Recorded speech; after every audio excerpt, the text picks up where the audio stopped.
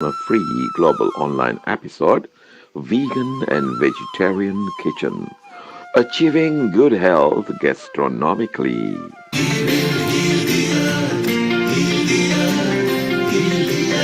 Stars, they can tell you stories which are brighter than yesterday. The streets have never been so quiet. The squirrels found a new hideaway. Tomorrow will never be the same. There is so much hope in our hearts. Brick by brick, we shall overcome and walk right into a new start. Welcome to the brand new world. Give the children of our Mother Earth.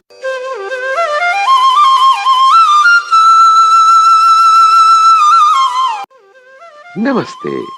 Please join us this Sunday on a free global online episode, Vegan and Vegetarian Kitchen, achieving good health gastronomically.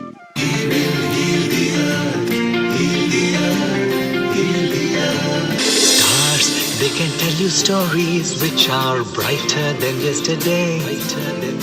The streets have never been so quiet. The squirrels found a new hideaway. Tomorrow will never be the same. There is so much hope in our hearts. Brick by brick, we shall overcome and walk right into a new start. Welcome to the brand new world. Give the children of our Mother Earth.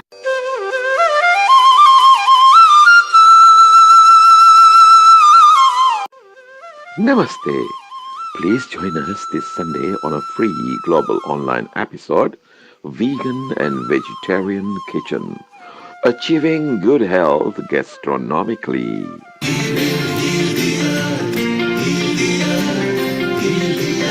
Stars, they can tell you stories which are brighter than yesterday. The streets have never been so quiet. The squirrels found a new hideaway. Tomorrow will never be the same. There is so much hope in our hearts. Brick by brick, we shall overcome and walk right into a new start. Welcome to the brand new world. Give the children of our Mother Earth.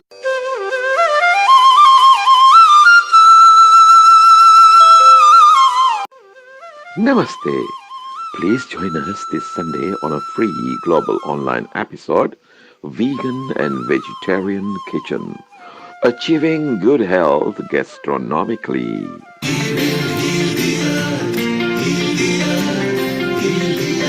Stars, they can tell you stories which are brighter than yesterday. The streets have never been so quiet. The squirrels found a new hideaway. Tomorrow will never be the same. There is so much hope in our hearts. Brick by brick, we shall overcome and walk right into a new start. Welcome to the brand new world. Give the children of our Mother Earth.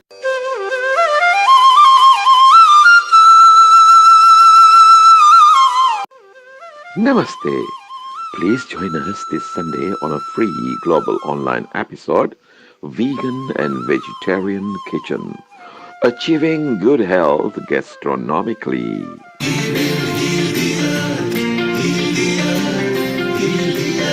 Stars, they can tell you stories which are brighter than yesterday. The streets have never been so quiet. The squirrels found a new hideaway. Tomorrow will never be the same. There is so much hope in our hearts.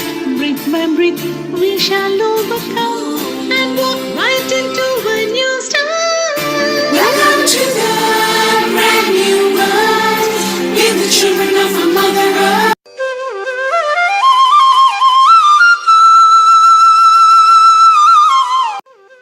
Namaste. Please join us this Sunday on a free global online episode, Vegan and Vegetarian Kitchen, achieving good health gastronomically.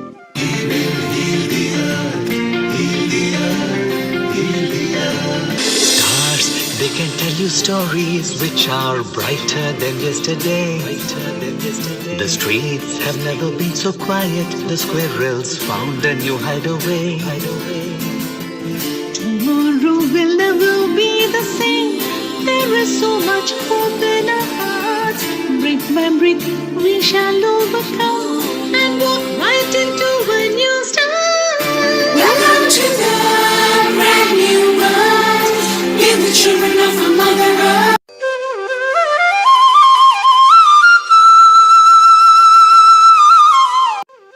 Namaste.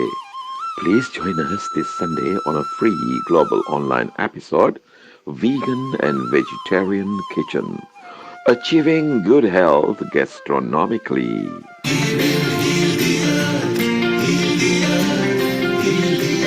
Stars, they can tell you stories which are brighter than yesterday. The streets have never been so quiet. The squirrels found a new hideaway. Tomorrow will never be the same. There is so much hope in our hearts. Breath by breath, we shall overcome and walk right into a new start. Welcome to the brand new world. Give the children of our Mother Earth.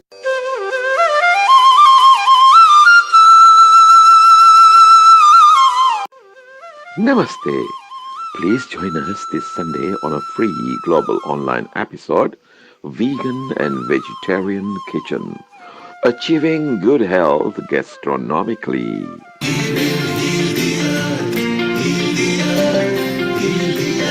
Stars, they can tell you stories which are brighter than yesterday. The streets have never been so quiet. The squirrels found a new hideaway. Tomorrow will never be the same. There is so much hope in our hearts. Breath by breath, we shall overcome and walk right into a new start. Welcome to the brand new world. Give the children of our Mother Earth.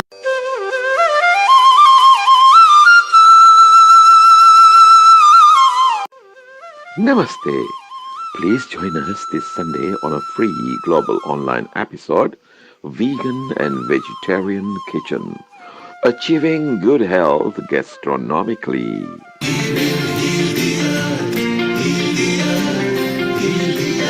Stars, they can tell you stories which are brighter than yesterday.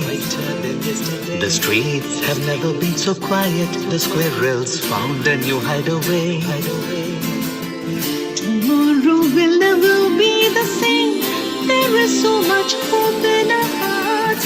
Breath by breath, we shall overcome and walk right into a new start. Welcome to the brand new world. Give the children of our Mother Earth.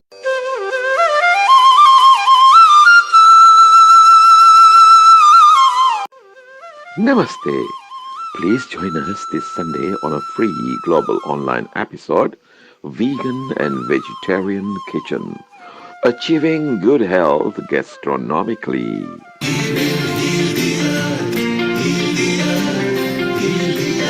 Stars, they can tell you stories which are brighter than yesterday.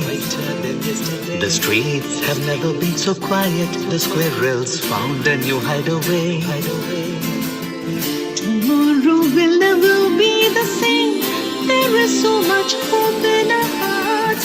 Breath by breath, we shall overcome and walk right into a new start. Welcome to the brand new world. Give the children of our Mother Earth.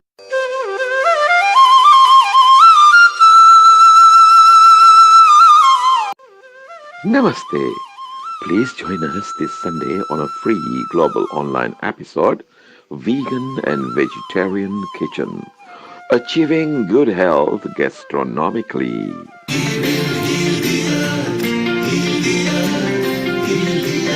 Stars, they can tell you stories which are brighter than yesterday. The streets have never been so quiet. The squirrels found a new hideaway. Tomorrow will never be the same. breathe, we shall overcome and walk right into a new start. Welcome to the brand new world. We're the children of our Mother Earth.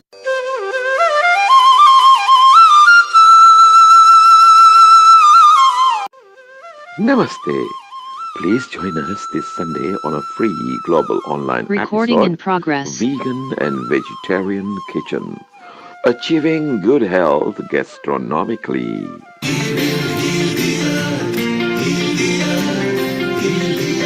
Stars, they can tell you stories which are brighter than yesterday. The streets have never been so quiet. The squirrels found a new hideaway. Tomorrow will never be the same. There is so much hope in our hearts. Breath by breath, we shall overcome and walk right into a new start. Welcome to the brand new world. We're the children of our Mother Earth.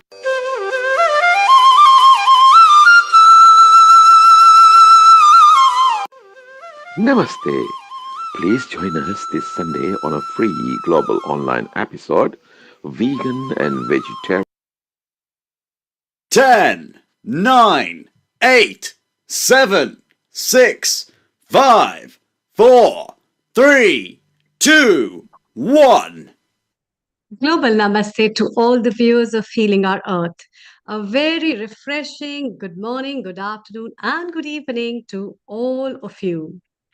Today, me, Amrita Sharma, is bringing to you another beautiful episode of Vegan and Vegetarian Kitchen, where we will be sharing a lot of things that are related to winter warmers, starting from herbs, some spices, some recipes, what all things should be added up for the kitchen as the autumn has said bye bye and the early winters are starting for the jingle bells to ring round the streets.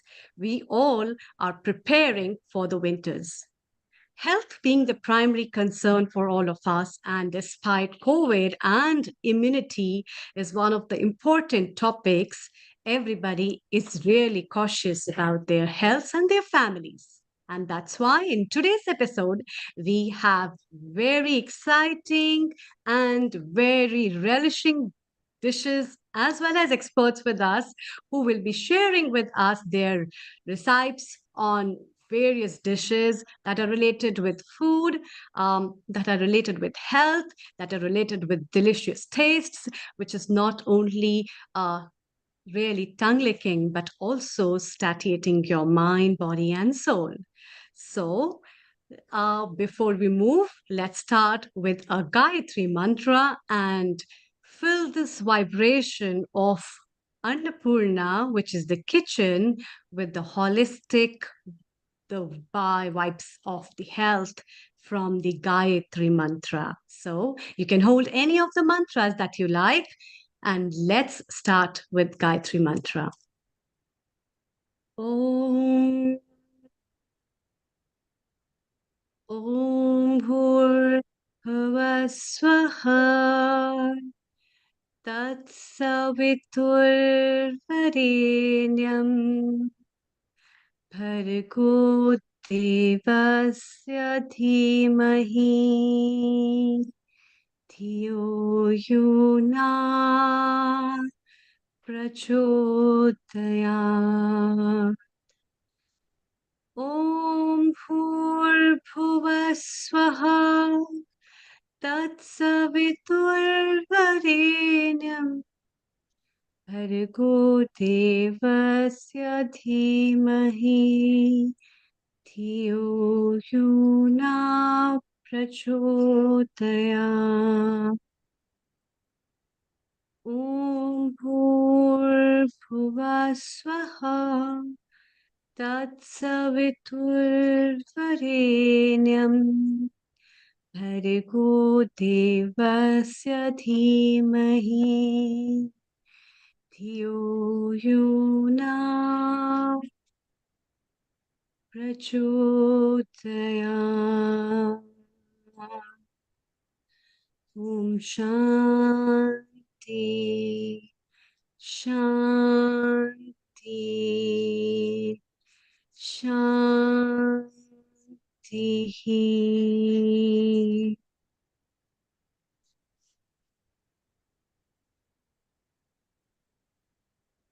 As we have sprinkled these holy vibes of mantras, let's start up with this episode to see what all is there in the kitchen, what all we can preserve in the pockets of the kitchen to sustain our health and make us more warmer and happy.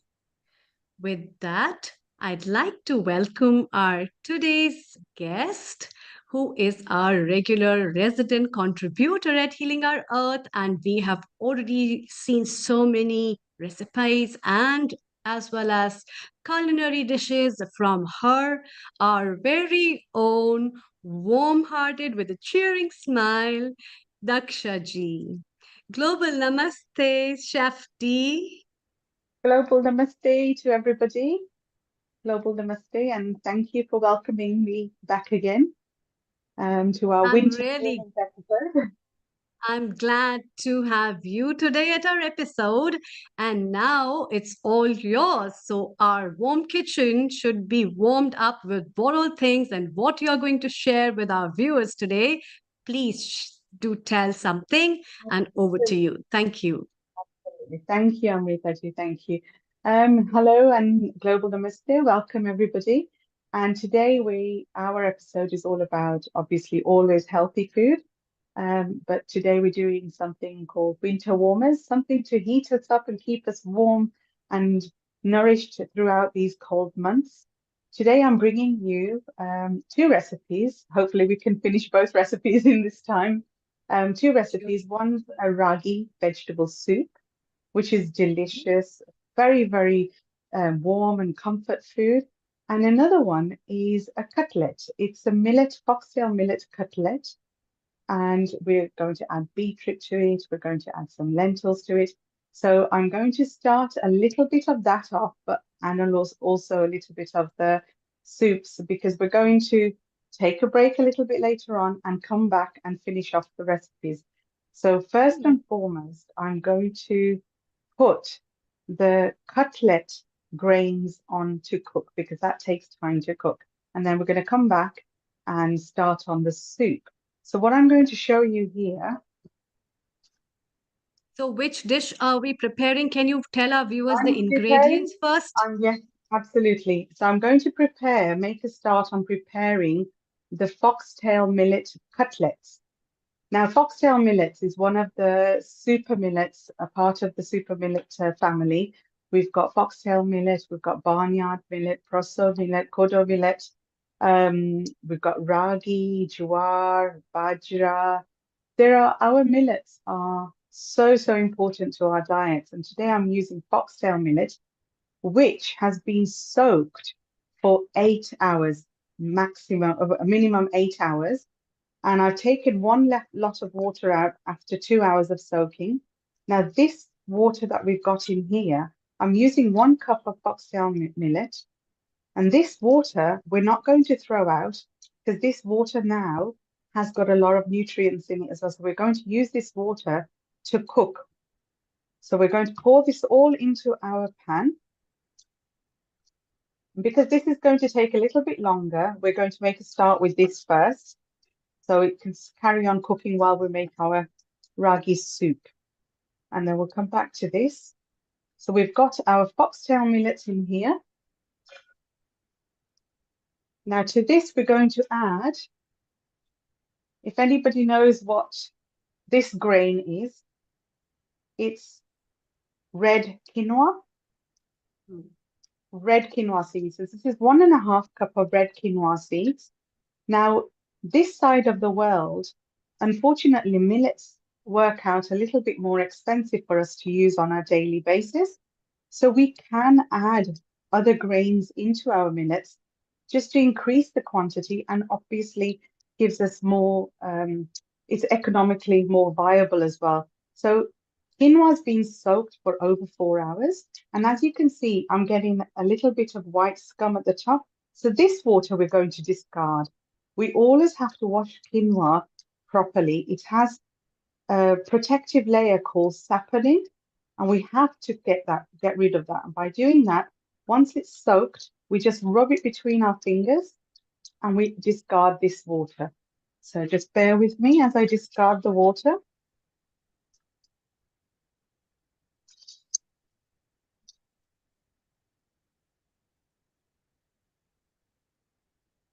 And how much millets did you tell to soak in how much water?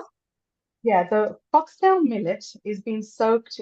It was 1 cup of foxtail millet, and I soaked it in 3 cups of water, washed it out for after 2 hours, and discarded that water. Then added another 3 cups of water, and that's still in there. So I've not discarded the last lot. Now this is 1.5 cups of quinoa, red seed quinoa. You can use the white as well. I've just got a lot of these, and I find these don't mash up a lot, so you get a lovely sort of texture and a crunchiness in the end. So I've taken all the water out of the quinoa. I'm not using the water because we are making cutlets out of this, so therefore we don't want too much water. So this, I'm just going to add 1 spoon of salt, Himalayan pink salt, and put this on to boil. Once that starts boiling, then I'm also going to add some pink normal lentils, misur dal. So there's going to be a little bit of lentils. But I don't want to put it right now because I don't want, this takes longer to cook than the dal. Also, the binding ingredient in this cutlet today is not going to be normal white potato. It's going to be sweet potato. And obviously, sweet potato doesn't take that long to cook either. So once this comes to an end, I'm going to add the sweet potato and the dal, and it'll finish off. And then I'll show you how we put this together and turn it into beautiful, delicious cutlets. So I'm going to put this on the gas to carry on cooking.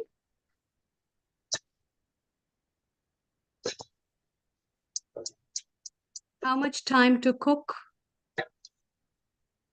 Because we're not pressure cooking it, we're looking at a good 45 minutes before the whole thing comes together, including the dal and the sweet potato. So this is why I put that on. So we can come back, when I come back for the rest of the episode, we can finish off the cutlets then.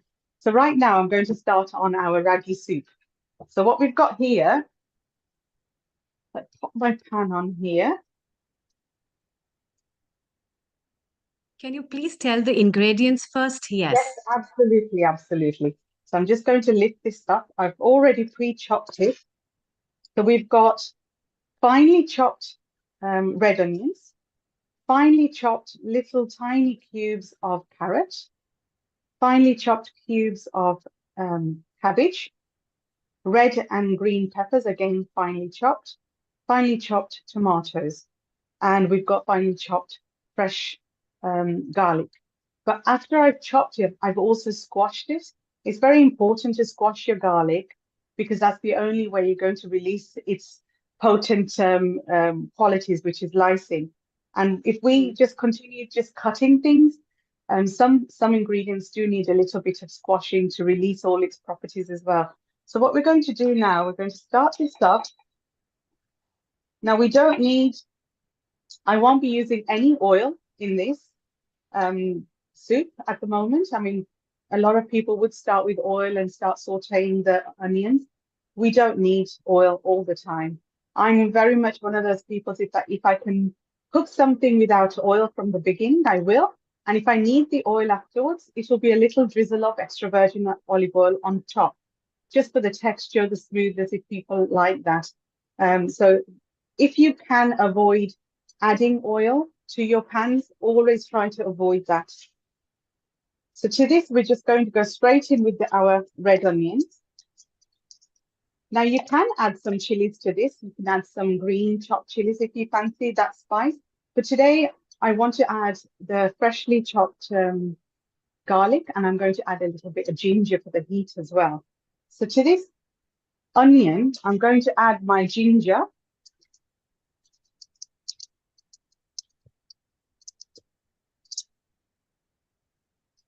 Which unfortunately I forgot to defrost. So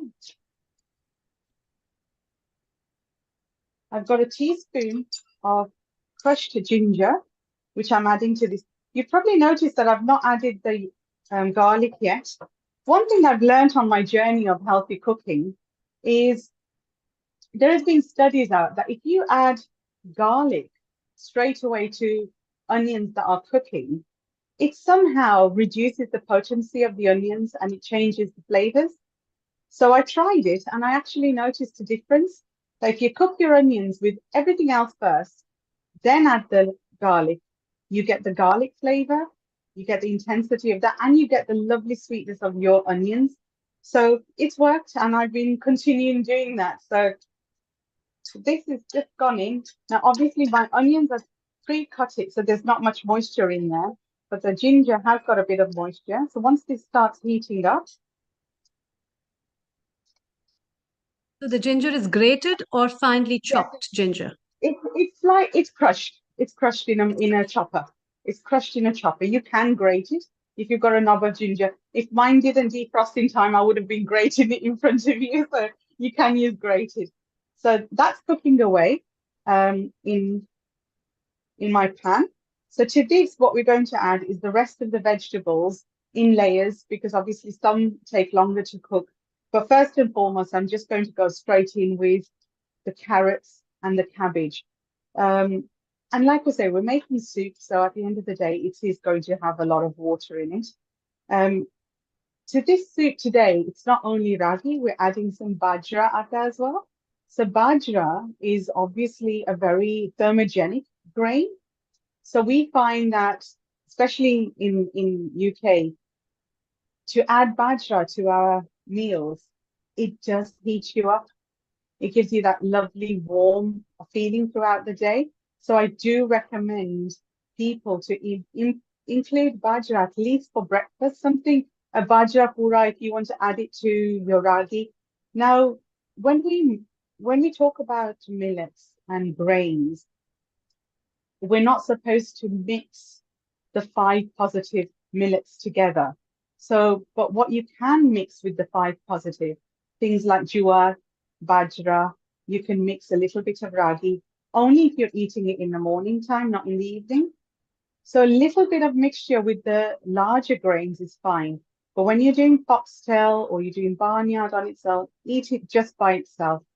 So that's one thing that's very important, because obviously every grain has its own properties and its own health benefits. And if we complicate it too much, our gut can't digest everything in the proportion it's supposed to. So it gives our gut some time to digest the food properly, and the grains are doing the job that it's supposed to do. The superfood that it is, we all call these grains have been called the hidden, the lost grains, the lost miracle grains. But luckily this year we've had a lot of knowledge come through our way, and we're learning, and I'm adding it into my diet and my food, my family's food. I add it into my food presentations and workshops. But yes, unfortunately, UK is still very much behind in millets, but we'll get there. We'll get there. So as you can see, without oil, my onions are still cooking away. I've got lots of lovely steam coming in here. Now to this, now we're going to add our carrots. So because today we're making a soup, we don't need to caramelize our onions, but it's got a lovely nice hue to it. So I've added the carrots. Now I'm going to add the garlic, the chopped cabbage. How I'm many going to garlic give that, cloves have you taken? I've used 3. And in total, all my vegetables, we're looking at about half a cup of chopped vegetables. You can add more or less depending on what you like. So I've also got broccoli to this mix as well. So I'm just going to add this now with a little bit of half a spoon of Himalayan pink salt, half a teaspoon of haldi. To this haldi, I'm adding ground black pepper. I always make it a habit now to add even the ground black pepper into my curries and my subjis and everything, because obviously every ingredient has its properties, and we want to increase its availability and its health properties as much as possibly we can. So to this, we're just going to add a little bit of water. How much water? At the moment, I'm just going to add a cup because it will help And us cook along. Because if you're doing it at home, you can add more water at this stage if you want to. But while we're talking, I find if I add a little bit of water only, it just gets the cooking right, process faster. better, yeah. And this soup will be a single serving for one person or two It'll people? be 2 people. It'll be 2 bowls of soup. Two bowls of So soup, at the right. moment, it doesn't look a lot, but once it's all come together with the flowers and everything, you're looking at 2 big bowls of soup. You know, two Hmm. hungry people bowls of soup. So that's coming together. If anybody's got any Hmm. questions, we can ask questions right now if you want to. Yeah, definitely. There are so many questions in relation to this because this seems to be so colorful, and these colors basically are adding up so much of nutritive value, in fact. Yes, Yeah. I've just And brought my what is this? broccoli as well. Broccoli. That's a full cup of chopped broccoli. And I've also used a lot of the stem as well. I've used a lot of the stem to chop it finely because the stem also, again, it's edible. You should not discard it. You know, if you've got any elements on the stem that you feel need discarding, just discard that. But the rest of the stem, please do utilize it. You can grate it into your foods, in your pastas, in your salads. You can eat it raw. It's super, super healthy. So again, a lot of people tend to discard a lot of the stems of cauliflower, broccoli, and they don't realize there's so much, you know, nutrient in there as well. So right, Right. our soup is already coming together. It's cooking away. Are we able to see it properly on the other? If I swap these two over, you might be able to see this cooking away better. Yes, we are able to see. Can you just rewind your words again so that all the viewers who have just joined can also know where we have reached and where we started from, please? Right. Okay. If we start from the beginning, I put on my cutlets ingredients first, the millets and the quinoa, because that takes longer to cook. So we can come back to that. And we've made a start on the ragi soup. It's a very, very delicious soup. And it's a delicious winter warmer that, you know what, it's absolutely delicious with, hold on, something. Okay. Yes, absolutely delicious with toast, bread. You can have it with crispy sweet potato. People don't have breads. You can even make yourself a really nice spicy rotlo. In Gujarati we call it rotlo or a chila or something like that. It tastes really, really nice. So here we go. Our soup is boiling away. Now to this, we're going to add the rest of the cauliflower. To this, we've added our chopped onions, garlic, chopped carrots, cabbage, and now I'm adding the broccoli. And to this, I'm going to add the tomatoes quite late, not right now. To this, we're adding finely chopped red and green peppers. Any particular reason for the tomatoes to be added later on? I just like the little bit of crunch because this is not a tomatoey soup. It's not supposed to be a tomatoey soup. I mean, you can add some tomato puree in the end if you fancy, but I feel not all soups have to have a tomato base. It's nice to enjoy the flavors of our vegetables as well. So we're coming to this now. At any point, if you feel you need to add more salt, at the moment I'm not adding salt because you can add vegetable stock to this as well, and vegetable stocks have its own salt as well.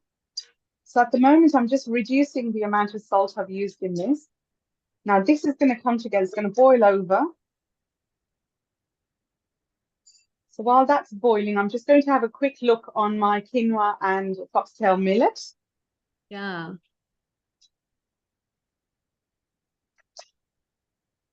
So it's put in a pressure pan or you are just boiling it in the skillet? Yes, if I'm just bringing it here. Yes. If I show you, Yeah, lovely. you Yeah. see the water is really evaporated. and it's Yeah. been about 20 minutes. So the water's Yeah. nearly evaporated. Now to this, I'm going to add the lentils and the rest of the ingredients because I need this to be a dry. Um, Basically, I should have steamed it, but I find this is quicker and it holds the nutrients. So I Hmm. like to do it this way. So to this, I'm going to add, I'll show you what I add to this now.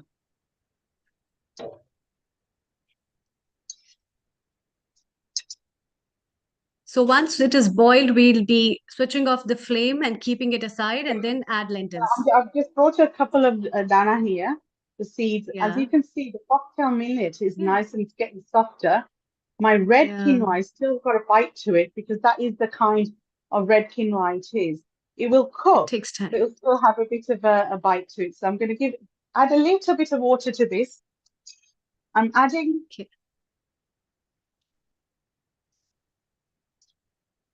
This is important to know how much they have boiled, and it's important to check in yeah. between. So now to that, I'm adding the red lentils, the mesur dal.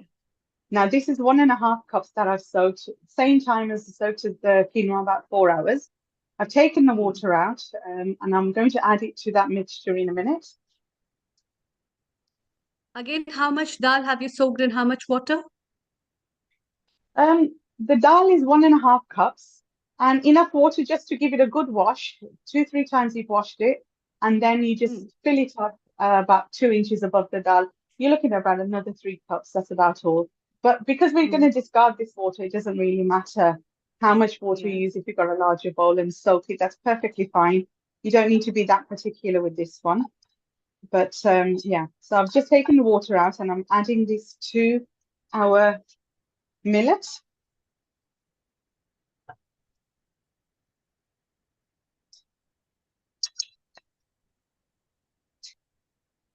Mixing them up. Yes, I'm just mixing it up. I'm going to add another 1/2 cup of water. Okay.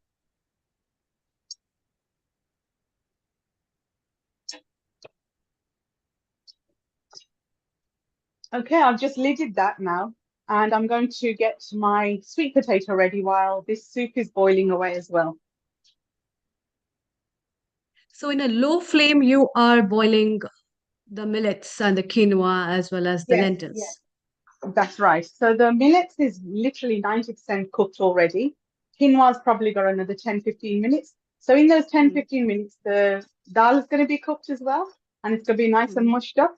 So all I'm going to do is peel the sweet potatoes, chop them in little pieces, add it to that. So this will be like steamed um, potato, and all I'll do is mash it afterwards, and that will be our binding agent for the tikkis. So if you bear with me a second, I'm just going to quickly start peeling this up. A good combination of proteins and carbohydrates. I can see That's it's right. so nourishing and it's I mean, so I do well. try to, where I can swap the white potato with anything else, I do try my best because trying to eliminate as much white potato out of our diet is very good. I usually use a little bit of mogo as well, Mm-hmm. cassava, which is very, very Cassava. handy. Mm. So sometimes I add half sweet potato and half cassava. So with that, it really does help and it gives a lovely, strong binding as well. So this is exactly what I do is just try to add extra where we can, take out the ingredients that don't need to be there, to be honest. And if we can swap them with more high protein, low glycemic, high Yeah. fiber, Yeah. it gives our food the nutrients it needs without taking away the wow factor as well. Because these cutlets, in the end, you'll think, wow, these are going to look so nice, even served to guests or eaten at parties or something. And who would think that they're just so super nutritious, you know? True. And so warm as well. In fact, coming from the job in the winter and then having a this kind of a soup is so enriching, I would say. Enriching the soul Absolutely. as well and feeling I can feel the aromas when the steam is coming out from the pan actually. Yes. Yes, all my equipment here is going to get very steamed up in a minute. And the peeled sweet potatoes, I think, are ready to be taken up Yes, now. I mean, yeah, I mean, there are the other pink sweet potatoes you can get in the market. Sometimes I can just scrub the skin off a little bit with quite a rough scrubber and use the skin as well. And sometimes you can't use the skin all the time, but where you can use the skin in vegetables, you should. Lot of nutrients in the skin and just beneath the skin. Yeah, but properly washed. It should be washed Yes, very, very well. absolutely. Properly washed, Yeah, absolutely. This is why if yeah, it's sometimes the pink sweet potato that we get, the Indian one, the skin is so thin, so a good scrub and you sort of taken off the excess. yeah. Nowadays, I it's do a that with, season of sweet potatoes in India, yes, actually. Yeah. sweet potato, sakaria. Yeah. And in India, the Yeah, chart of sweet potatoes is pretty famous in the streets. So nowadays, a lot of hawkers are there. You can see sweet potato charts is that's ready. A warm, warm thing. Nourishment is there and right. warmth as well as taste. So here you So have chopped, I can as you see. can see, Yeah. I've chopped it all up and I've tried to chop them all up in the same size because this is going to cook together with the rest of the ingredients. Okay. We want it all to cook together. We don't want large pieces and uncooked pieces. So, and plus Mm, now the water in that mixture is going to be as less as possible. So I want it to cook in the steam. So therefore the pieces need to be all equal. So that's our chopped potato, sweet potatoes. I'm going to add it to the quinoa and the lentil mix now, the foxtail millet and the lentil mix, and that's all going to come together. And I'll show you what I do with that later. sure. So as the millets are steaming up with the lentils, we have added sweet potatoes as a binding material, which will be again steamed and cooked up together on a low flame to prepare the yummy cutlets. And on the other side, we have the soup, which is ready. What I'm going to do, I'm Yeah. just going to swap these two over. I'm just going to bring this here so you guys can see that there's literally no Wow. water in here anymore. Can you see that? Yeah. Even the lentils were just sitting on the top and they're Hmm. practically cooked. So they're Hmm. practically nice and just cooked. So now the sweet potato is going to take on any other excess water or moisture that's left in here. It'll finish off cooking. The whole process will finish and get together. So I don't need to worry about this cutlet being too watery or mushy and having the Hmm. stress of adding other ingredients to dry up and soak up the cutlets. Hmm. If we Hmm. a little bit careful at this stage, it makes our life a bit easier later on. So as you can see, it's all mixed together. I'm just going to lid that and the sweet potato will steam and cook beautifully without it getting too over mushy.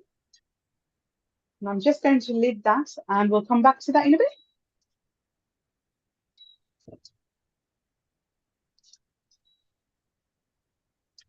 So the consistency is very important. How much water you need to add, it's very important because Absolutely, that will, absolutely. It's why it's yeah, important because today we're not making a curry or a, obviously it's like rice, true. isn't it? If we just want it all nice and cooked but separate as well. Mm, So then we can mm, add to. So true. our Yeah, soup is coming together. yeah. I can see the yummy boiling soup Yes. with bell peppers and All the peppers and everything carrot. has come together.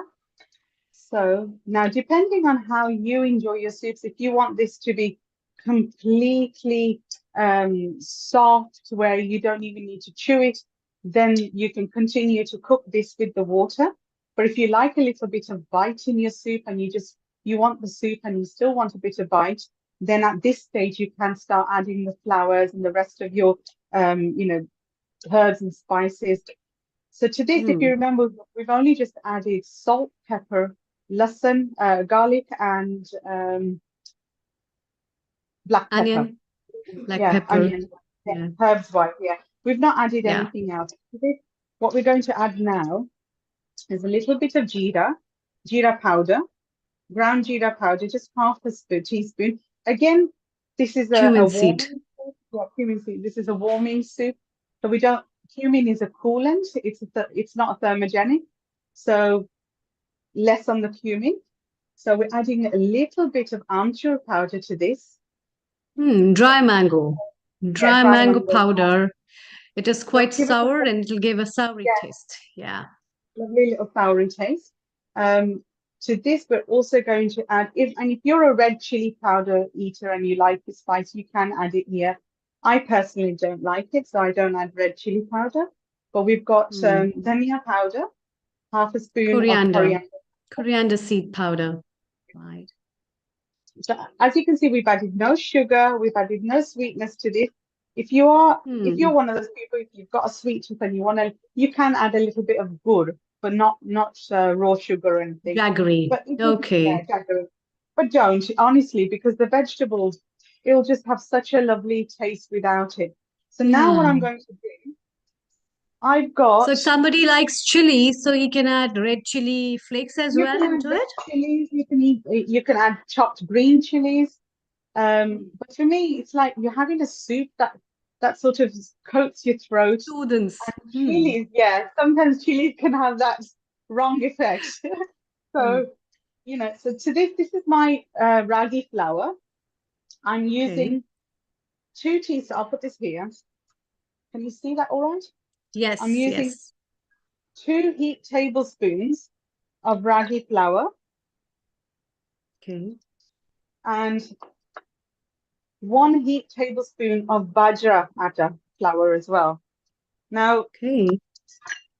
to this, I'm just going to turn this into a paste. I'm going to add some water to it, turn it into a paste, and then add it to my soup. So I've just added some water. I'm going to turn it into a paste. So if I added the flour direct into the water, it'd get all clumpy. Yeah. So So to prevent that clumpiness, yeah, the paste is that's it. important to be prepared Yeah, first. just Yeah. turn it into a little slurry, little paste, and you don't have to worry about the quantity of your water because we're going to add more water to this anyway. Hmm. So just wait a couple of minutes for all the flour to absorb into the water. So you've got no lumps left. Just push your spoon to the side. There we go. So it's practically no water. Now, when you make other vegetable soups and stuff like that, at this stage, this kind of flour is not added. A lot of people add cornstarch, vegetable stock. Yeah. But when we add flours like this to the soup, we're just elevating that soup and turning it into a bowl full of nutrition. And this is a very good soup for people on diets as well, because it obviously activates your agni, it activates your Hmm. digestive system. And as we noticed, we added no extra processed fats. There's no oil in here. Now, if you're somebody who are adding fat to your diet, you can add good fats, like your extra virgin olive oil. You've got avocado oil, you've got sesame oil, but these are kind of oils that you add on top. You don't need to heat True. them. You don't need to turn them, into the triglycerides. The oils turn into sun. All we're doing now, this is turned into a nice soupy slurry. We're going to add it straight in here, and as we're adding it, we're going to keep it moving. If you're not Mm-hmm. confident at this stage, you can take it off the gas. You can switch the gas off, and because if you're not fast, it can turn into a lump as well. So all we're doing, we're adding this and we're moving and stirring as we go along. As you can see, no clumps, no lumps, but the thickness has already started. Yeah. Right, so we need a little bit more water to this. We are making the soup. So I'm going to add another half a bowl of water. I'm just using the slurry that The we had in this bowl, just washing that out. There we go. yeah. Now at this stage, you can taste your flavors, your herbs. You can You can turn this into a Mediterranean style soup as well. Have your oregano, have your Hmm. thyme. You can Yeah, that's what turn I it was about to ask you. Yeah, yeah, yeah. you can turn it any Please carry flavor you on. want. Hmm. But this So if oregano and thyme has to be added, it has to be added now at this you can add stage, it now, right? yeah, you can add it now. If you've got Hmm. fresh, you can add it anytime. If you've got dry Hmm. herbs, then you can add it at this stage. Even fresh So coriander leaves can yes, be a little bit added to fresh it. coriander leaves, yes, fresh coriander leaves, parsley, anything fresh. I'm just going to Yeah. have a quick taste of this. Now, it definitely needs more salt, which I'm going to add Okay. half a teaspoon, because the flour itself is going to need that flavor as well.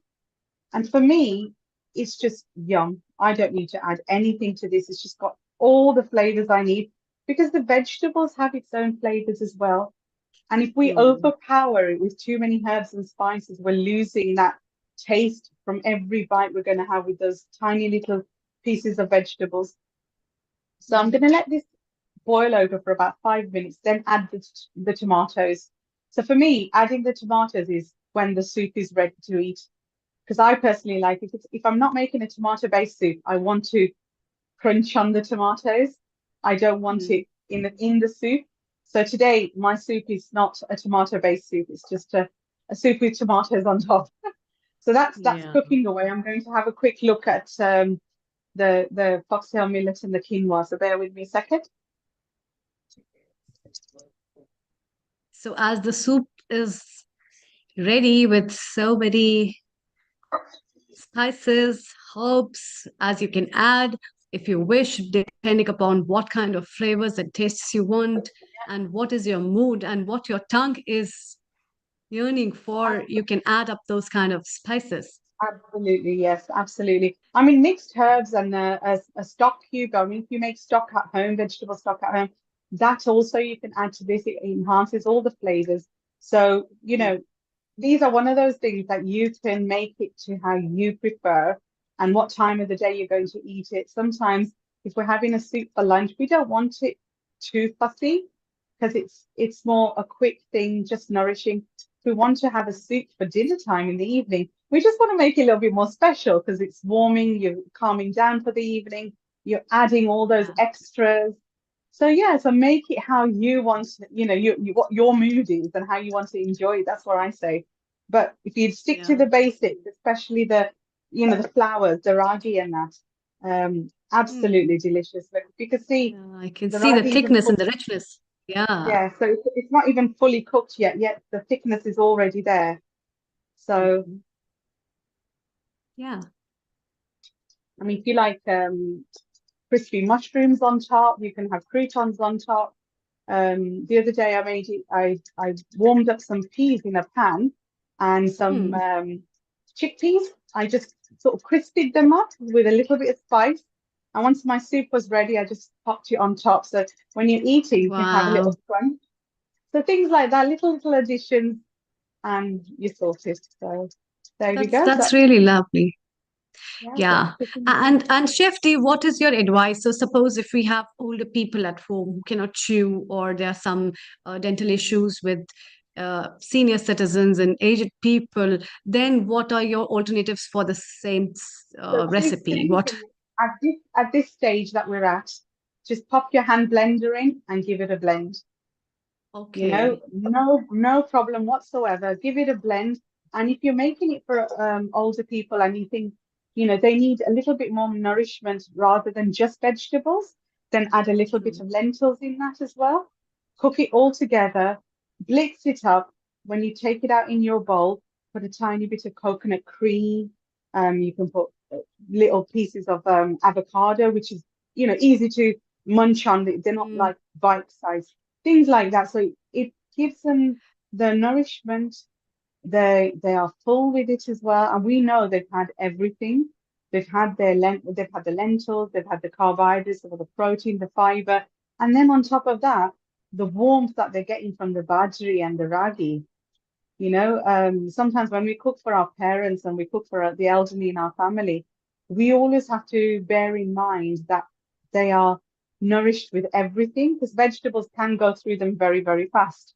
So we do need to bear in mind that the fiber intake, low glycemic as well, and obviously high protein, which in vegetarian food, people always say, oh, it's difficult to find the protein, but if you do it correctly, there's protein in everything. We just add too much carbohydrates, so we lose that protein content. That's all. Our food has so much protein in it that there's no problem whatsoever. But yes, look, as we're getting along here, if you were to blitz this now, and it'll be a nice smooth soup, and garnish it how you want. This is it. It's done. So what tips do you have for the kids if we have to give it to the kids? And I know you have been doing a lot of school program with a lot of school children, and especially on millets. So millets being the I'm adding the superfood. tomatoes in now. Yes, I'm Yeah. adding my tomatoes in now. So again, with children, Lovely it's like if you feel that your children won't eat this because they can see the vegetables, and these kind of foods are perfect to hide the vegetables, because like I said, we can just blitz it all together, turn it into, a different color. You can add a little bit of beetroot in that, turn it nice and bright red, be a bit more creative, that they would enjoy it without without seeing the vegetables. And that's the secret, isn't it? Trying to hide as many vegetables as you can without them seeing, and they'll eat it. I mean, I've got so many children in my family as well. If you hide the onions and peppers, they won't know they're eating onions and peppers. But yeah, that's the secret. Just try to hide them. I do that a lot in my curries as well. The onions, peppers, beetroot. If I blitz it at the beginning and put it into the base of the curry, children don't know what they're eating, but the flavors are amazing. So they've not got the crunch. A lot of children don't like onions. They've not got the crunch of the onions or the peppers. But we know as parents that they're definitely eating it. Yeah, that's true. Oh, we have our Lata with us, and she has probably some question. Yes, global Hello, namaste, Lataji. Lata. Global namaste, everyone at Healing Our Earth.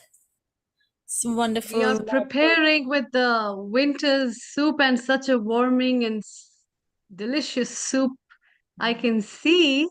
And what are your comments on that, and what questions do you have? Yes, please. Well, I do agree that it's very practical for the winter months that are ahead of us. So, it's nice to be creative and include all different types of vegetables, including the salad vegetables like onions and tomatoes. And it seems to be a very versatile base soup that you can just adjust, can't you, to your allergy conditions.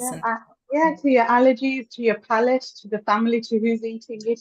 It's very, very easy to make. And like I said, I mean, we're talking away, otherwise this would have been cooked ages ago.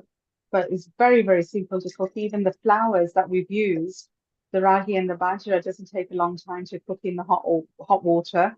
So I've just switched off. So our soup is absolutely ready to serve. So how long would you say the bajri and the ragi? No more than 8 to 10 minutes at the max.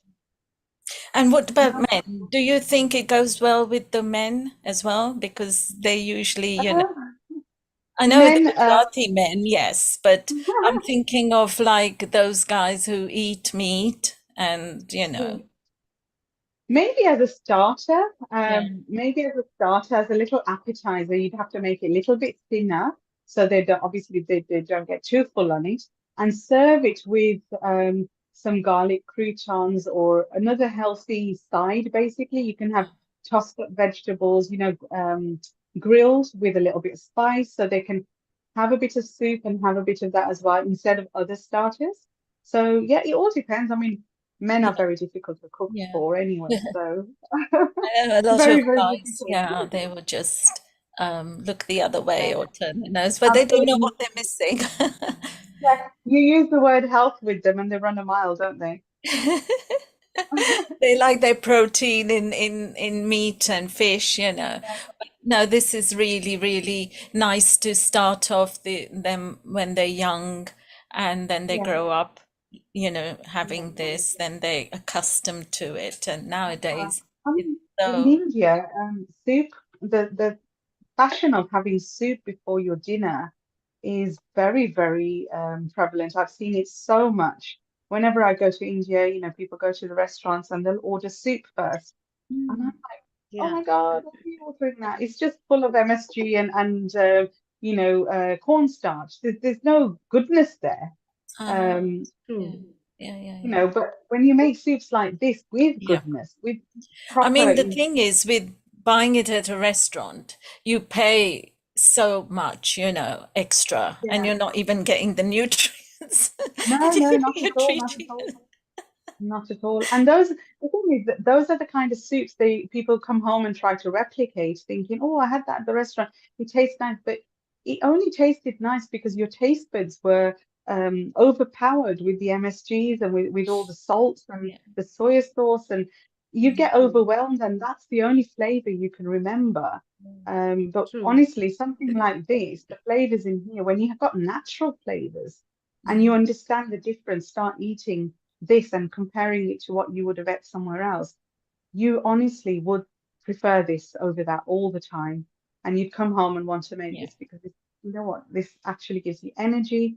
It does everything. It does what food is supposed to do, isn't it? It's supposed to nourish you, heal you, and that's what You it can does. even, I suppose, add barley, pearl barley to it. Yeah, yeah, you can. Yeah, Yeah, absolutely. It's that's one of very those things, very nourishing and versatile, isn't it? Yeah, very, full of very versatile. nutrients. Yeah, you can Yeah. add anything Now to I'm it. going to have a go at that. I love sweet potatoes. I love masoor dal and I love bajri and all these ingredients, I just adore them. And tomatoes on the top. I love raw, Exactly. sort of finished That's right. vegetables, It's just so I can get the crunch and the exactly. vitamins still in there.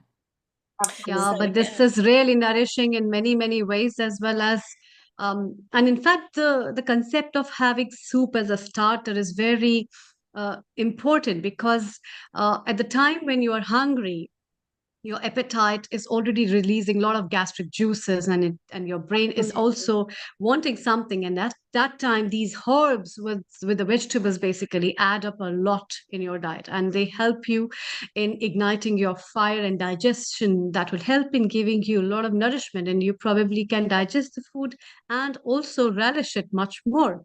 And yeah, we have our founder and director Neil Kumar with us with some comments of what soup is going to have today. Over to you, Neil Kumar. Thank you, Amrita. Global Namaste to you and Chef D. Global Namaste. Global namaste. Chef D, we have got two questions from the social media. I'll say both of them and then you can answer them one by one. Kanta from Sunderland says, due to health reasons, she uses bottle gourd, which is called dudhi in East Africa or loki in India. Yeah. How can she make it exciting? And can she use the similar recipe but swap sweet potatoes with bottle gourd? So that's Kanta in Sunderland. Then, Absolutely. She can. then the next question is Suzanne from Illinois in United States of America. She is from the pumpkin state of America. And she wants to use pumpkin instead of sweet potatoes because it's readily available there. And how can she make it tasty, exciting without making it spicy and hot? So over to you with both the questions. I think they're both interesting. Let's maybe Yeah. answer them as best as we can, so maybe they can learn something from us. Over to you, Sefti. Absolutely. So the question regarding the loki, the dudi, obviously, yes, you can add that, grate it in. You don't even need to wait till it's properly mashed or cooked because loki can be eaten raw as well. So it can just touch the heat. Once the other ingredients are cooked, you can grate your loki. We always tend to take the water out of loki. So if you did that previously and added that water to the part of the water you need to cook the millets and the quinoa, So you're still using the nutrients of the loki. You're not discarding any good nutrients. And then add that loki back into it, finish it off, and that can be, but you will still need a slight binder because loki is not starchy. You won't get that starchiness that you need. So if you want to avoid any kind of potatoes, I would go for tapioca, cassava. You can have a little bit of tapioca starch in there later on when it cools down, or you can have fresh tapioca, chop it up into small pieces and add that to your cutlets or your tikkis and that will give you a nice binder as well. If you can't get hold of that, the last resort would be flattened rice, powa we call it in Indian. So flattened rice, cooked flattened rice. If you add that, that's a fantastic binder as well. So yeah, I think the binding will be the issue, but you can use loki. It's not a problem whatsoever. Because I've made this recipe loads of times with zucchinis as well. I just tend to use the water into the cooking process as well, rather than discarding it. Yes. And with the pumpkins. Yes, the other question, pumpkins, they cook very, very fast and they hold a lot of water. So I would put the pumpkins in fine at the same style we've put the sweet potato, and pumpkins are a binder, but I wouldn't let them continue to cook too much. Just let them steam up with the rest, or unless you steam it separately and then add it, but pumpkin will hold a lot of water. So just bear that in mind. So you might need a dry binder afterwards. And again, the dry binder could be tapioca starch, cornstarch, it could be dried cooked rice flour or the powa. So when you're making something that you need to finish off in a tight form, then you need that binding. That's the only difference. So yeah, pumpkins are lovely, absolutely tasty as well. They'll add so much to that dish, but pumpkins hold a lot of water. That's the only thing. But do you suggest that the pumpkin should be added a bit later? The less it cooks, Yes, the right more at the end. crunchy. Yeah, you know when we added the sweet potato into the dish. So once the dish is completely cooked, pop the pumpkins in. This is if you've got the time for that. If you've not, and you want to steam it separately, just give it a quick 5-minute blast of steam, then add it to your mixture. I'll be showing that mixture later, and add it to that mixture at that time when it's cooled down. So then the pumpkin doesn't release its own waters back into that mixture. But yes, pumpkin can be used.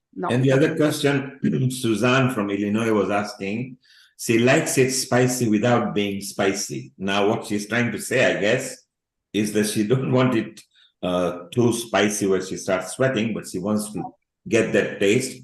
Which ingredient would you say? Would you say maybe cinnamon, clove? Which would be your favorite ingredient she can add so Cloves that are cloves are very pungent, very, very strong flavor.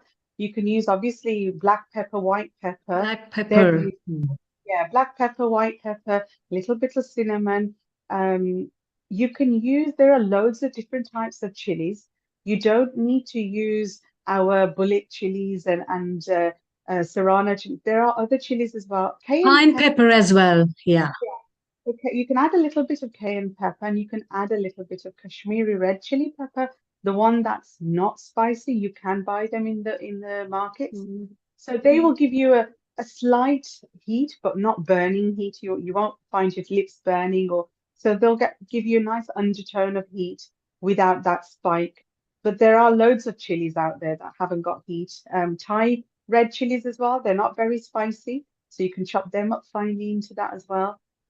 So yeah, you can get your heat from herbs and spices as well, but just picking the right ones. But cloves, I would stay away from cloves if you don't like your spice, because that can overpower everything if you're not comfortable with cloves. Yeah. Yeah. Okay, Any so other question? Kanta, there you are. You can use your loki, your dudi, or your bottle gourd, what you say. It could be exciting, maybe a bit more pulses so that you get a bit of taste in it. I think Chef D was using masoor dal, but you can use maybe a stronger pulse so you get a bit more taste on it. So that's for you, Kanta. You can use, you know how we make falafels with chickpeas? So use cooked chickpeas, dry them out, and just sort of either crush them in the blender slightly or just with the back of a fork and then add that. So you'll get a crunch as well rather than that mushy feeling. So you can use all different types of pulses as well, legumes, pulses. So it's not a problem. Yes, and Shefti, you mentioned cassava, which is a exotic tuber family, which is a potato Yeah, family. yeah. I think that is more stronger than sweet potato. It takes longer time to cook. So if you like crunchy, if you want to eat your soup rather than savor it in a drinking form or sipping form, maybe cassava could bring more taste to Yeah, it. you can add cassava to the soup too. Finely chopped cassava. Just when we added the carrots, it would cook beautifully. Cassava and water, when you boil it together, it cooks just as fast as potatoes and any other vegetables. But cassava, when you steam it, it needs a little bit more time to steam than potatoes. If you're going to use it in dry things like tikkis and stuff like that, without it holding any water. But if you're going to add it to the soup, just chop it up into fine pieces and away you go. Beautiful.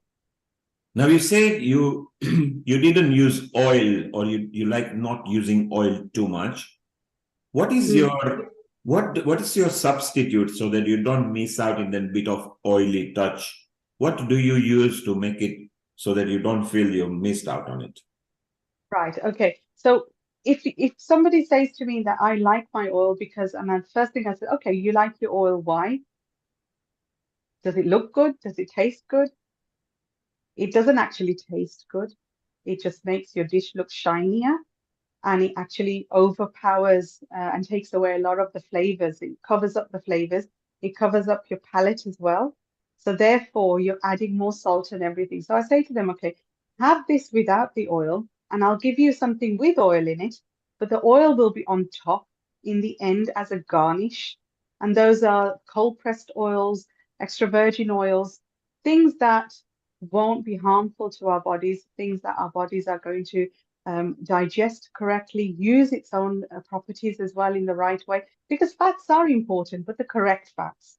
So if you have to make a curry with an oil, then use either coconut oil, olive oil, but not extra virgin olive oil, the second pressed olive oil. You've got sesame oil, you've got groundnut oil. Those get a little bit heavier depending on the curry you're making or the food you're making. But I always say if you can avoid it, avoid it. If you've got the right cooking equipment, that can cook food without oil, then you cook it without it. Honestly, you will see a massive difference. And when you sit down to eat, either put a little knob of butter on it, a little drizzle of cold pressed oil, and that will definitely give you that texture that you've always been fond of, but it won't ruin your health. And each and every drop of that fat is going to do its job. So that's my advice to everybody. And shall we say to people who have started, the manufacturers particularly using palm oil, shall we say try to avoid that definitely? Would you agree with that? 100%, 100%. I mean, to be honest, there's nothing wrong with palm oil. It is an MCT oil, but the process of palm oil, and by the time we get it, there's no goodness left in it. So if you can get cold pressed palm oil, fine, go for it. I'm not gonna say palm oil is bad. Palm oil is just as good as coconut oil, but we don't get that good palm oil. If you live in a country where they are processing palm oil, then you can get cold pressed. That's fine. But unfortunately, this part of the world, we get everything highly processed. So that's interesting. We'll keep on continue our chat here. Shefti, while the things are cooking and you're coming back in a moment, but stay around. Let's leave London now. India, where Amrita is, London, where you are, UK is where you are. Let's move to South Ecuador. America in Ecuador, where our Priscilla is waiting, our smiling Priscilla, and she is our resident tea expert.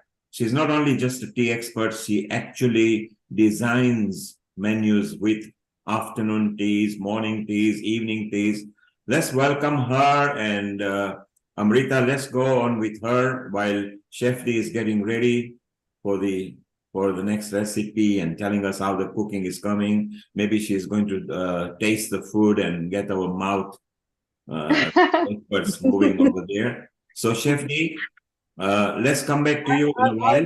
Yes, I'll swap my recipes over and I'll get prepared for the next one. So Yes. I'll see you guys in about an hour. Superb. Well, See you about 4 o'clock. yeah, maybe 45 minutes from now, so you can even talk with Priscilla over there. So thank you, and we'll be back with you in a moment. So we move on to Amrita. We move on to Priscilla, all the way there in Ecuador. And Priscilla, is it buenas? It's not tardes, it's morning, isn't it? You are muted, so if you unmute yourself, Priscilla, if you can hear us, you are muted. Unmute yourself, please. Yeah.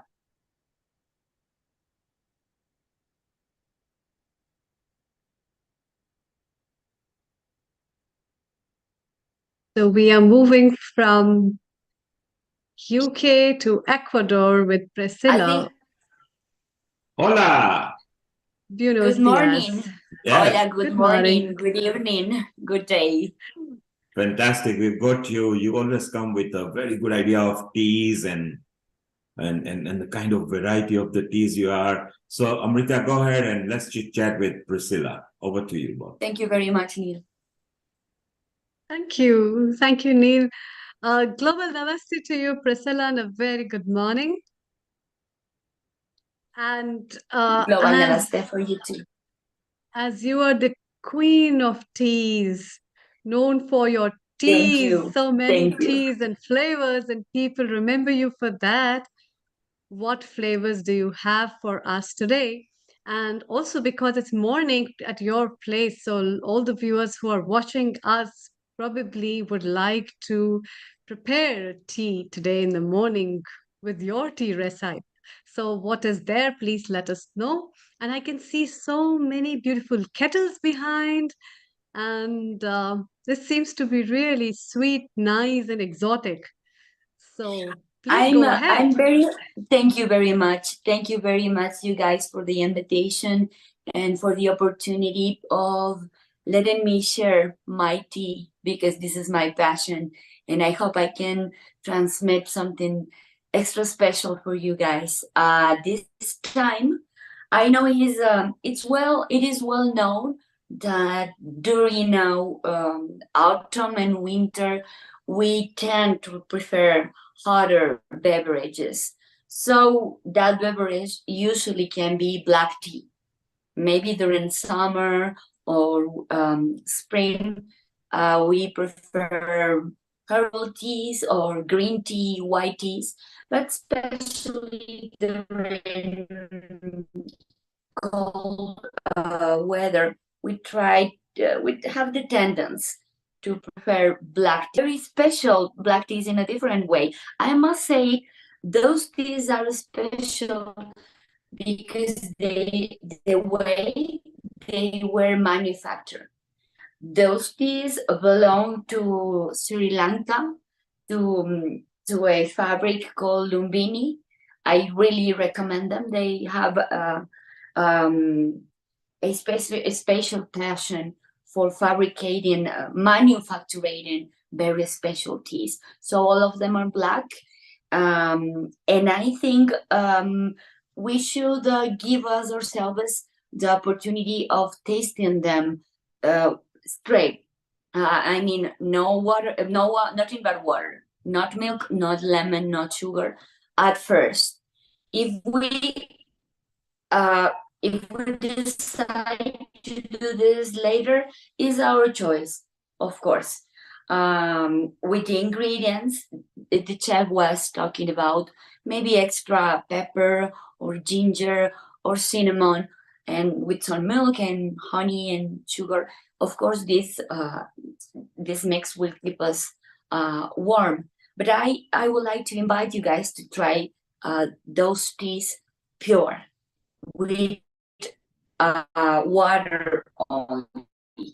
The first one I would like to show you, and that's why I choose some utensils transparent with no color. I don't know if you guys are able to see this one. Is it okay? Let me see if I can show it better. I'm afraid to break it. Yes, we can see it clearly. Fantastic. Yes. Okay, this is like a rose, a kind of flower made with black tea, leaves only.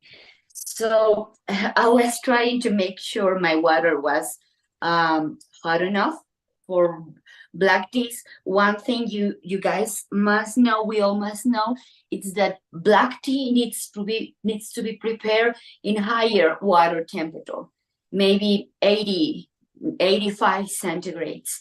So we will have an extra heat drinking those teas. I will prepare this one and I will let it be, and some magic will happen here, and I will let you know, guys, later. This will be a little surprise. Oh, I'm sorry. Just let me accommodate it here, this beautiful flower, and will be ready for us. Okay, the second, I must say, tea I have for you guys, it's a special black tea too. This one is called Juda Chakra. It is important to remember that these teas are all handmade. So I don't know if it's clear to know those teas are perfect rings, and these rings are handmade from black tea leaves. So I would like to show you some of them and the preparation. Sorry.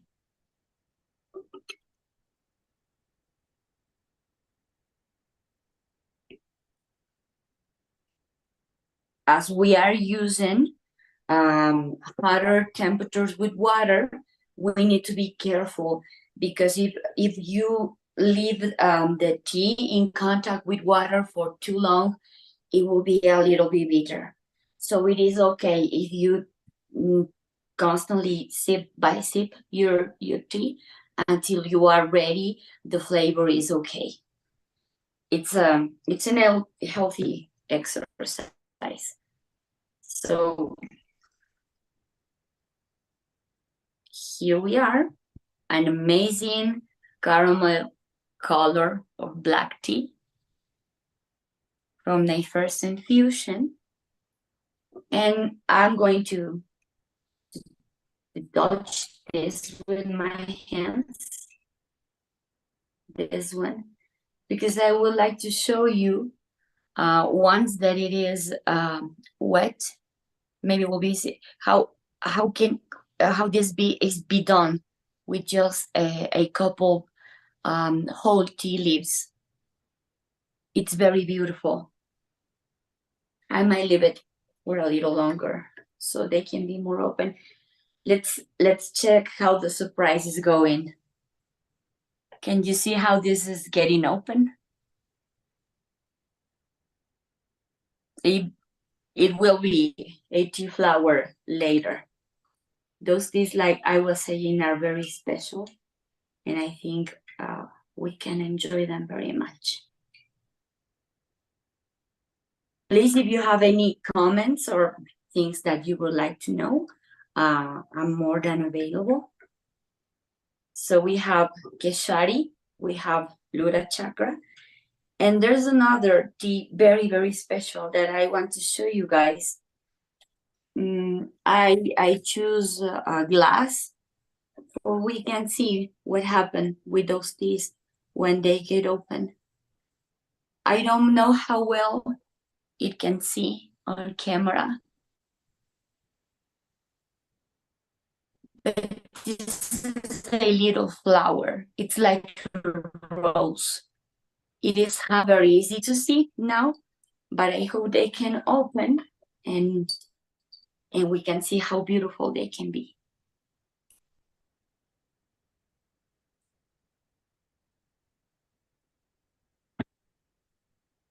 And in meantime, those teas are getting ready. We need to know that we need to be patient with our teas. Sometimes we are more used to tea bags, and they can be useful because you can have a straight tea fast. And when we are drinking whole tea leaves, we need to take at least 4 to 5 minutes to the leaf can gives all the nutrients and healthy substances, natural substances it has on it. So let me see if we have a ring can be open enough. So I can show you. They are very, okay. I don't know if it's more clear to see here. Let me use a white screen behind. How this circle is formed from just 2 or 3 tea leaves, rolled, handmade rolled, and put together. This is very beautiful. And another one, Keshari, how it's developing into a black flower tea. So those teas are very visual too. And the roses, they are still taking a time. As I know, those teas take a time to be prepared. I wanted to show you some other very special black tea. I will show you like this first. I don't know if you can see it. Please let me. I don't want to take it with my hands. As you can see, this is a heart. It's a heart-shaped pressed tea. It has black tea leaves and roses, and it's pressed together, and it is a very beautiful, special shape. I like to use it during cold days because you are going to need extra hot water. So the thing with this tea is that you can put it in a big kettle or in a big jar, and you can add water and have different teas in every time you taste it. Because if you add extra hot water, the flavor will change, and you leave it longer, the flavor will change. And like this, so we can try, we can experiment. And I would like to show you how the tea is started to change, and it's still hard, it's getting bigger, it's getting hydrated, and we can see now the flowers, the roses it has on it. So I think it's perfect for this kind of weather. We can mix it a little, and we can have this beautiful, amazing color black tea has. Waiting still for all other teas, I would like to show you a very special black tea. As you can see, more than black tea, it looks like golden. Why a black tea will look in this color golden? Because this one is especially made with just the tips of the plant, just the finest, youngest tips of the tea plant. So it has this tea has extra caffeine, extra key, very much extra key, and all the nutrients are present in the youngest leaves of the plant. So I would like to prepare some for you, so we can see how beautiful the color can be.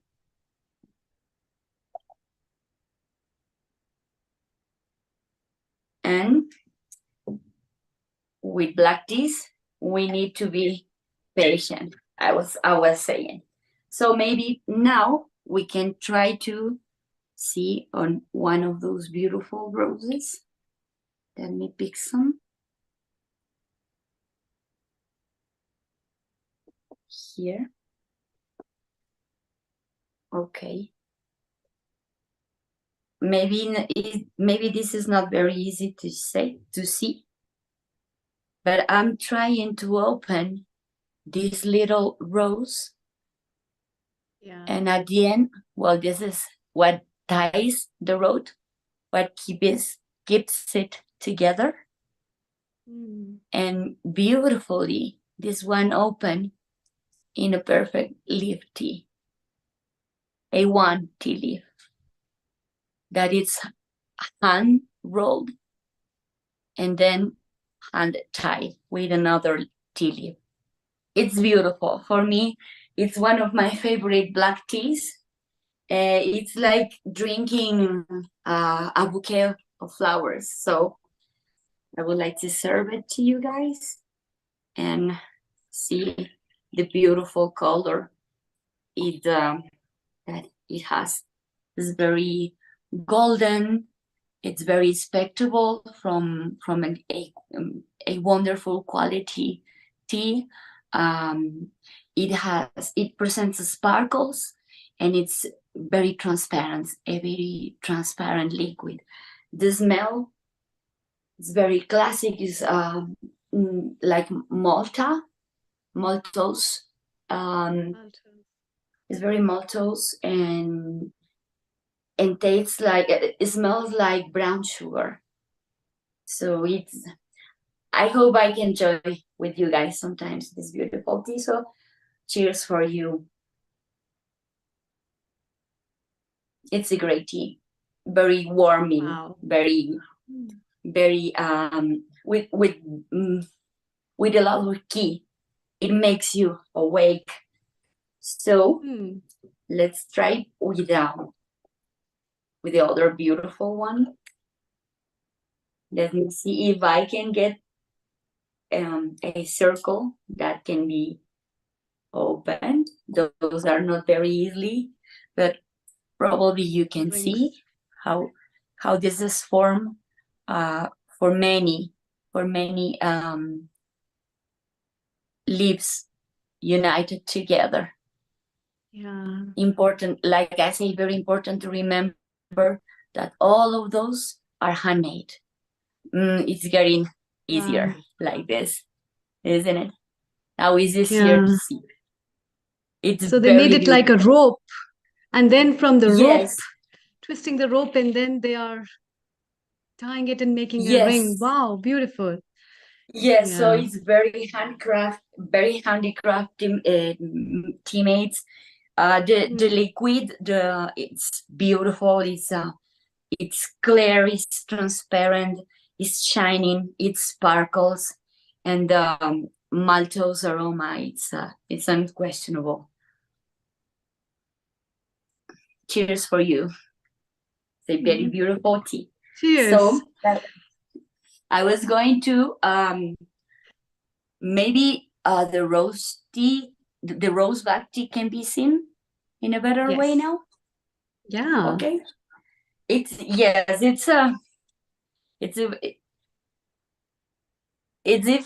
difficult to explain without seeing it, but it's like a huge black flower in your teapot. So again, it's going to have this liquor can be lighter, or a little bit lighter. I'm sorry, but this is still clear, transparent, and it has sparkles, which is what we expect from high quality. I'm sorry, black tea. So wow, we have amazing teas, or hard tea. It's not hard anymore. It is dissolved. It is dissolved. So probably we will need a strainer for drinking better. Like I said, the longer you let the tea dissolve, the flavors will be changing. And last but not least, I would like to show you. You remember here we have the golden tea. Yeah. And I prepare this tea bowl.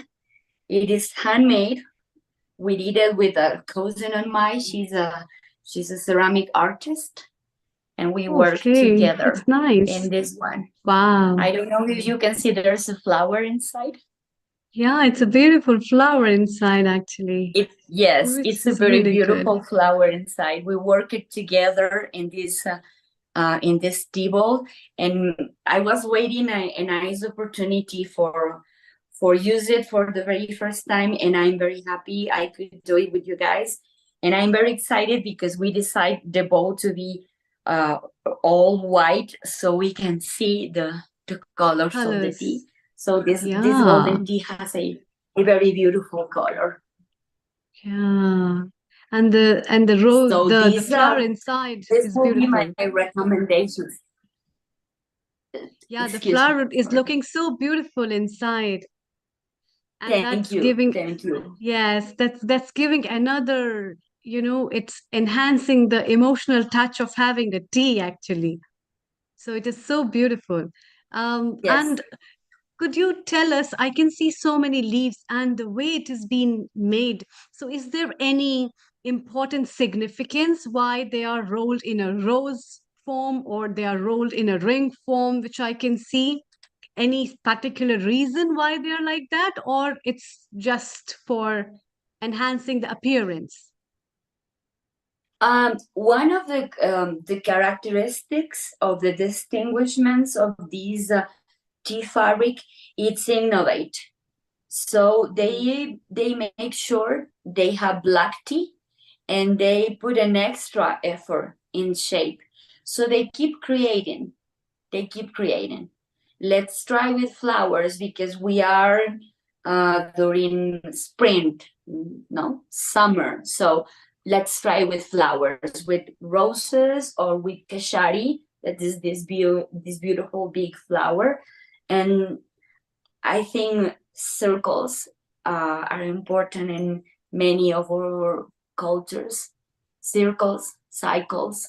So tea going back to earth, tea coming from earth, going into us. So they want great black teas, but they want to put the extra effort in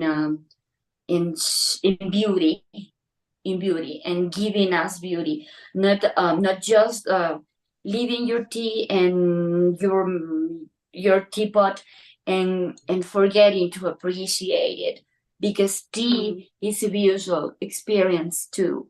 So I can use a white one or a colored one, but I will miss all the rose bouquet I have in here. So I think they have extra plans for those teas. Okay.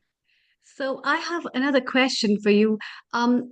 Do these tea leaves need a special container to be preserved? Do they they will lose the aroma if they are not packed up properly, or is it okay to preserve them just in any containers, or they need a special container to be preserved? Okay, tea in general needs to be kept in special bags. Please let me show you one of those. I don't want to show the brand, but these bags are food grade. So they are especially made for food.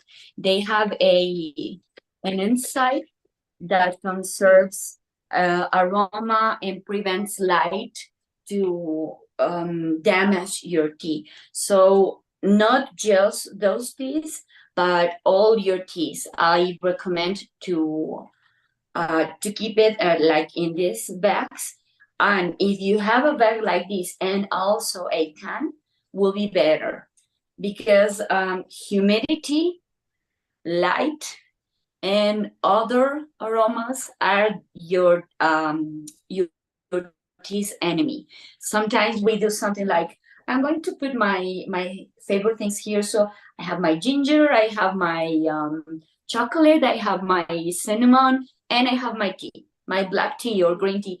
But when you drink this tea, it will have parts of all the other things you put them together. So I recommend not only those teas, but every tea you have to keep it like in a bag and the bag into a tin. That's a very important thing. And the teas that you have shown right now, are there any recommendations of a particular time? Because we see there are so many teas that can make you refreshed, but there are so many teas that are quite relaxing, and people advise them to take at night because they're pretty calming. So, is there any Mhm. special advice from your side for our viewers? What time these teas can be taken, and what is special timing to take them? Yes, over to Okay. you. Okay. Thank you. Last since we were talking about keeping warm during winter, so I can recommend those teas maybe until tea of 5 o'clock tea. You can have breakfast with those teas. You can have a midday break. Lunch, of course, will be very digestive, and until 5 o'clock tea. If you are very sensitive to caffeine or tannin, you can have green teas or white teas or maybe herbal teas. Okay. And do you advise if sometimes people like to have milk with it? So do you advise adding up milk into any of them, or they should not be taken with any of the milks? Maybe Well, soya milk or these maybe almond milk. these Yes. teas are very special. So I think it will be unfair if we do not taste them at least 1 cup alone by themselves. I mean, Mm, a bouquet of, of roses, I think roses.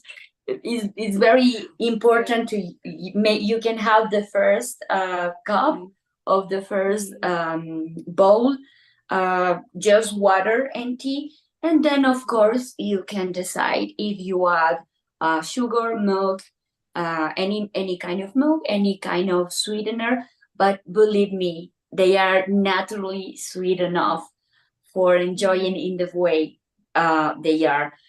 There's no rules for enjoying tea. Sometimes we have rules when we are in a technical tasting. Mm. So that's the moment for the rules. This is not a technical tasting. This is a time from enjoying tea. So even if the bouquet is so beautiful as it is, if you can try a couple drops of milk, it won't kill you, neither the tea. So the rule is enjoy it. Mm. And I can see there are special pots you have kept for every tea. There is a special pot. Is there any special technique why they have been used by you? Or because at home, everybody can't have so many pots to use the teas. So, any special recommendations you have for our viewers to buy something for the tea? Okay. Or, yes. Well, I'm very happy. Like I said, I'm very happy to share all the tea where I have. I choose this utensil. This utensil is Chinese. It's called Gaiwan. I decided to use it for the bouquet flowers. So in the way we prepare, we can see it requires a technique to use a Gaiwan properly. So, but if you don't have a Gaiwan, you don't have to worry. Um, it's always useful to have a transparent, a crystal tea, because a teapot, because some teas are very beautiful to see. So, Okay. but this is not difficult at all to wear. If you don't Mm. have so many things, what you need is a place for receiving your tea, a tea bowl, a big one, a small one, a teacup, a big one, a small one. You need something to receive your tea. You need something to prepare your tea. like a teapot, like a white, like I want, like another teapot. But it's very important to have something to strain your tea. Mm. I don't know if I'm making any sense. You are going to Yes. prepare, you need a place where water and tea are together. When time is enough, you serve your tea, but you can strain it. So the leaves can keep here, and you have a place for receiving your tea and drinking it. It's like most of the teaware is based on. Shapes Okay. change, colors and designers change, but I think those are the basic. If you don't have all this teaware, you need a strainer, your favorite teacup, and your favorite teapot. Wow, a favorite teacup and a favorite teapot.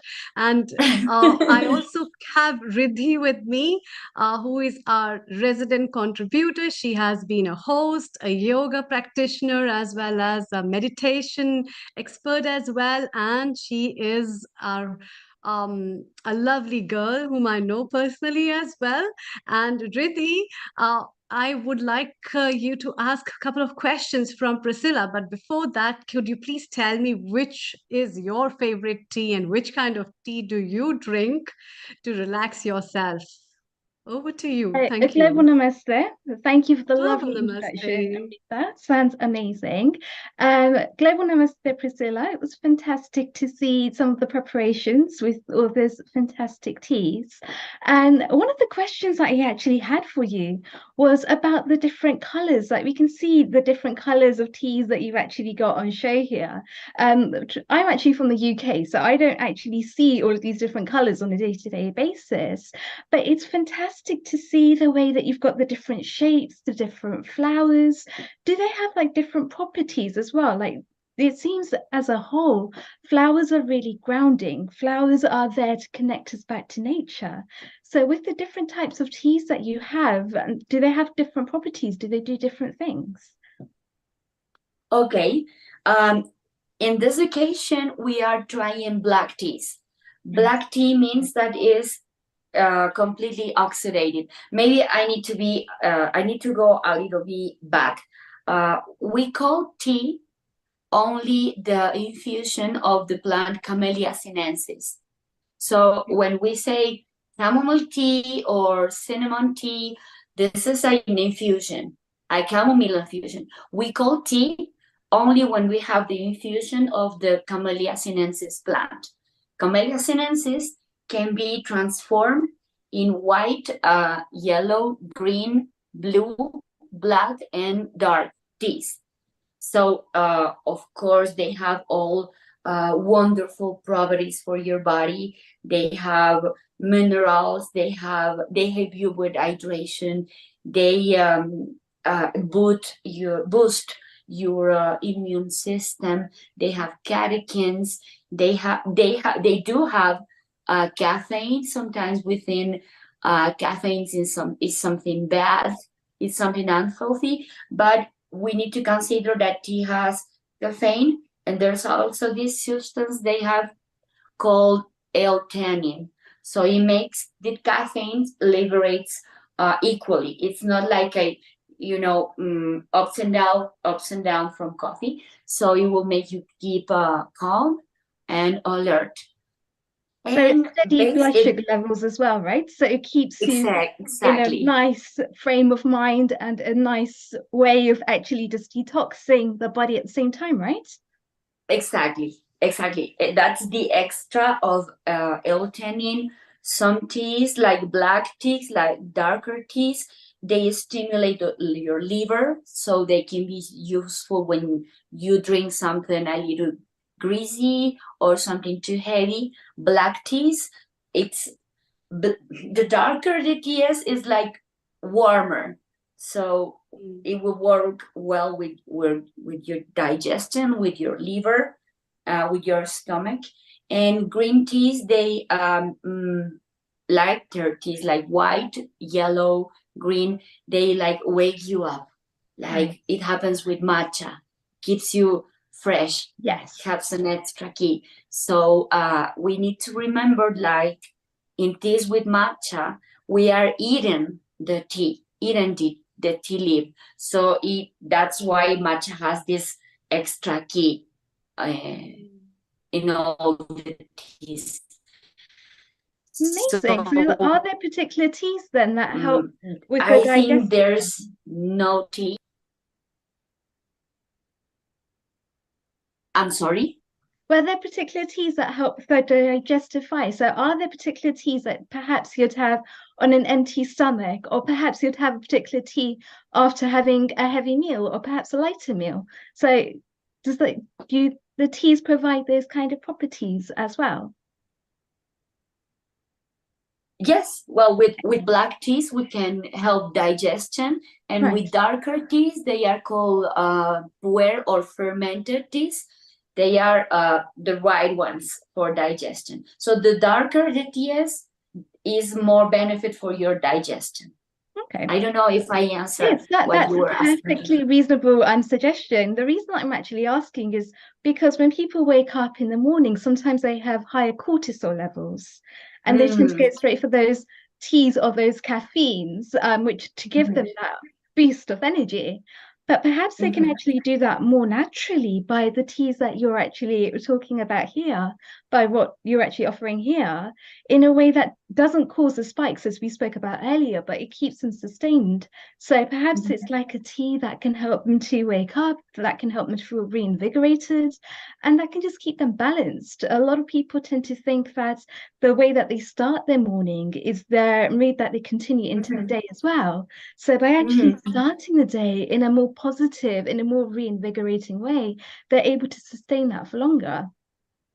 Yes, exactly. We can have it for a longer time, and we can repeat with more frequently, because it's from some studies, they say it's not healthy to drink more than 4 4 cups of coffee. Yes. It won't be drink tea all day. And if your mood is changing, you can pass for a lighter tea or a floral tea or white tea or green tea. So we have more options. Amazing. And are there different brewing times for different types of teas as well? Yes, we need to be careful with those.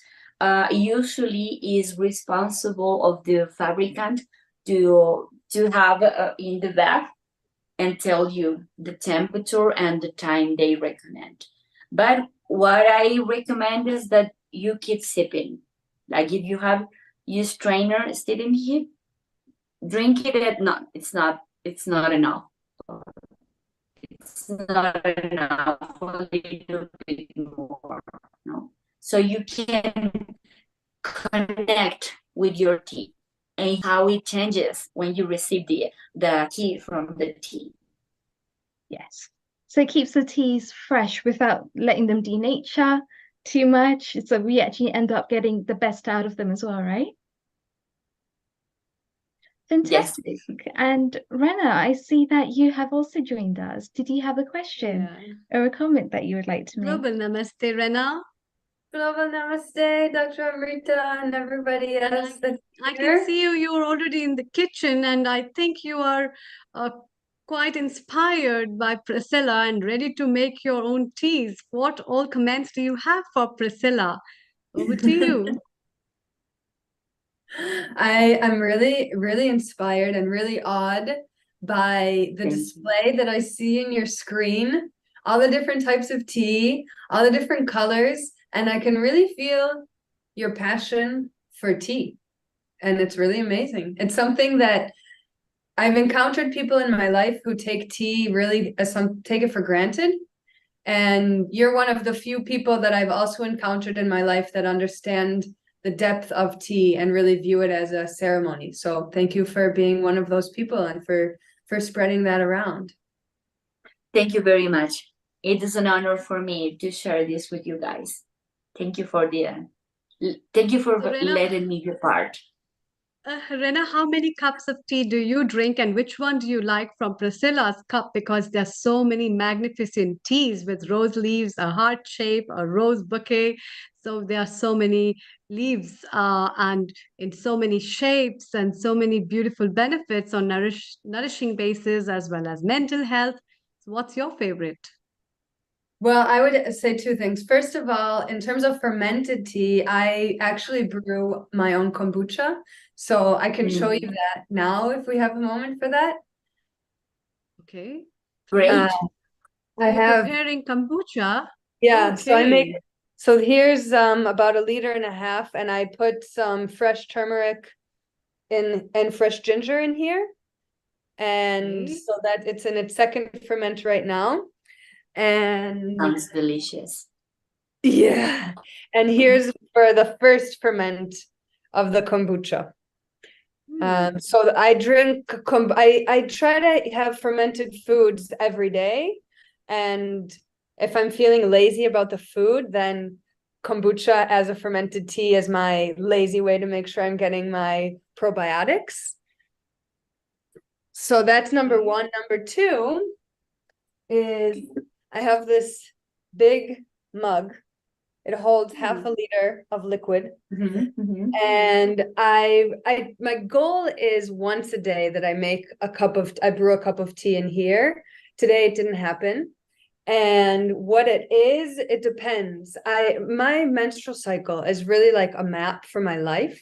So when I'm in the second half of my menstrual cycle, I'm having more detox teas like licorice root, dandelion root, raspberry leaf.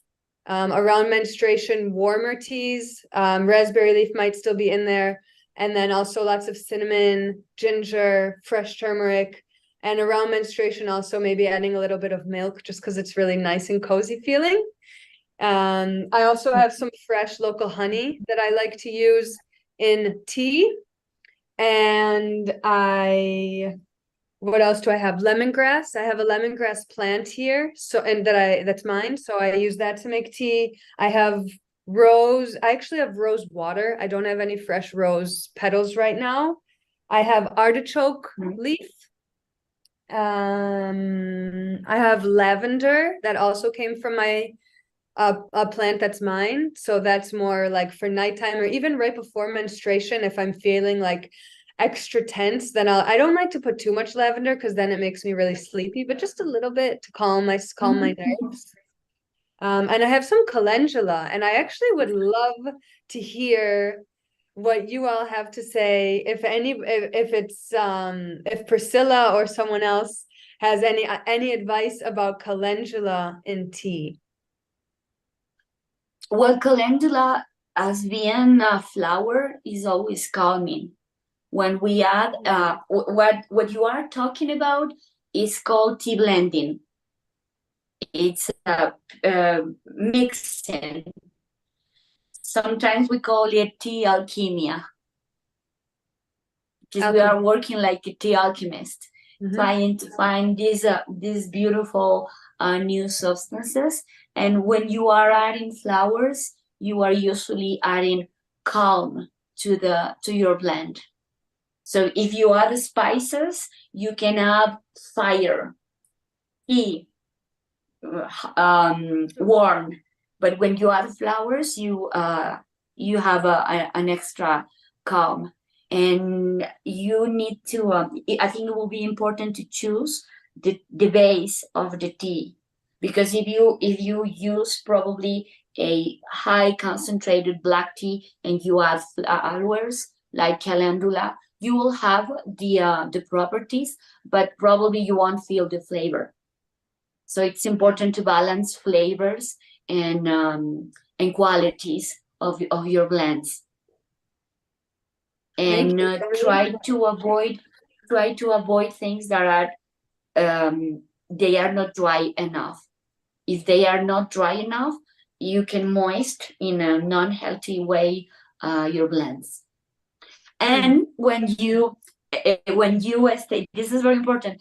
When you prepare a blend, let it together, let it rest I don't know how to say in English, leave it together for at least a week, so the flavors can interact, and you will have a better composition of your blend. That's That was interesting. really helpful to understand that spices add heat and flowers add calm. Yeah. Yeah, makes a lot of Yeah. sense. I never had it so clearly stated. And Priscilla, that puts me into one more question, which Elena just pointed out. What recommendations do you have for the woman for menstrual cycles? So, because menstrual time, before menstruation, because of mood swings, and then teas can be one of the very good substitutes for women to work on. And what are your recommendations for teas? For those days, as well as the menstrual days before menstrual cycle and the mood swings. Yes, over to you. Okay, I will recommend black teas, probably when you are if you are feeling tired, because there's a moment when we feel tired, probably a black tea. If your stomach is not feeling very sensitive, you can have matcha. It will give you extra energy. But if your stomach is sensitive, I can recommend black tea. Also, green tea helps with mood. Let's remember that green tea was discovered by Japanese when they went China for studying Buddhism. So green tea will be really relaxing and calming. And if we want, we can blend any tea we are having with some flowers. Okay, which flowers do you recommend at this time would be more calming? Like she mentioned about calendula or rose or even lemongrass. What are your preferences? Over to you. Chamomile, very important. Chamomile mixed with lavender and grass, lemongrass. Lemongrass is very calming. Oh. And like it has this beautiful aroma. It's calming and very senses. Okay. And sometimes, before menstruation. But let's remember. Sorry. Yeah. Before menstruation, sometimes many sugar cravings happen, So most of the time, the girls want to have some sugar. So what kind of sugary stuff do you recommend to be added in the tea, as per your expertise? I do not recommend sugar in any tea. It's my preference. But if you have it, if you are very craving for the tea, there are special honeys, honey, or citric, some citric honeys. Because there's the extra help from the flower it comes, or from the fruit it's coming. Yeah, that makes a difference from which fruit or which flower it's coming, actually. So yeah. And when do you advise people to add honey? After a temperature of the tea has gone a little down, or once immediately the tea leaves, when you're adding up water at that time? What is the best time to add up honey? The best time is when you already separate tea leaves from water. Okay. That makes you are preparing like this, then you put your tea aside, and then you add honey, because water with honey will be too thick and won't liberate the properties of the tea leaf. Okay, that's pretty interesting. And these teas can be taken cold as well, because everybody has their own liking. Some of them, they really want to have a very hot drinks, extremely hot. And some of them, they want the tea to be laid for at least half an hour after preparing and then having it. So what are your recommendations? So how they can be taken, in what ways? Okay, we can always add some ice It's an easier option. You can ice on those teas. Let's when we add tea, we need to make sure that we have a extra time extracting tea. I mean, like if we are taking 4 minutes with this tea, preparing this tea, let's 5.5. So like a longer extraction. So when you add the ice, it won't be loose.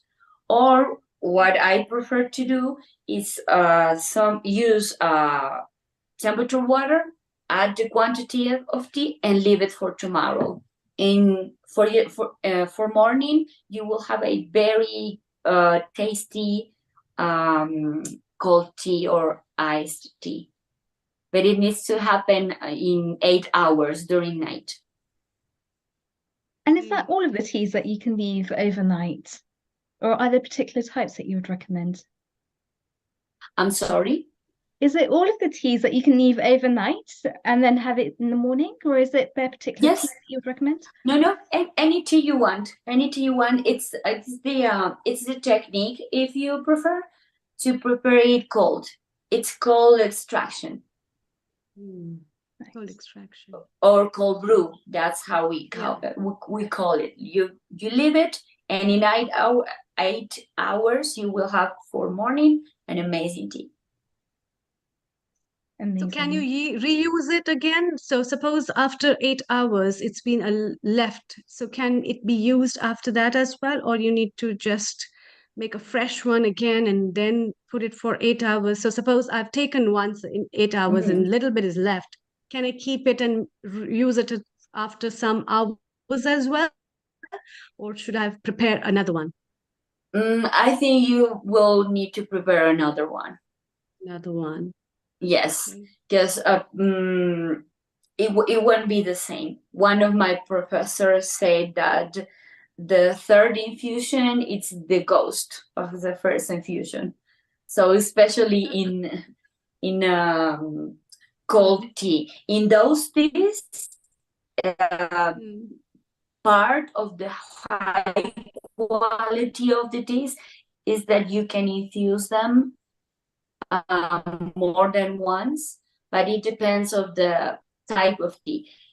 White tea is probably 1 or 2.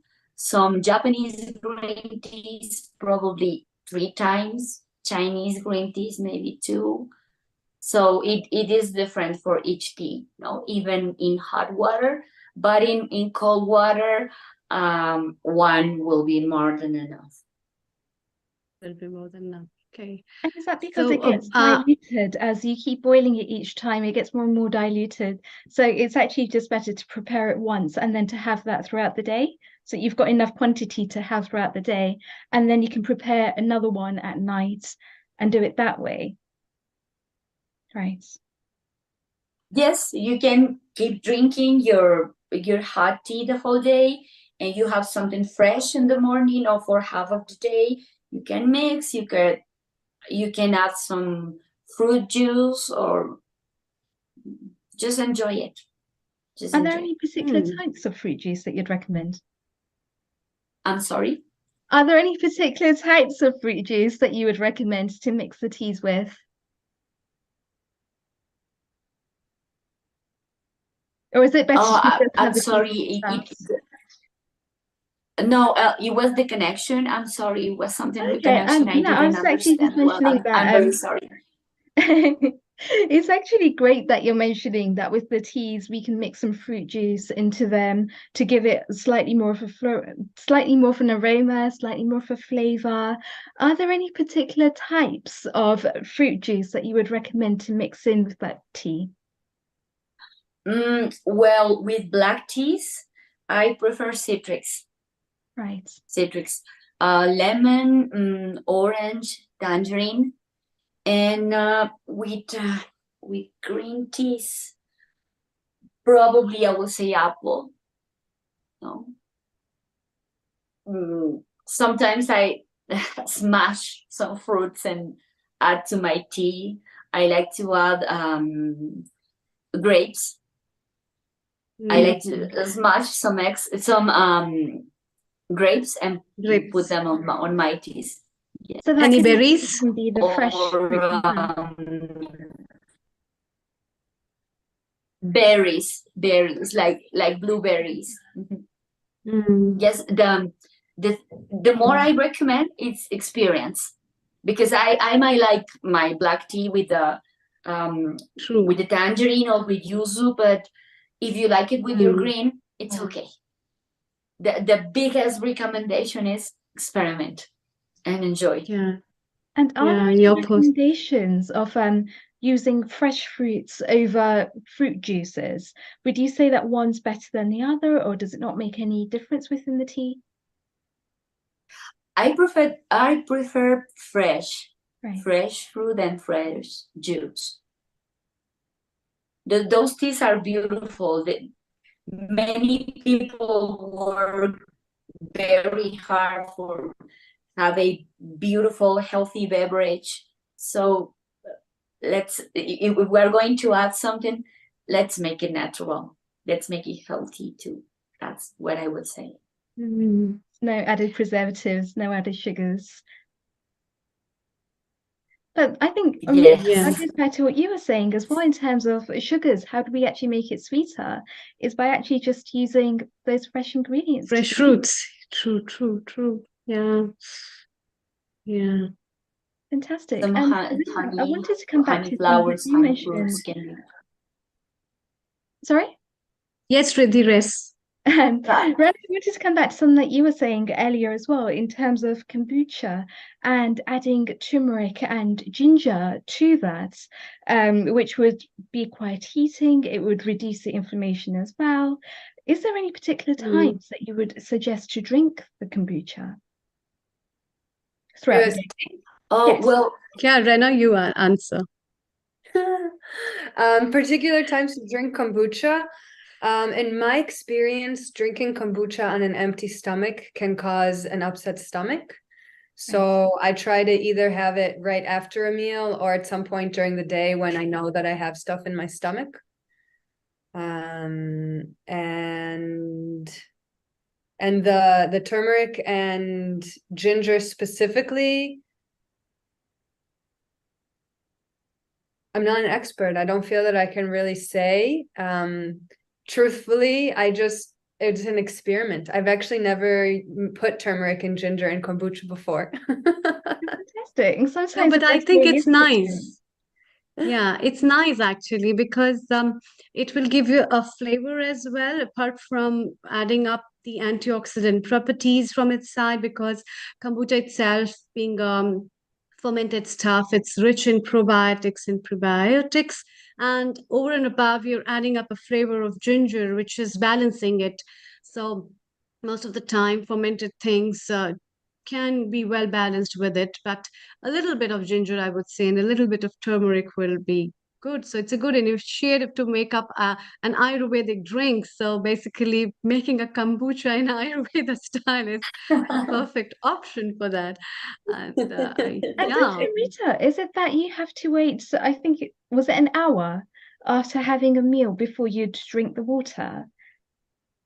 Yeah, but then it depends upon what kind of drink is it. It's a fruit drink, or it's kombucha, or it's a buttermilk, or what kind of drink. So with the plain water, it's a separate thing. But with these kind of drinks, as she said, it can upset the stomach, empty stomach as well. Whereas plain water, you can drink anytime. And so these kind of drinks, you should be really careful. As Priscilla also mentioned about the teas, so what are the specific timings of having three teas? That is important. So it is important to know about these kind of variety of beverages we are having and the liquids we are having apart from water. But they are pretty good to add up fluids to your body, and they also add up different flavors and doing a lot of jobs in terms of nourishment and health. And therefore these kind of two, so they're totally reverse. So one is the hot teas we are having a flavory with rose petals and stuff, and the other side we are having a fermented stuff with kombucha. So according to your knowledge, really beautiful. Dr. Amrita, are there like any particular recommendations as to timings after having a meal? So once somebody has actually had their meal, is there a particular timing in which to have the kombucha? Because kombucha can be very good for digestive properties as well, right? So as Rana just mentioned, it can help us to be able to do all of that. But is there a particular time frame in which to have that? Well, that depends upon, again, the experience and your personal body types, I would say, in terms of Ayurveda. But to add on to that, it will be good to have a sip of this. It's something like having a glass of wine with food, you know. So wine with the food is adding up with a lot of advantages in one way. And that is also fermented syrup, if you say.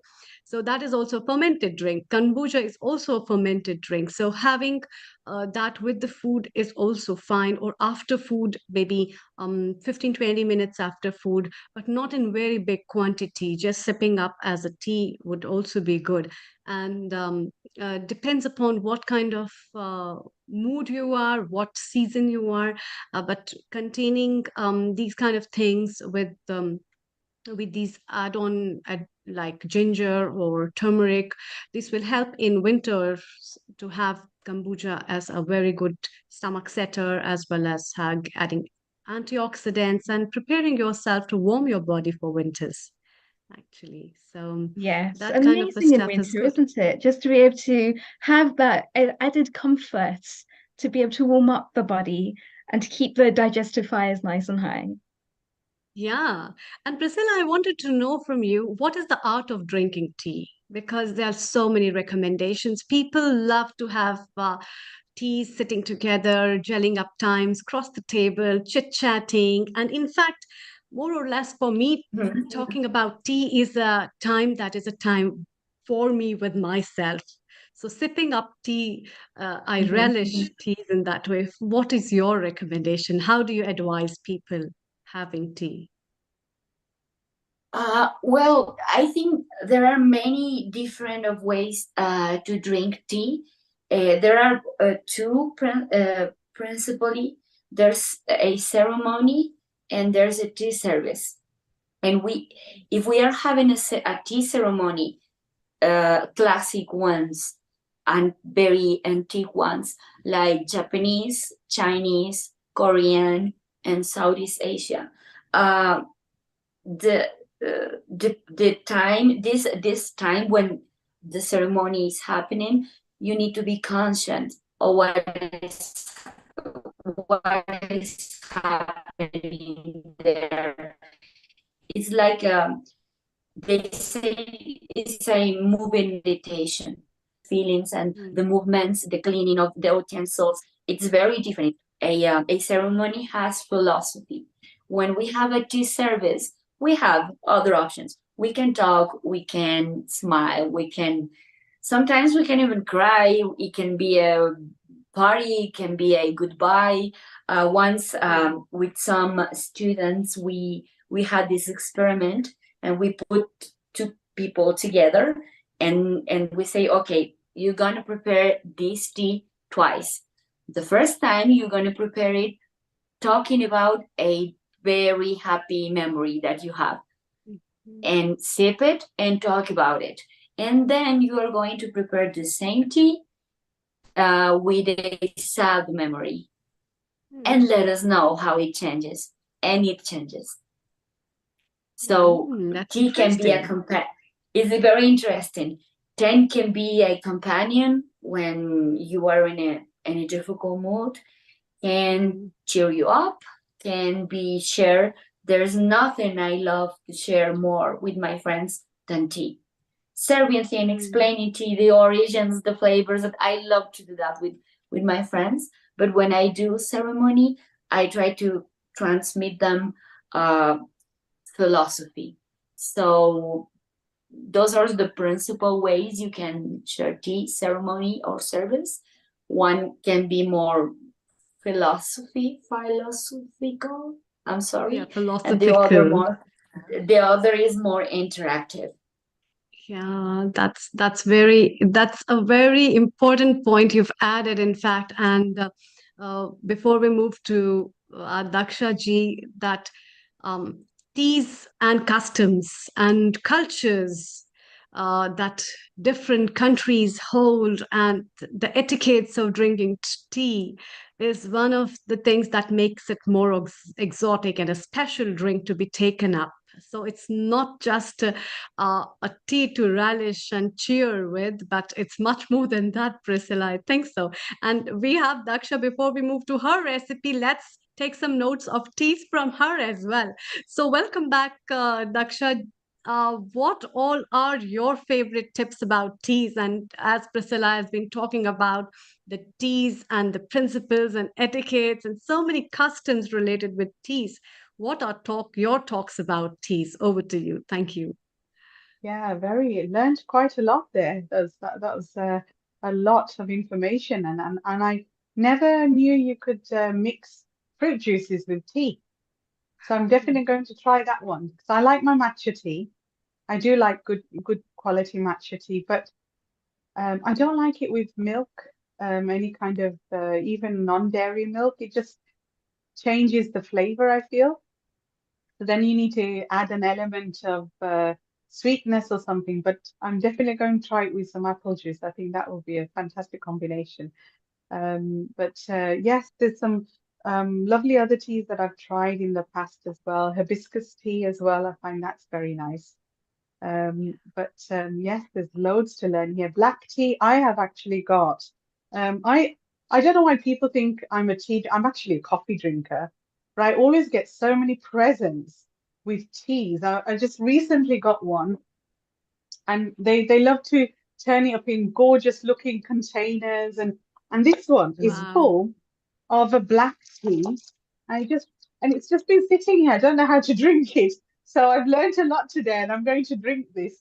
So it's a black Bastilla exclusive premium quality Ceylon black tea. So Hmm. I'm gonna learn how to drink that now that I've learned from you. So it's gonna It's in a look very pretty as well. beautiful pack. It's beautiful. It looks like a book. So it sits Cute really book. nice on the counter. So, and I've got these Oh, tea containers as well. My children always gift me these elephant tea containers. I love, collecting elephant relics and stuff like that. So these are lovely tea mm, containers as well. But mm. learned a lot today, Priscilla. Thank you very much. That was very Thank interesting. you. Thank you very much to you. Thank It's you. an honor to share this with you guys. Thank you for the opportunity. Thank you, You're Priscilla, welcome. for joining and sharing with us so many wonderful tips and shapes of teas and flavors of teas, as well as so Absolutely. many beautiful, beautiful ways of serving teas. And we'll be bringing you back. Please stay around. And now from Ecuador, you can add up your tips, in fact, Priscilla, to Daksha's recipe. What she's going to share, we are going to have cutlets, which are made up of millets, and we are on the way to that. So please don't go away and stay around and add on to all that as we move again from Ecuador's morning teas to Daksha ji at the noon time in UK. So yes, welcome back, Thank you. Daksha. Thank you very much. Global Namaste. Global Namaste. Welcome back, everybody. Now the finale of our preps that we made a start on earlier. So I'm going to Yes. show you. So Please, again, before we start, let our viewers know what way we were preparing and where we were, and then we yes, move on further. definitely. Let's Yes. we've made a ragi and bajra soup with vegetables.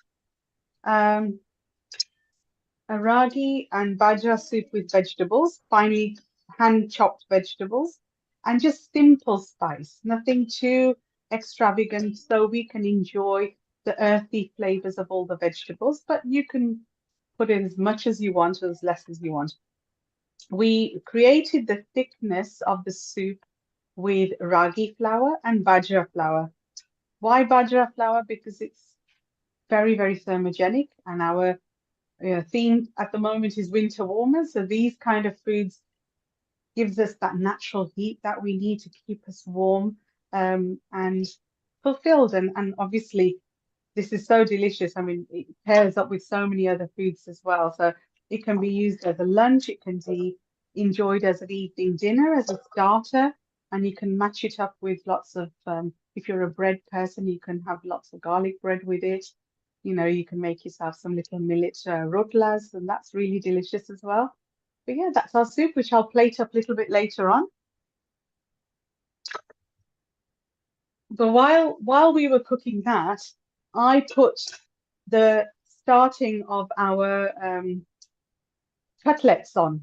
What I did was it pre-soaked foxtail millets, 1.5 cups, soaked for 8 hours. Well, it was more than 8 hours, because by the time I did this, it was more than 8 hours, but minimum 8 hours you have to soak them.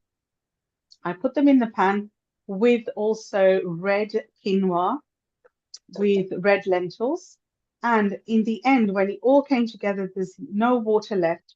I added 2 large sweet potatoes, chopped them up, and the steam just cooked it through.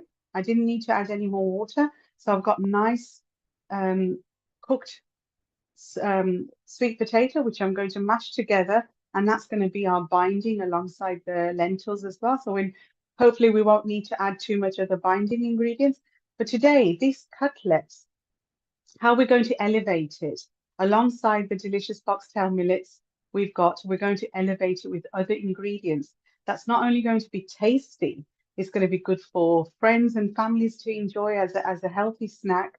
But as people always think that healthy is not delicious, this, I'm not kidding you, is going to debunk all those myths, because this is already, so I've not added no spices to this, but if you had a spoon of this just on its own, it's already got so many flavors in it. So I'm going to show you what we're going to do next.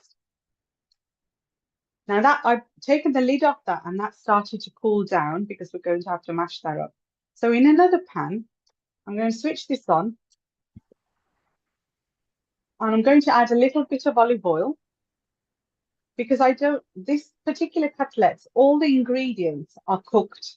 We've got no raw ingredients in here. So the final shaping of the cutlets, we don't need to deep fry them. It's about a tablespoon of olive oil, and this is cooking olive oil, not extra virgin olive oil.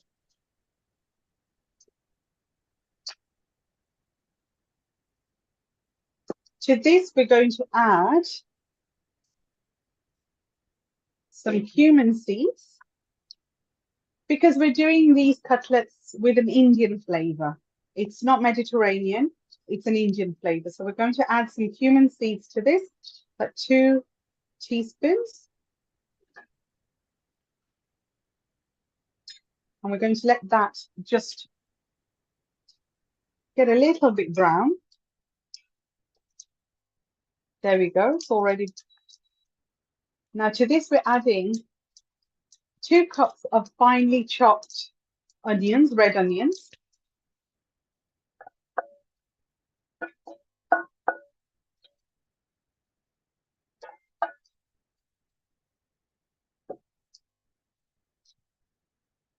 Now we just need to saute these vegetables. We're not going to fully cook them.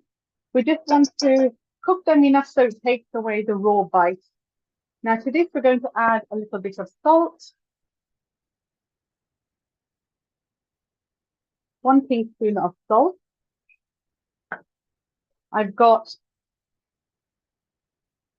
a tablespoon of chopped green chilies. I'll put it over here. Chopped green chilies, chopped ginger, and chopped garlic. So it's about a good heaped tablespoon of all 3 going straight into the onion.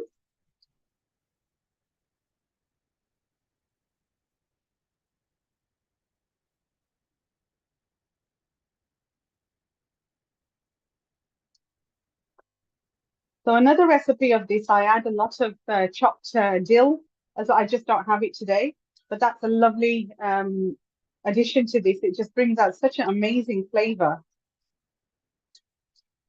So this is dill also good to help with digestion as well? Absolutely, digestion. It's a diuretic as well. Just helps with all the, you can indulge in food when you know the ingredients are very good, and you've not got cheap ingredients or ingredients that are just not going to do anything to your body. So food like this, when you put the right type of masala in there and the how can we say, the combination of sweet, spicy, salty as well, you will enjoy all those ingredients without feeling as if, oh, I'm having something bland and healthy, which unfortunately healthy always has that title that it's bland and healthy. But no, healthy doesn't need to be bland, right? I'm sure everybody agrees. Yes, it does actually help to have all of the different tastes of the aromas as well. Absolutely, yeah. And in fact, if you take away the bad oils and the deep fried stuff, you actually get to taste the ingredients that you put into these things. You know, people forget that these oils actually coat your tongue. You have no flavor left, and all you're Nice. doing is adding more tomato ketchup, more sauces, more salt, sugar, because our mouths, our palates are craving for flavor. Yes. And we forget that the flavor is there, but it's coated, it's covered. So this So way as we're you can actually see, enhancing the balance of the flavors coming through in the recipe as well. absolutely. So these onions now are getting a bit translucent. That's all I need. I'm adding to these finely chopped red and green bell peppers. Again, just a quick saute, just to take that cold rawness out.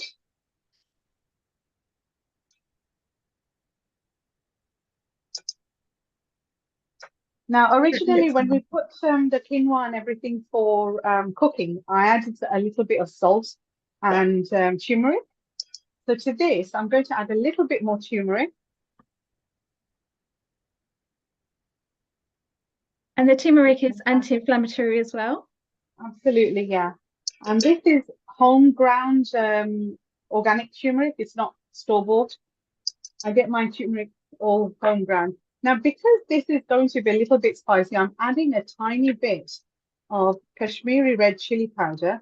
So you've got the heat, but you've not got the overpowering burn. So a little heat of Kashmiri, because it'll bring a little bit of color to it as well. We've got ground cumin, 1 good teaspoon. And my amchur powder, if I can. Again, I'm adding 2 good teaspoons of mango powder. This will bring that undertone, sour and sweetness that we're looking for without overpowering it. We're adding 1 teaspoon of garam masala, not too much, just a little bit. Again, my garam masala is homemade, sorry. So I can have the right balance of everything. Now I'm just mixing that through. Right, I'm going to switch this off because I don't want it to cook anymore. Just enough for these herbs and spices to get a little bit of the heat. So nothing has a raw flavor to it. Shefty, some people recommend mixing black pepper with turmeric. What's your view? Yes, I do as well. Absolutely, all the time. I've already put black pepper in this quinoa mix already. And absolutely, when I put everything together and I need a little bit more heat, I will be adding black pepper again. But yeah, black pepper and turmeric, it is a scientifically proven thing, isn't it? The pepperoni in the black pepper elevates and enhances the nutritional bioavailability of the turmeric. By what? Is it 10,000 or some? It's more digestible, isn't it? It helps Yeah, more food overall. digestible. Yes. And it activates the curcumin. I think that's the major part That's of the main it. part. It activates the curcumin. Right. Yeah. So as you can see, that looks like a lovely curry base in itself. That's amazing. So I'm just going to let that cool for a bit. So I'm going to pop it on the side, let that cool for a bit. So in the meantime, what we're going to do is, I'm just going to switch this off. So we don't need this anymore at the moment. And isn't it just wonderful to see all the different herbs and the spices and the way that they can come together to be able to enrich any dish as well?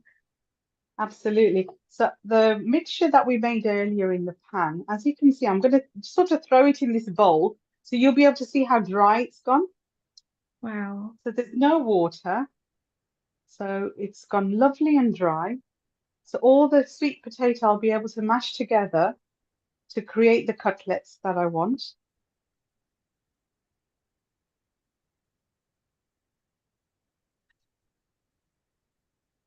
So So is this that is in the preparation that you're using the water and then the water is drained out? So you're leaving it to dry?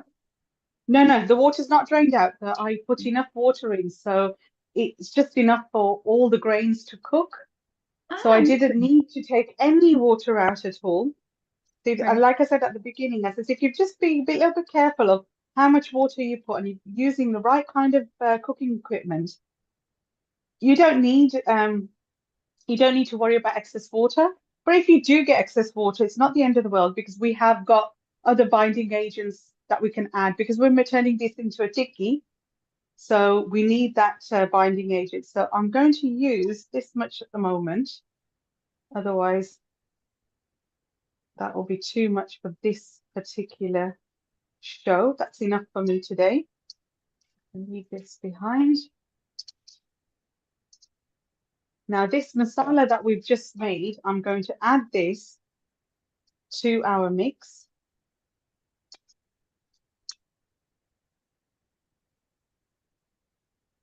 You're looking at about a quarter of the quantity that you've got of the actual grains, you want a quarter of the masala.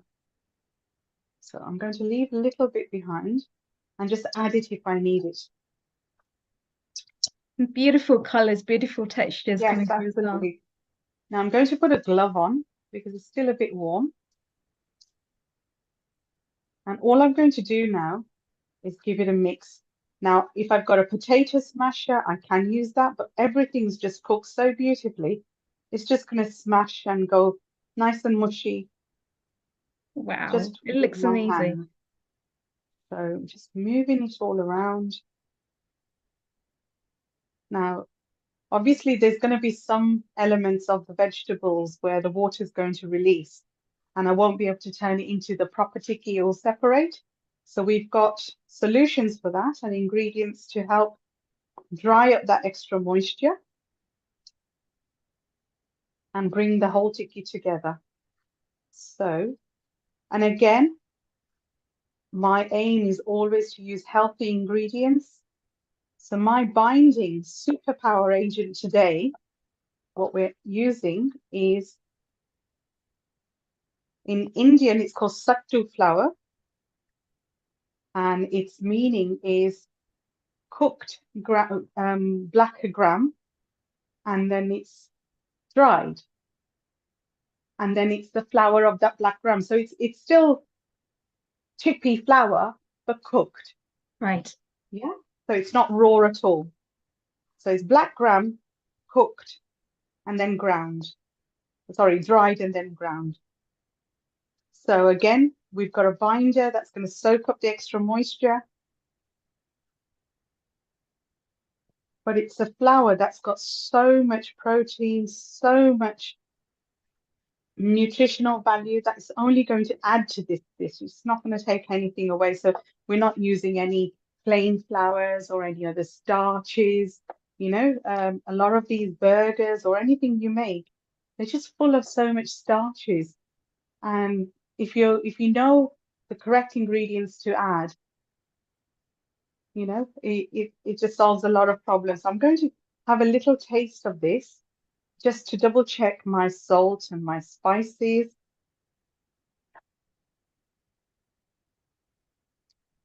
Oh, it's really nice. I'm going to add a little bit of salt because I've still got the flour to add. So just Shafti, I under can see here you're half a actually teaspoon. using your hand to be able to mix the mixture well, and to Yeah. avoid lumps. Would it still have the same effect if you were to use a spoon, for example? It shouldn't be a problem. If you can mash the sweet potato with the back of a spoon, it's still doable. But if you feel you can't, then like I said, if you've got a potato smasher, one of those smashers that's helpful as well. Mhm. Right. Now to this, what we're going to add, this is the flour. But like I said, this is cooked dal flour. It's not raw at all. So I don't need to worry about my tikkis having a raw flour inside. Right. And therefore I'd have to deep fry it or anything else to make sure it's cooked properly. I'm just adding this so it just dries off the extra moisture. Not a lot, that's a 1/4 cup. Now these tikkis, these cutlets, what I'm adding to it today is chopped beetroot, which I haven't added yet, only because I like my beetroot to have its own individual place in my tikkis. I don't like everything to go pink and red.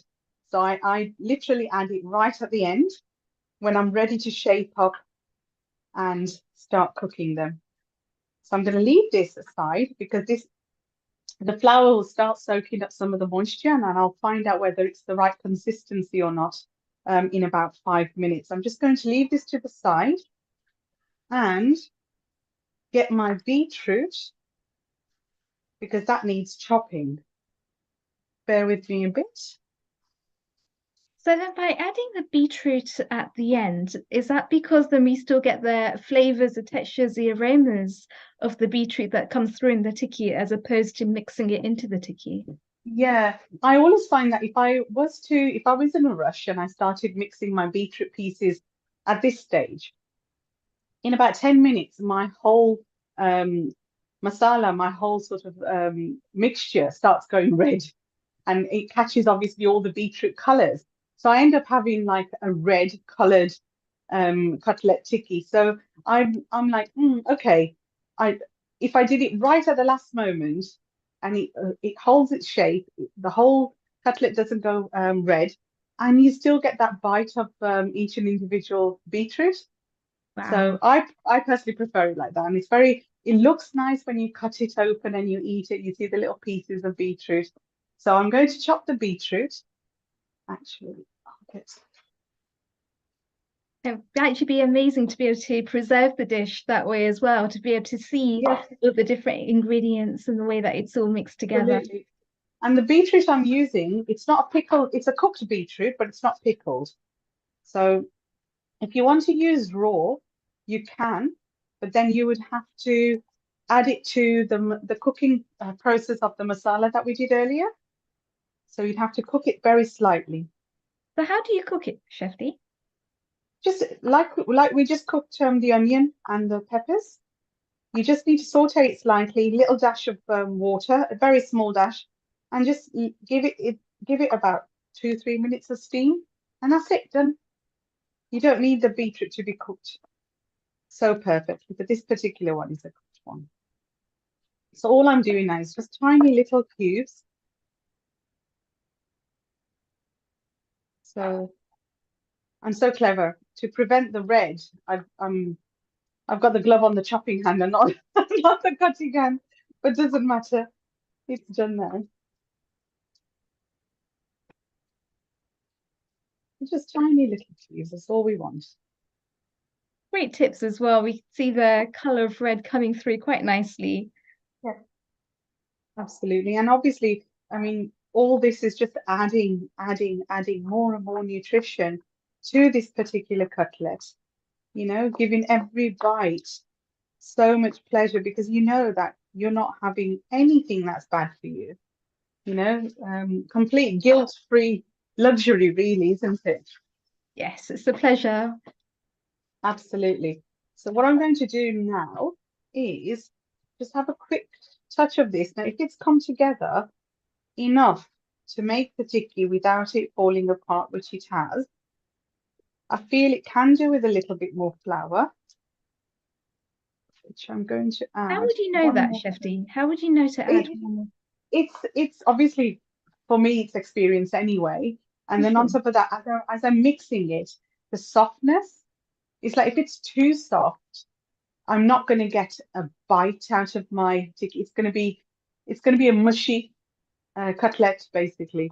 So in the end, when it's cooked and it's shallow fried on the tawa, your tikki needs to have that sort of break rather than a mushy pull.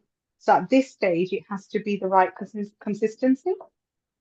And this is why at every element, you've got to be careful of how much water you use when you're cooking it, because this is when all that water you'll notice. So because we've added that flour, we may need to increase a little bit of the salt and spices. So obviously it's an addition and we've got to you factor mentioned that the in. right consistency. What kind of consistency are we looking at? What kind of texture would it be like? So if you look at this now, if I bring this up, so if I turn this into a ball right now, let me see if I can see that. If I turn this into a ball and press that down, right? Yes. Now I'm holding that, and as I wobble it, can you see that it fell after 4 or 5 wobbles? It broke Sure. in half. That's fine. Now, if it fell instantly, if I went like that and I went like this and instantly it fell, that means there's too much water, there's too much moisture still in there.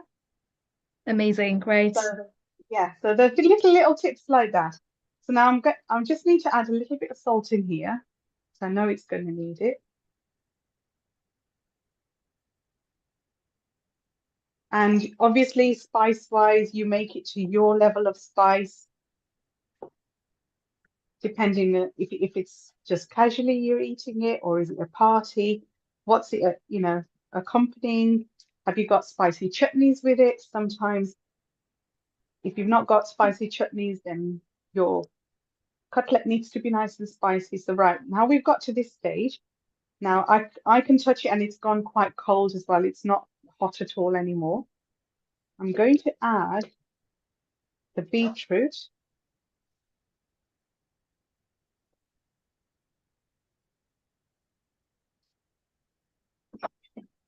Now I'm going to just quickly mix that in without rubbing or being too aggressive with it. Just sort of lightly mix it in. Like I said, I don't want my whole mixture to start getting pink. Right, so at this stage, all I'm going to do now is start creating my tikkis. Now, if you've got a little, what's it called? A cutter, a cookie cutter style, where you want to create different shapes. So these cutlets can also come in heart shapes as well. So they're a brilliant recipe for Valentine's Day. So it's really all you just do, there to be adventurous and open with, right? So people could even make absolutely, it into stars or something. yeah. Seeing So that I'm is going to pretty turn much on, Christmas. yeah. I'm going to do all equal balls at the moment. Do about 5, 6. It'd be great if you guys can come over and have a taste of this. My mouth's already watering just watching your recipe.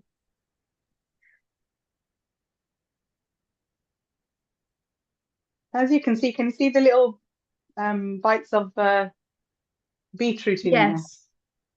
Yeah. When you bite into those beetroots, because obviously it's got its own flavors, so it just enhances everything so beautifully. And it's a wonderful idea as well. Like many people may not have thought about actually adding in a type of fruit into cutlets like this, but just actually seeing the texture of that and the color of that as well. As you mentioned before, it doesn't make the whole dish pink, but it just gives it the right sort of feel. Absolutely. So all we need to do there now, if you feel at this stage your hands are getting sticky, you wash them, pop a little bit of oil on your hands, which I'm going to do.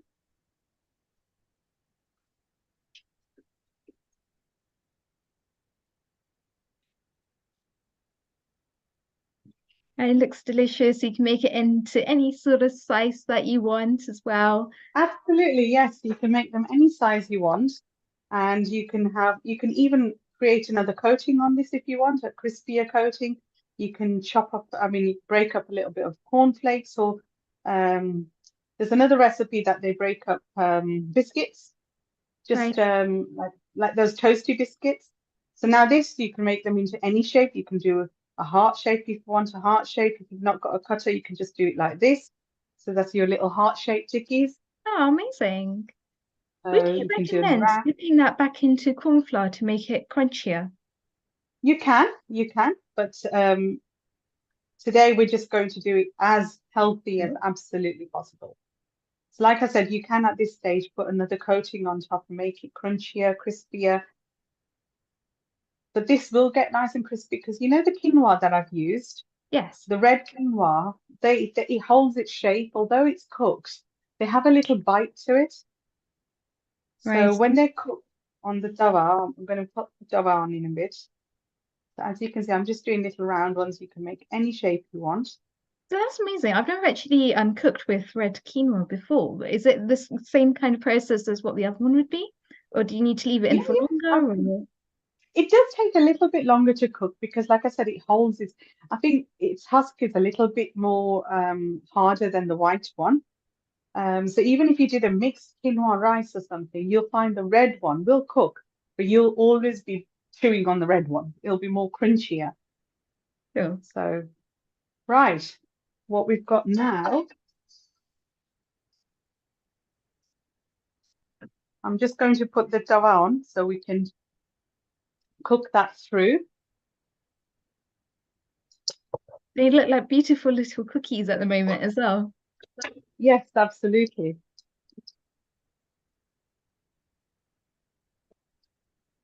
Wow, look at that.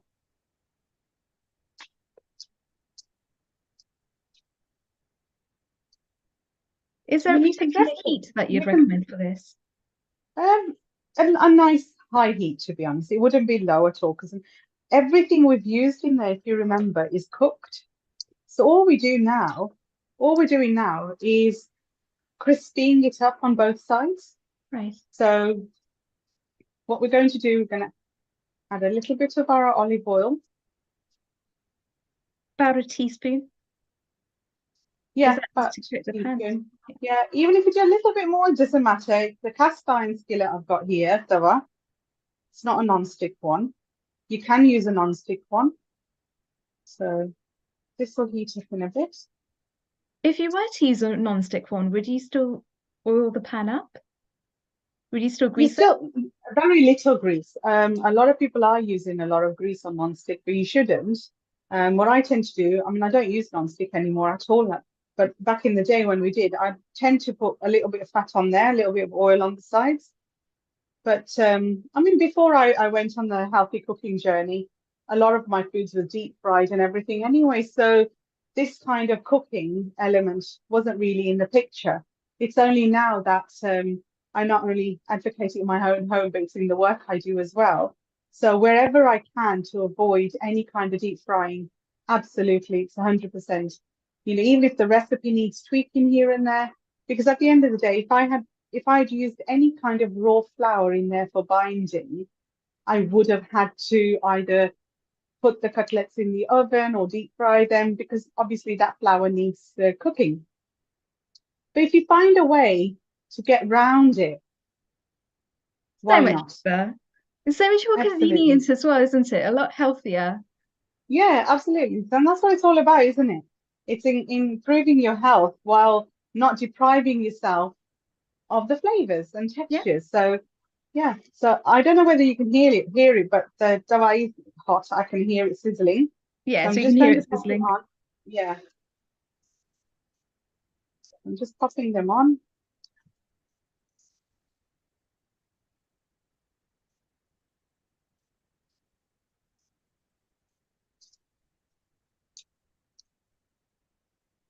I'm just going to let that cook through, and we will flip it on both sides. So all we need now is both the sides to get crispy, and you're done. Your tikkis are done because inside all the way through everything is cooked. You've got the binding, you've got the flours, and none of the flours are going to taste raw. So how do we know once it's actually getting crispy? Is it like a texture that we can feel, or is it something that we can see? You can see it. Obviously, you wouldn't be able to feel it because it's going to be super hot. So I wouldn't recommend anybody go and touch it. But if I just flip that I flipped that very soon, but it's only just getting a browner coating. So I'll flip the others in a bit and you'll see the difference.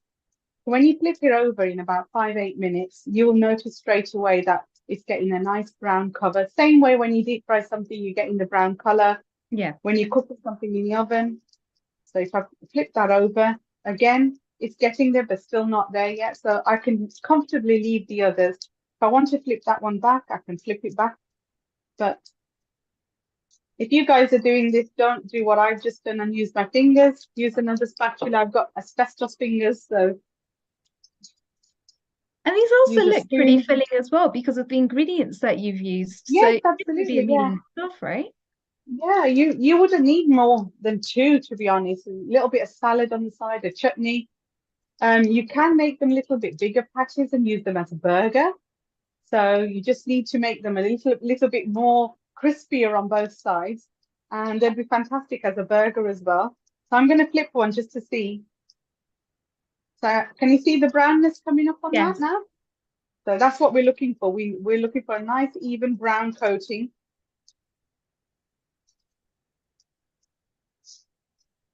I mean, there are many people are obviously still not on that journey where they're going to eliminate all the oils out of their diet. And if they want to stick this in a deep fry, they can. But I would prefer to, if you want them to be a lot more crunchier, drier, do this stage and then put them in your air fryer to finish off.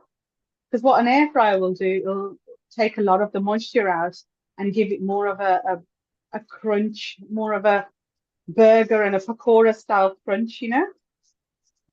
Also, So a lot of that one people are there. starting to become a lot more health conscious these days as well. So a recipe like this people are, yeah. helps somebody to be able to lose Absolutely. weight as opposed to all the additional oil that's just very heavy and lethargic feeling.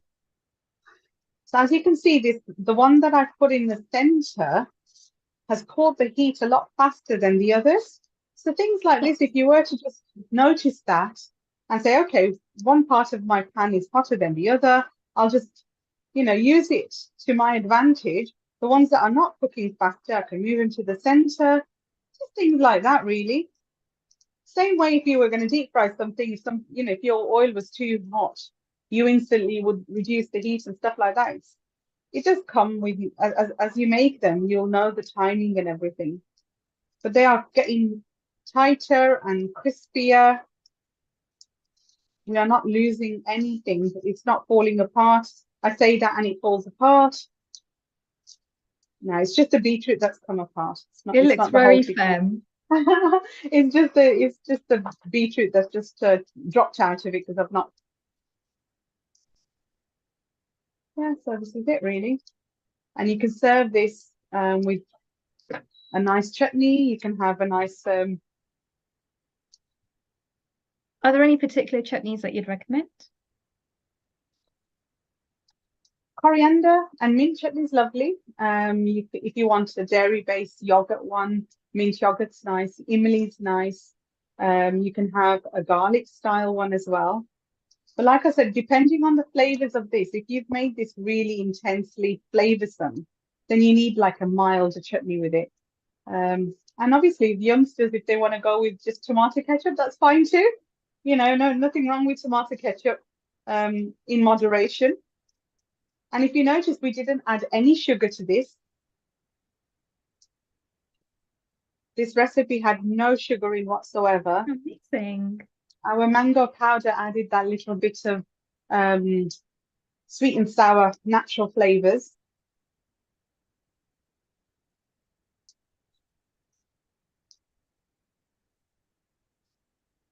So I'm just going to push that one to the side as it's cooking faster than the others. Yes, it's coming along beautifully. Yes. And also the chutneys can help to take away some of the dryness as well, can't it? So it enhances the dish that little bit more. And if you're going to eat it with like a wrap or something like that, then obviously they enhance the whole texture of your food and your meal. It just adds to everything.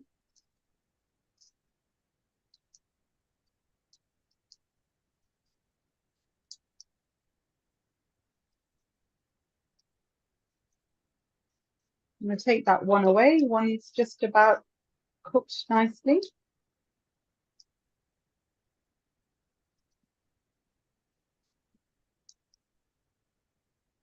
As you can see, they're browning up beautifully on both sides. Yes. And they're getting firmer as well. They're getting crispier and firmer. And that's all we need. And our cutlets are ready.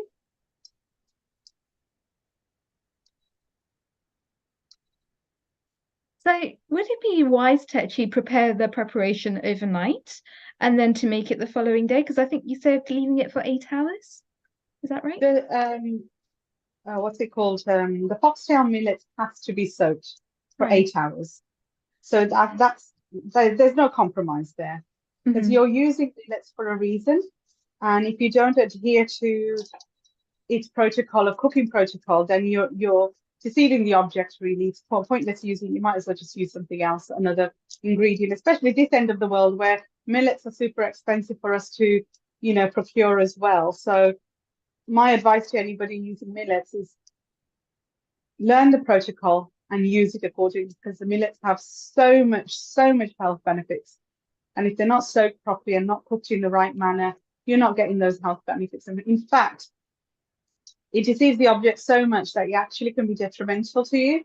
If the soaking actually releases the fiber, and if you don't do that process, what's being told is you're actually putting more effort onto your digestive system to digest the millets. So you're not helping yourself at all.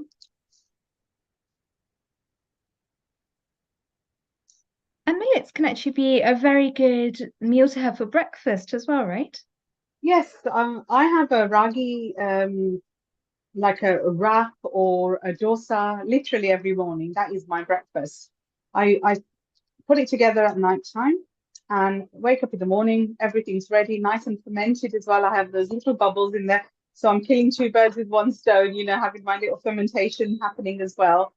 And it's delicious. You can have, one day I can make it Indian, one day I can make it Mediterranean, one day I can have, sauteed mushrooms as a filling. It's very, very healthy, very, very healthy. So right, here we go. I'm going to plate this up.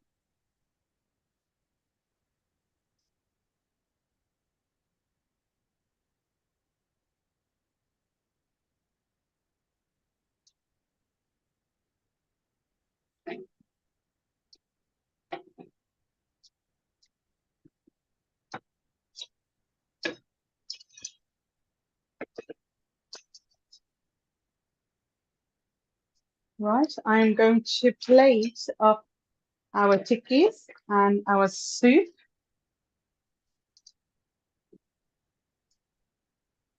And what's the soup that you made? I think I missed that part of it. It was a ragi and vegetable soup with a spoon of bajra flour as well, because obviously the thermogenic properties of bajra, I wanted to create like a soup that's very good for wintertime, because that's obviously our theme today. It's very warming. Was yes, absolutely. So if I get our soup out.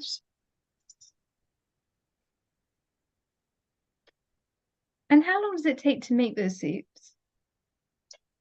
The soup actually didn't take us long at all, but obviously we were all chatting away. Sure. The soup, yeah, so the soup, I would say about 15 minutes in total. Soup didn't take us long at all. So what I've done here,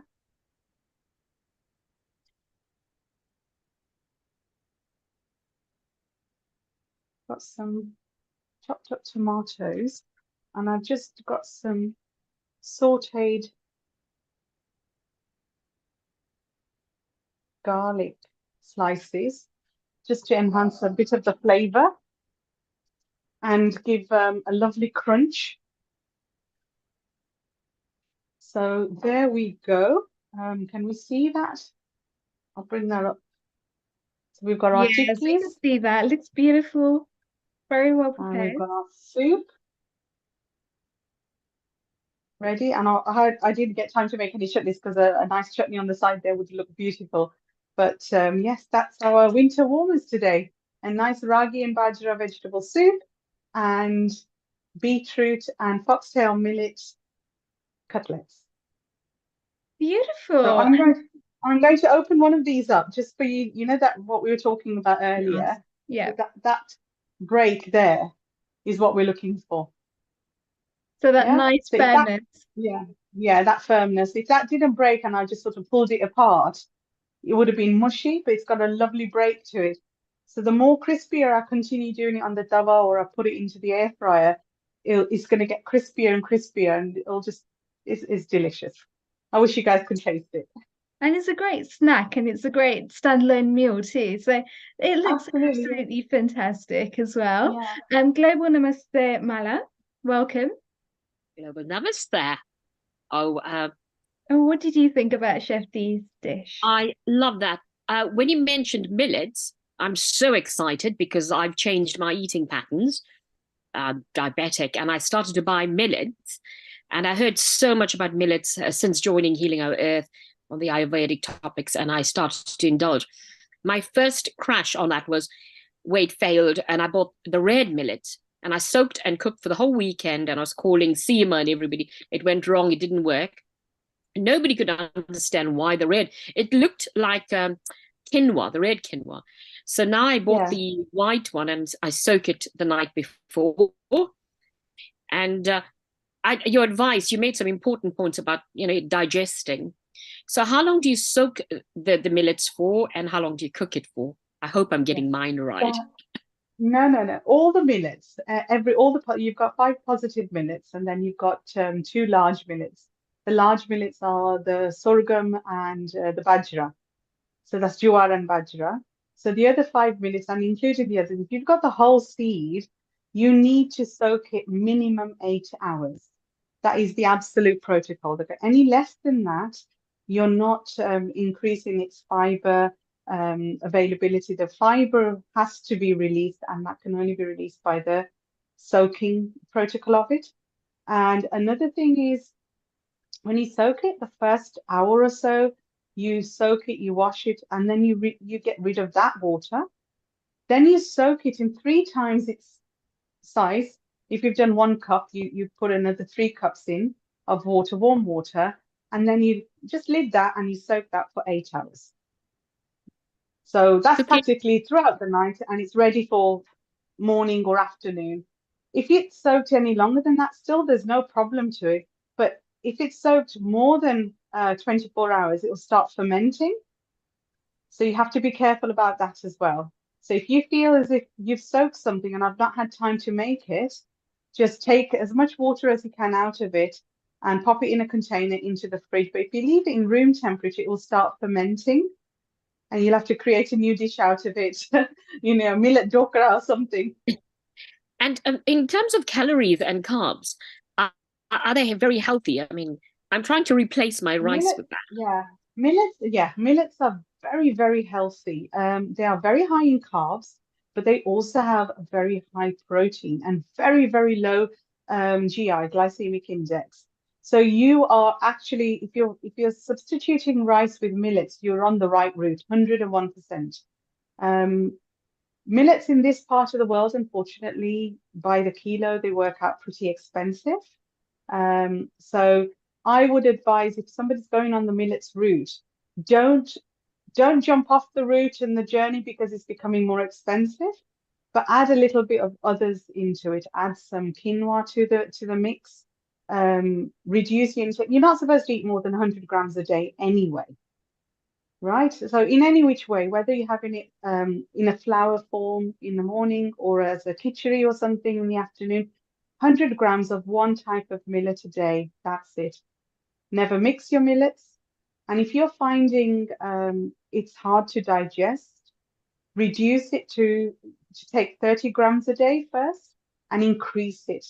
Week by week, increase it, because our digestive systems have been so lazy for so many years. If we suddenly give it a punch, it either some people's wakes up, some people's actually say, you know what, this is too much for me. So you need to slowly incorporate. Just listen to your body. If you said you bought the red seeds, so you must have bought ragi. Oh, it went so wrong. It was like 24 hours and it cooked for days and it never worked out. You can done the white one. Yeah. Right, yeah. So millets, obviously in UK, everybody's calling all of the millets by the name millets, but each of them have names and each of them have its own health benefits and properties. different parts of our bodies are, you know, gets healed with different types of millets. So for some women, you know, foxtail millet's very, very good. People with heart conditions, there's another millet that's very good. So there, I would say, just learn a little bit more and still, you know, just learn the protocol. Once you know that the soaking and the cooking, that's it, you're sorted, then there's no problem. Thank you. You're welcome. And I'm here. Just give me a call. I'll let you know. And Shafti, you mentioned that some millets are actually a lot more difficult to process than others. Is there a millet that might be perhaps a little bit easier for somebody that's got digestive problems or somebody that's got a bit of bloating? And is there one that you would recommend? To be honest, all of them have the same issue if they're not cooked. Like I said, the soaking process is absolute paramount. You know, some people, there's a lot of people on the internet doing millet cooking, and they'll say they've just soaked it for 2 hours or 3 hours and they're cooking gorgeous recipes. But that's where the problem is. That millet, that seed is no longer digestible because you've not released its fiber. It takes minimum 8 hours for those each and individual seeds to soak up the water and release the fiber. There's a science behind it. And if we don't do it, that's where the digestive issue happens. Some people have obviously got low digestive fire than others. Some people actually have digestive issues. So they need to start the millet protocol with things like 20 grams a day. You know, any millet, it doesn't matter. You can start off with barnyard millet, foxtail millet, but read your body what works for you.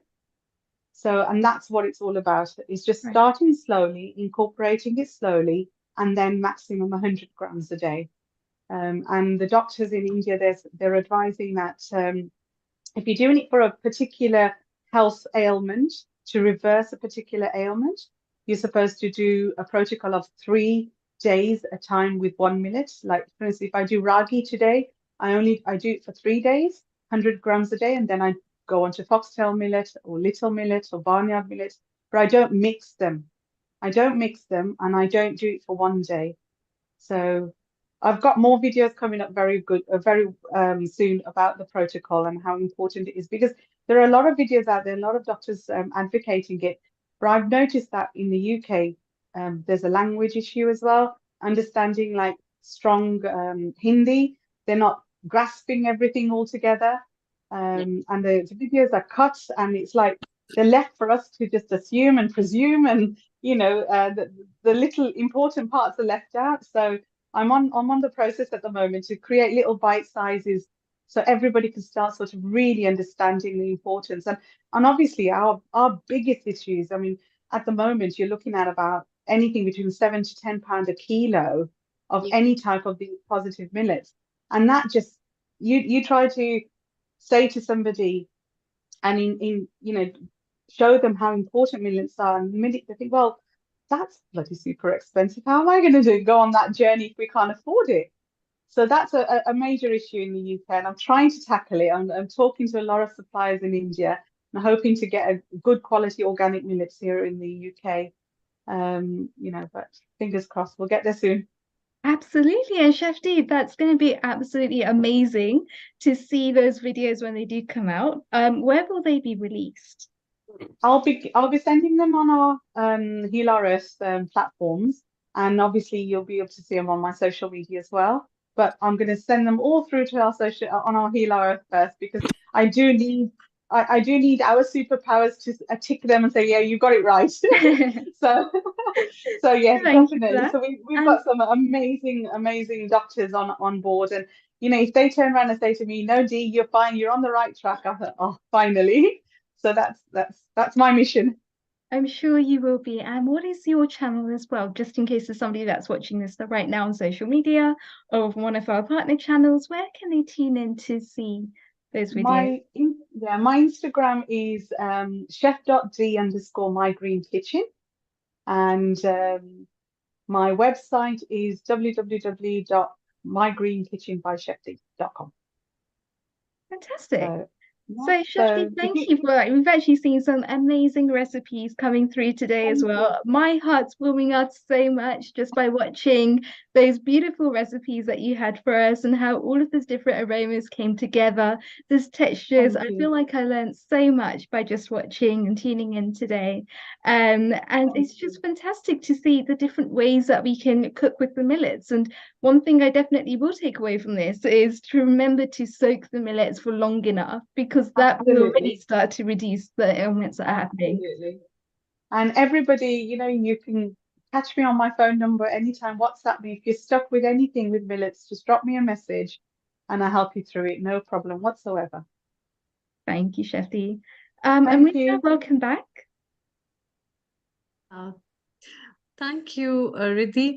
Well, Shefti, you've done a wonderful job. In fact, I would say you're doing a noble job because millets has risen up a global concern. It's one of those crops which is so useful, and it's a crop of poor people, but it's a crop which is versatile and I think is much required for richer people now.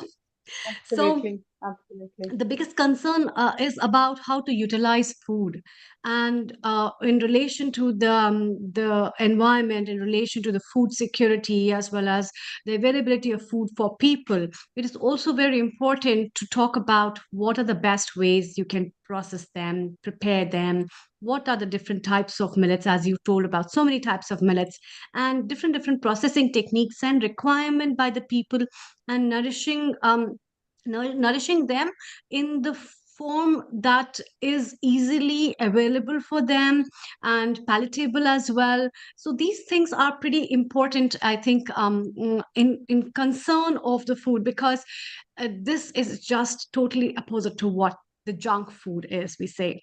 So this is a wholesome holistic diet which is pretty good for so many people, and therefore your work on millets and the kind of promotion you're doing to a particular food, and the way it has been processed is really very nice. So I would say it's Thank very you. creditable on your part, and we are looking forward to have you and many other platforms as well to see what more is coming from your end on that.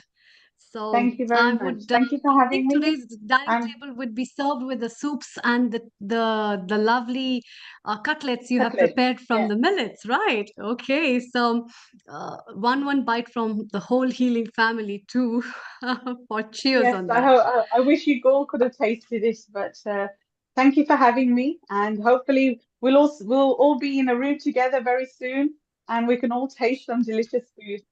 So that I look forward to Sure, everybody getting together. You know, sure, Shefti, sure. they actually Before, have a saying in English, which is don't give people the fish, but teach them how to fish, and they will fish for a lifetime. And I feel that yeah. is something that you've helped us to do today. So thank you so Thank you much. so much. You're welcome. So, Thank Shefti, you, and before good you night, leave, let's everybody. have Yeah. let's have some comments from Sharon as well, from US. So from UK, we're moving to Sharon, who will be hosting us with a lot of other dishes. So before you leave, Sharon, what's your comment on Chef D's preparations on millets and soups? So over Chef to D, you. you Thank are you. amazing. Every time I see you on the show, I learn so much. You are so Thank talented. you. It is a joy. It's a joy. And I can't wait. I hope I get to taste your food one day. Where there's a will, there's a way. Maybe Mauritius, let's hope. Who knows? Hopefully. Hopefully. So we No, are thank you so waiting for much. you, Chef D. Thank you so much for joining us. And if you can, please stay around and let's look at what Sharon has to see and say and also serve on the tables of each one of us. So thank you so much for joining us, Chef D. Moving from UK to US, where we have our beautiful Sharon Rose with us. So, global namaste to you, Sharon. Lovely to Global see you namaste, again. Amrita. And I can see Keith also pretty excited to see you as well. So, with Keith. everything, global namaste. So, Sharon, today's episode of Vegan and Vegetarian Kitchen, where we are discussing about winter warmers and We already had so beautiful recipes and teas and beverages that we had been discussing about. What are you sharing with us today? Thank Well, you. I have a video, of course, Mhm. and it is showing about my garden, our garden. And also there's a Okay. recipe for cranberry sauce from Thanksgiving. We just had Thanksgiving here. And with Mm. from my husband, uh, Chef Jay. And then another one, he shows the whole process of taking our beautiful tomatoes that we grew in the garden and turning them into sauce and canning them. So Oh, that's wow. the video I have to show today. And Preparing tomato sauce. Wow. yes, yes. The whole he shows how to can it, for anyone. And yeah, and then I show kind of the progress of my garden and things that we grew this summer. So Hmm. here we So go. please tell our viewers about where the garden is before we see the video. Okay. We live way up at, where are we, about 8,500 feet in Crestone, Colorado. It's called the Shambhala of the Rockies. Mm. It's really beautiful. We have temples. We have an ashram, a gorgeous ashram here, which we've seen on the show. And we have temples from all over the world. It's an amazing place. It gets very cold. Like last night, it went down to 6 degrees Fahrenheit. I had to bring my dog in. She usually sleeps in the screen porch in her doghouse. But Hmm. growing here, we don't have a long season, but we built an 800 square foot greenhouse, and so we could extend, and you'll be seeing all that in the video. Lovely. Let's go. Let's see. Okay.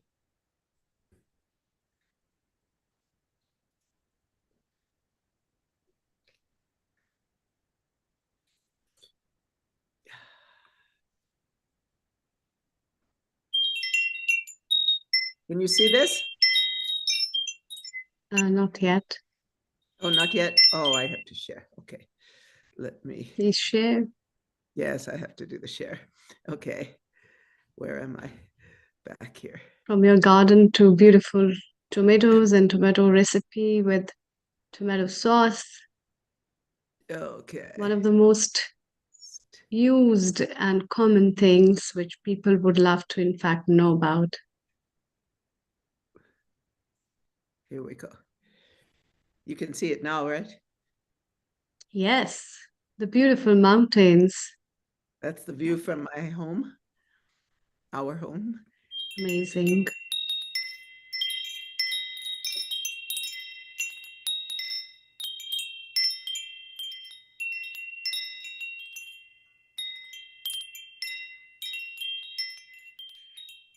Global namaste to everyone. Sharon Rose here with Healing Our Earth. It is November 25th. We had a really nice Thanksgiving. And so I'm going to be showing you our garden throughout the summer, what we created, and where it is right now. It's going down to 6 degrees tonight, so keep warm, all of you out there. Here we are, November 25th. This is 2023. This is what's left. Actually, there's still onions in here that we're pulling up and eating. They're actually delicious. But end of the season, winter has arrived. Yes, and see, we're having snow today and this evening. Let's go in the greenhouse. So this is all for compost, which, we collect during the year. And then right now, like this week, Jay went and put compost, see all this part, down to help the soil over the winter. And we don't have much left, but we do have something. There's our goddess, Kuan Yin. she who hears the cries of the world.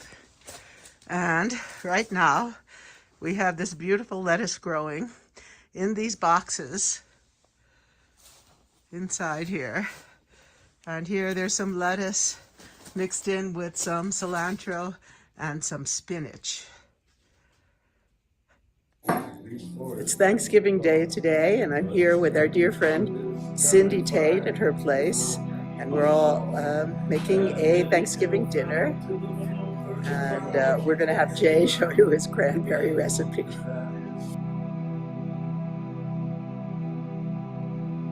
Namaste, and we're starting our awesome cranberry, Thanksgiving cranberry mix. We start out with getting all the zest off an entire orange, which we're going to have our friend here do. And where is the grater? Well, it's there. Give me the sugar, some hot sauce, salt and pepper.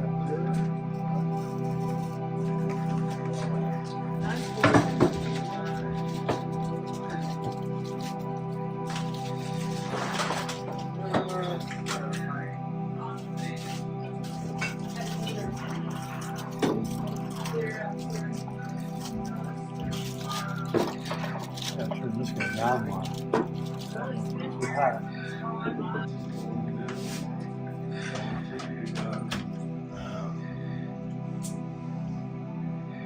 Alright, so we've added salt, pepper, sugar, cranberries, orange juice, and we need something to stir this with.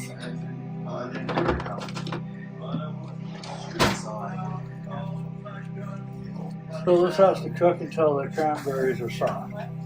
You start popping juice. What was the ratio of all those things? Bottle of orange juice, small bottle, cup and a half of sugar, 3 things of cranberries, salt and pepper to taste. Oh, but you're like, I want to stretch your pants.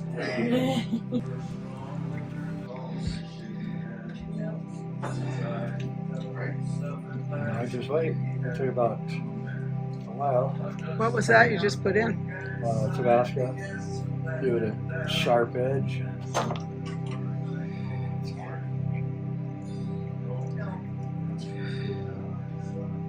Spill cranberry on me. Jay? Yeah? Can I stir it in? Well, I'm not. I'll be done in a second.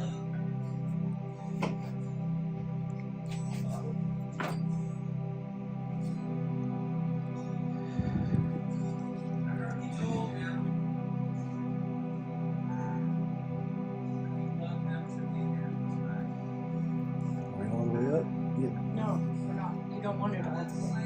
Just let it work its way. Otherwise that thing will be so hot. So these will disappear more or less as it heats up. I know. And how long does that cook? Until they're soft. Sure. Wow. And then what we pull the oranges out.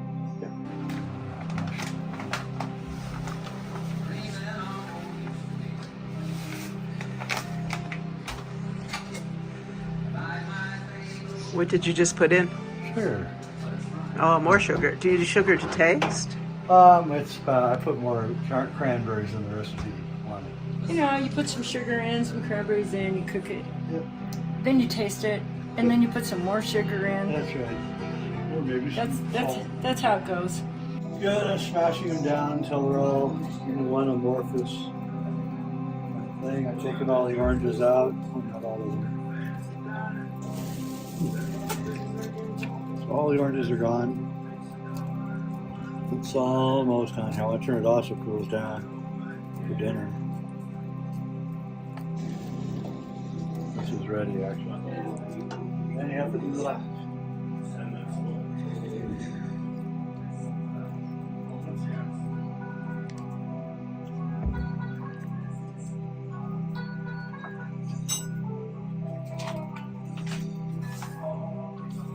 It'll be too sour for most people.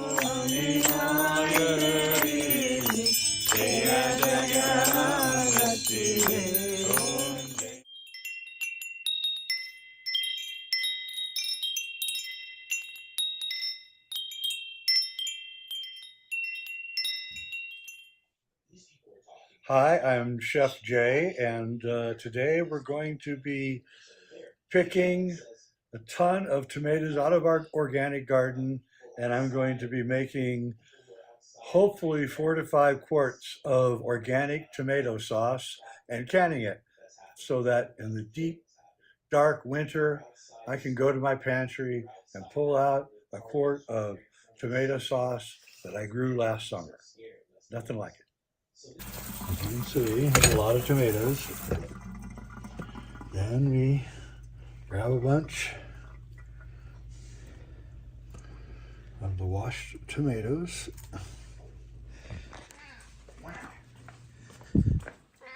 Over here.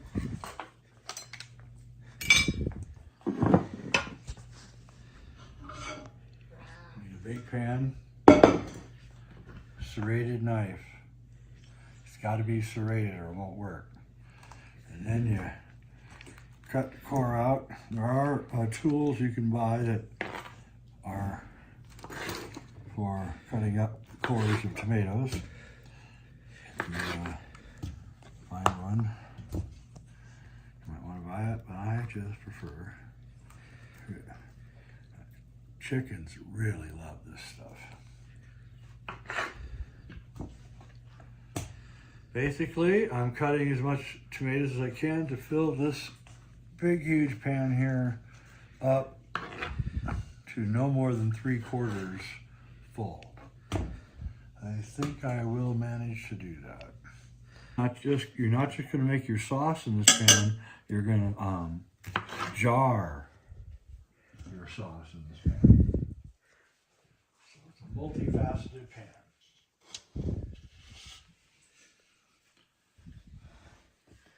And it's pretty much hard labor for the next 20 minutes or so as I do this work.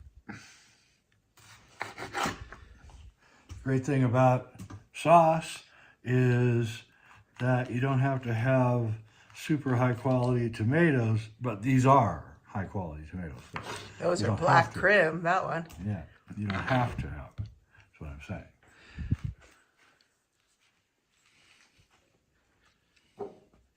I cut little bad spots off. Don't want my sauce to be marred. Sorry, the chickens love this stuff. This will be the highlight of their day. So I ended up at this much. I went a little over 3/4. I like to stop at 3/4 because it becomes unmanageable, but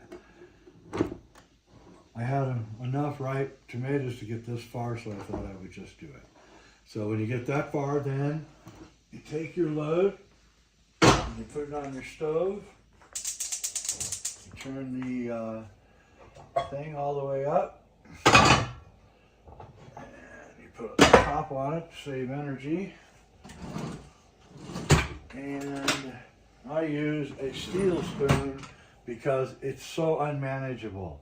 So in a few minutes, I'll begin going down and taking the warm ones and putting them on top, letting the cold ones drop to the bottom until everything turns into liquid. And then, not liquid, but a slosh. And then I'm going to strain the whole thing and take out all the seeds and all the skin. And that's the hard part, because that takes a long time. But it makes for a much better sauce. But if you want to leave the seeds in and the skins in, that's fine. Won't hurt you. Do not put your seeds into your compost, because you will have tomatoes everywhere in your garden. So throw them away. Don't keep them. All right. Do my first round. I grab the spoon down here because it's really going to be heavy. You can bend your spoon. What I try to do is take the warmer ones on the bottom, move them up, and let the colder ones fall to the bottom. You see there's steam coming up. That's a good sign. I'm getting some action. This will all turn to liquid before we're done here. And to save energy, always put a lid on it. Oh, and then step on the cat too when you're taking camera work. All right. So as you can see, we're about 60% liquid now. getting easier and easier to stir it because it does all break apart under the heat. So I would say I'm going to get 5 quarts out of this, maybe 6. Anyway, a good amount. That's it. It'll be ready in about 10 minutes.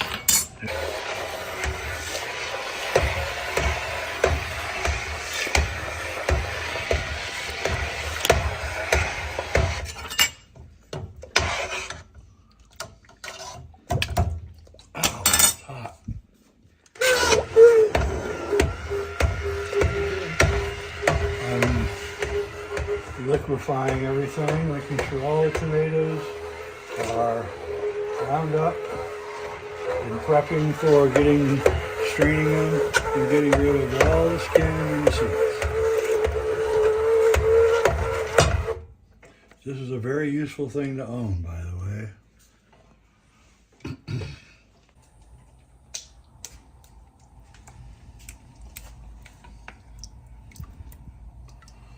So this is where all the seeds and the skin go. You just have to push the water through the screen, or the juice, I mean.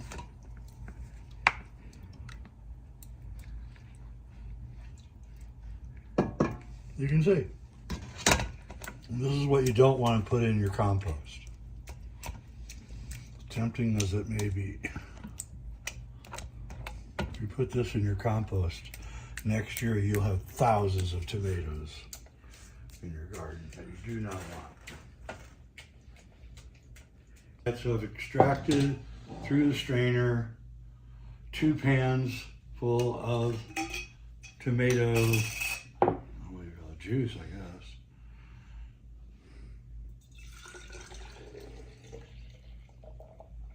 And these are pre-sterilized mason jars. Good reason to own a dishwasher.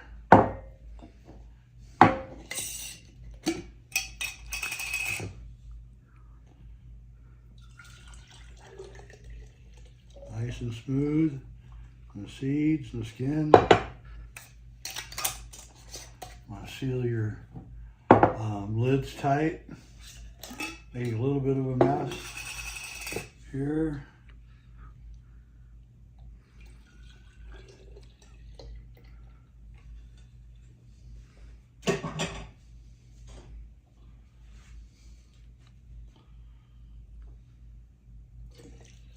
Whoops. Big mess that time. That's why I do it on the cutting board.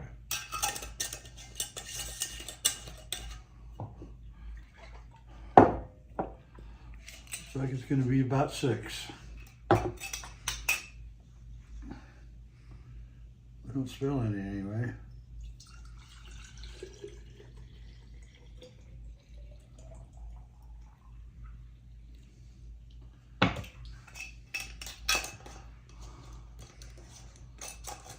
Ask yourself, how much does a quart of organic tomato sauce cost at the store right now? I'd say $10. Oh, look at that. Just a little bit left. I only got 5. I think I can spread this out. And I will.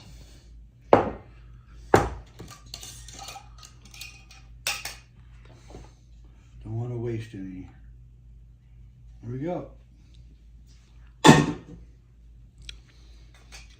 So we got 5 jars. And then what you do is you take the same pan that you're originally using and you stick your jars in the pan.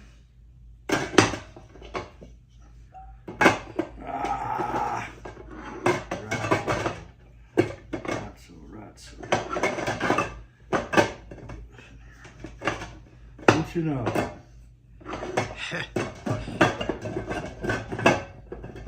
Can't do that. That sucks. Let me give it another shot. Maybe I can rearrange these guys.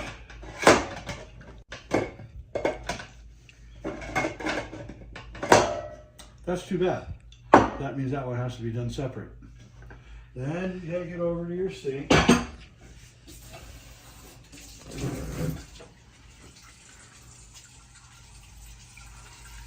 I use hot water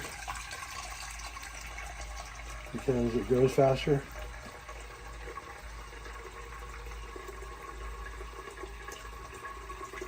What I'll do is I'll do that other one in the same water after I pull these out. That way I don't waste any water or heat.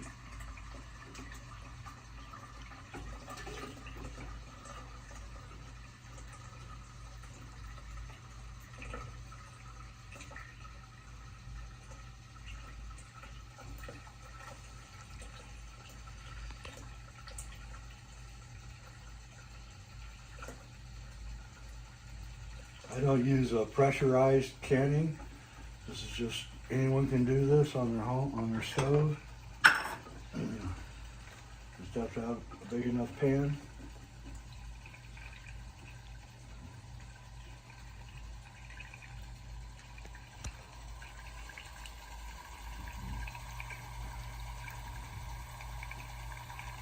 Nice.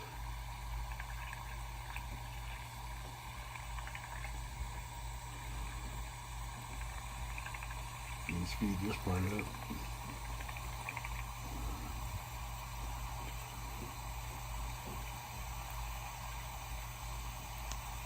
Okay, we covered the top of the lids, that's good.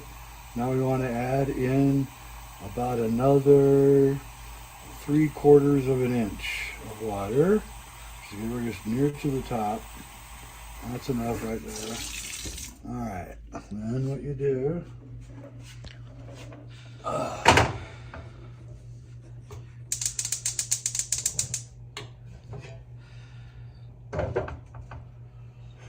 and then you bring this to a complete boil. And then once it reaches a boil, you'll be able to tell that when you got that, because this thing will start rattling like crazy. And then you leave it on for 10 minutes. And then what you have is, I'll show you. So you can tell that you've been successful. Okay, here's the lid before I put it in the water. So those lids are now in the water and they're going to be in boiling. When I take those lids out, they're going to be convex. In other words, they're going to be pointed down because the suction, the vacuum, will pull this down.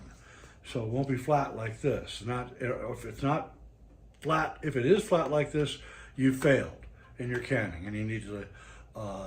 You don't need to throw it out, but you need to start over.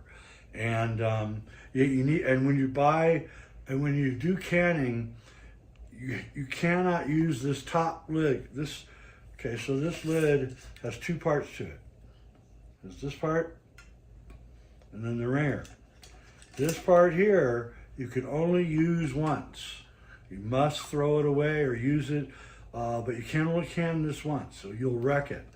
It's wrecked once you do it, because it goes convex, and so it caves. So you can't use, you have to buy, that's the only thing you have to rebuy all the time, is those little flat lids. Otherwise, the ringer in the jar is completely reusable. And that's it. These are all successful. The reason I know is because the top is indented. See how it's slightly like this? And that's how I know that I build enough pressure inside here that sucked that lid and sealed it tight. So these things can last 20 years. No kidding. 20 years. When you use, what do you use them for? And what do you do with them? I make spaghetti sauce, I make pizza sauce, I make my own barbecue sauce, I make my own steak sauce. So you add spices and things? I use it for chili. Yeah, there's no spices, no salt, no pepper, no nothing in this. That way I can spice it any way I want. And there's 100 different ways to do it. That's why I leave it blank. So it's just like tomato sauce that you buy in the store.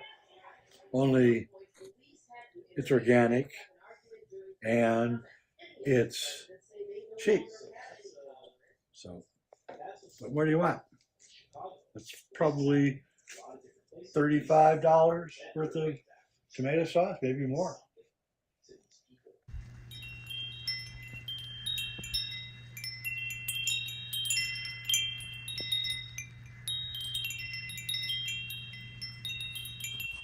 Here's the garden in mid-September, waiting for all of these tomatoes to ripen.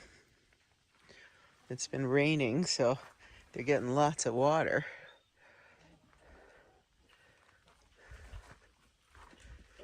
A few melons here, chickies, squash, onions, peppers back there, more onions. Look at this lettuce. Isn't it beautiful? It is so amazingly delicious. And then over here, these are all herbs, mostly oregano, some sage, parsley, and more pepper plants. And these are the eggplants that are really liking the cooler weather and flowering. And some broccoli over here, and nasturtiums, edible flowers. It's a beautiful day here. Sending love.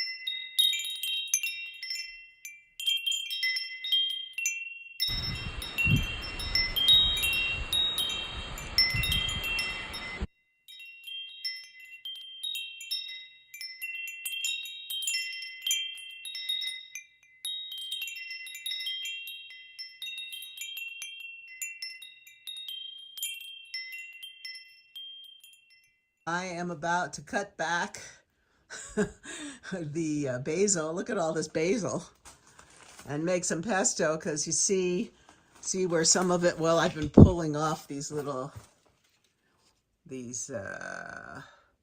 yeah, like these, because they make it bad, and those down here. But I'm gonna cut it all back and make pesto. So I had filled this whole basket with leaves. It took me like an hour. And then I put in pine nuts, olive oil, some salt, some Parmesan cheese, and a bunch of garlic. And now I'm mixing it up. So I'll show you when it's done. Okay, there it is. And it's so delicious. It's like eating light. So then you take a spoon and you spoon it, there we go, into ice cube tray.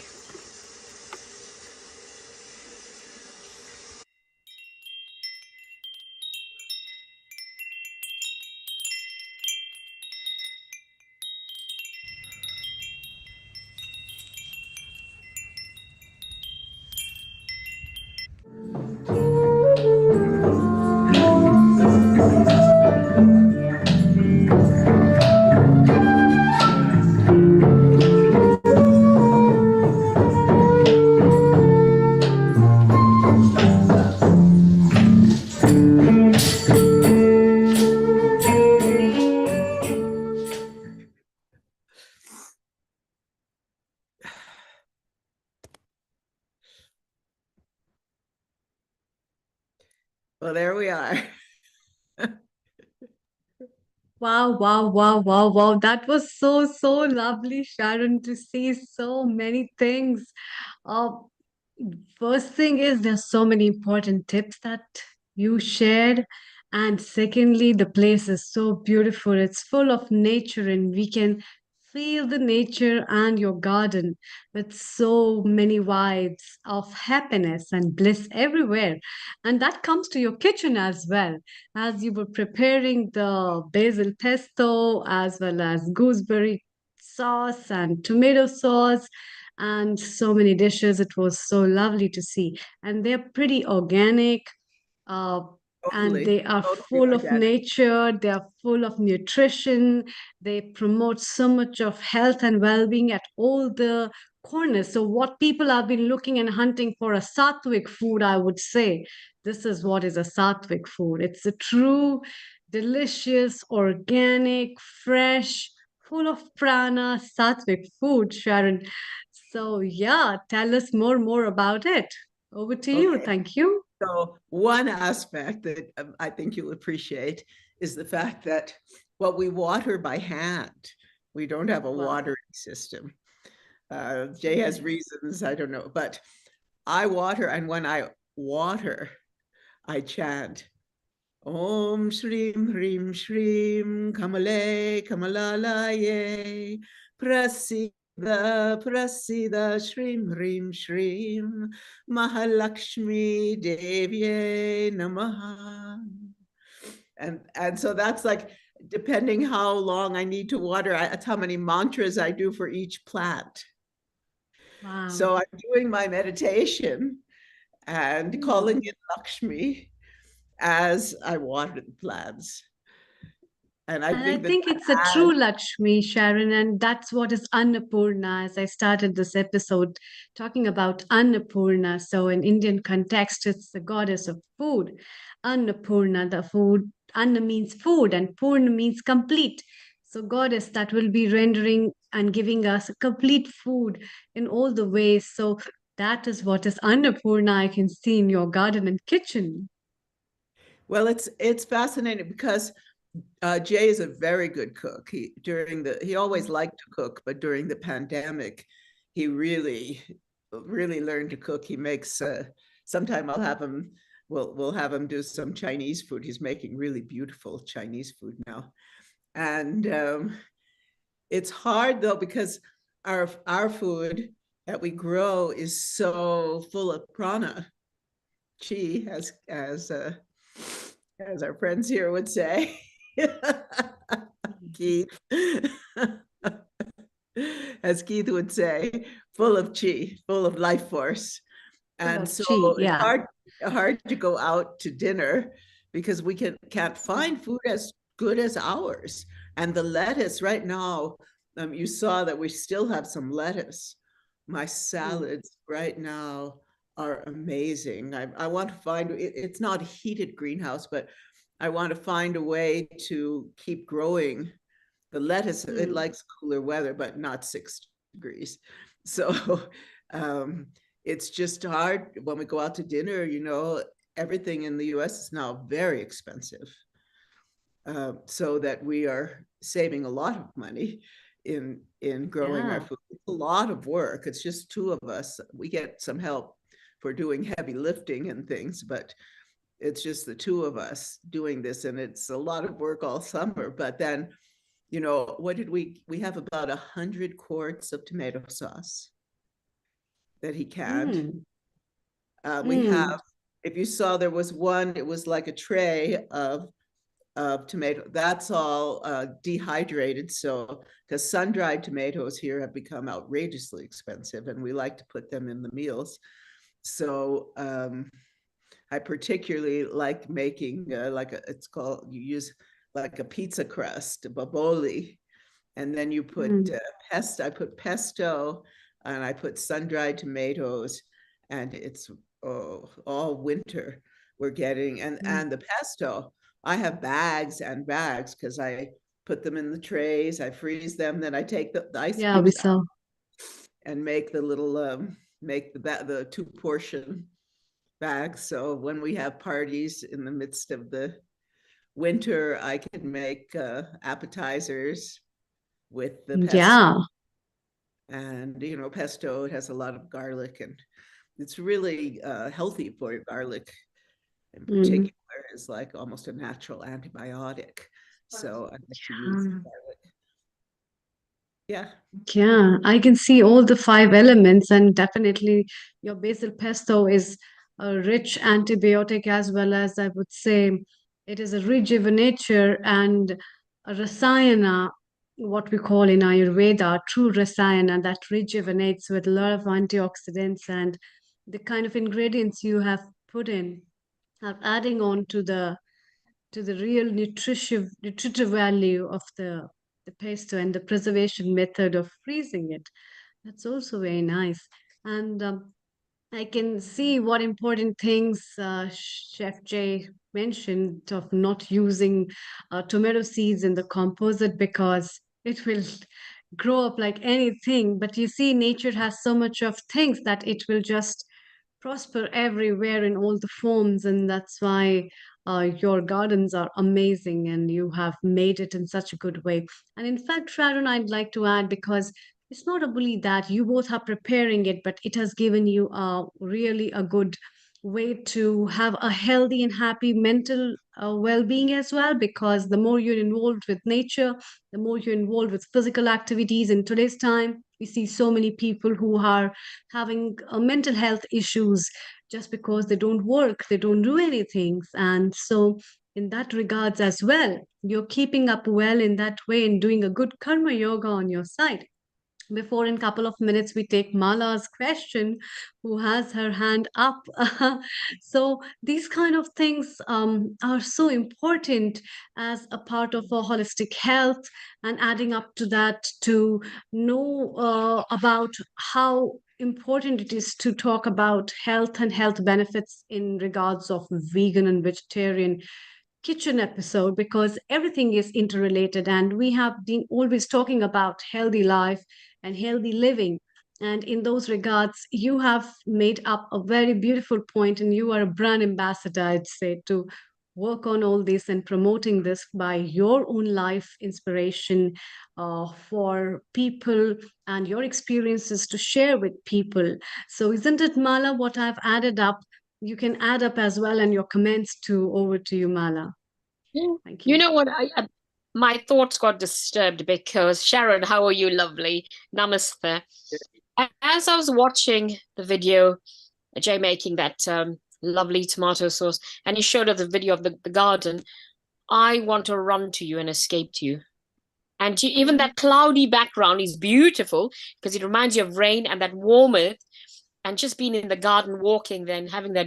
I'm imagining myself as I'm talking to you. I just want to also say Mahalakshmi has blessed you with an abundance. Absolutely, no question. Few questions. Do you grow winter vegetables?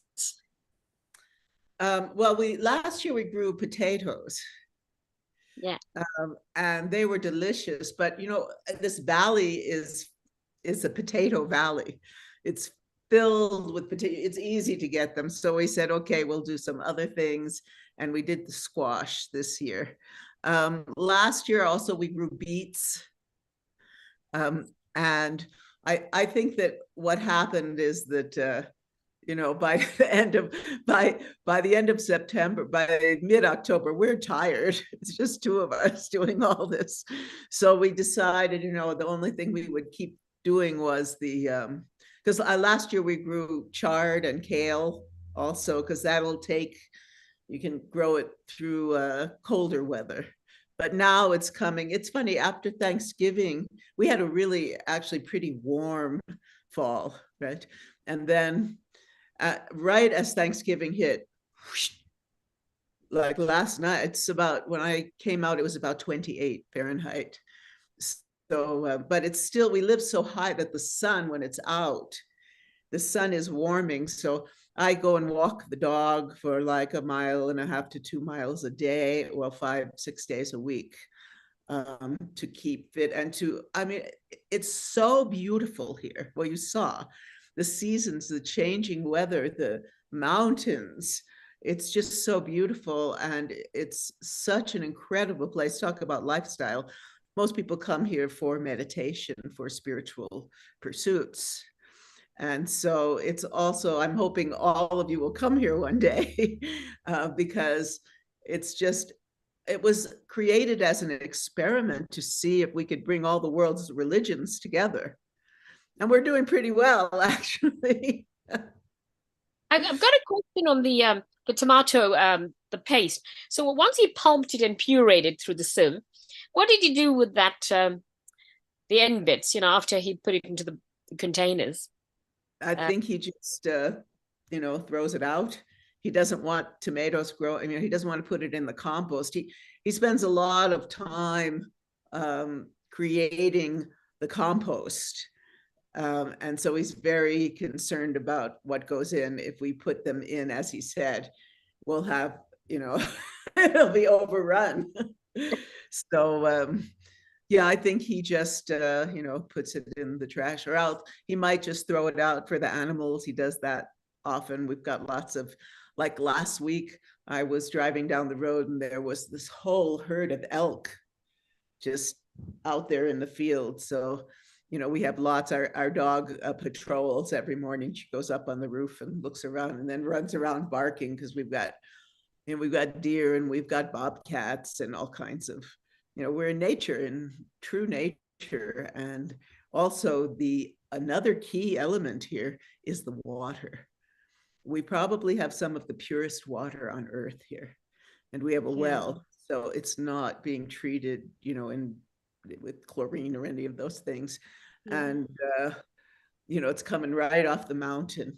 Also, we have a huge aquifer that everybody's trying to take our water, but we resist. We resist. We want to keep this place really pure, and for people to come and retreat and to find themselves again, to my Tibetan teacher, Tenzin Wangyal Rinpoche, he always talks about silence of voice, stillness of body, and spaciousness of mind. And that's what you find here. Some people can't handle it because it's so quiet. Right. It's Love so it. Quiet. But now it's nice. We have a lot of young people moving here, a lot of people. I went to a party recently, and with people from all over the world. I met a couple. She was from Argentina. He's Persian.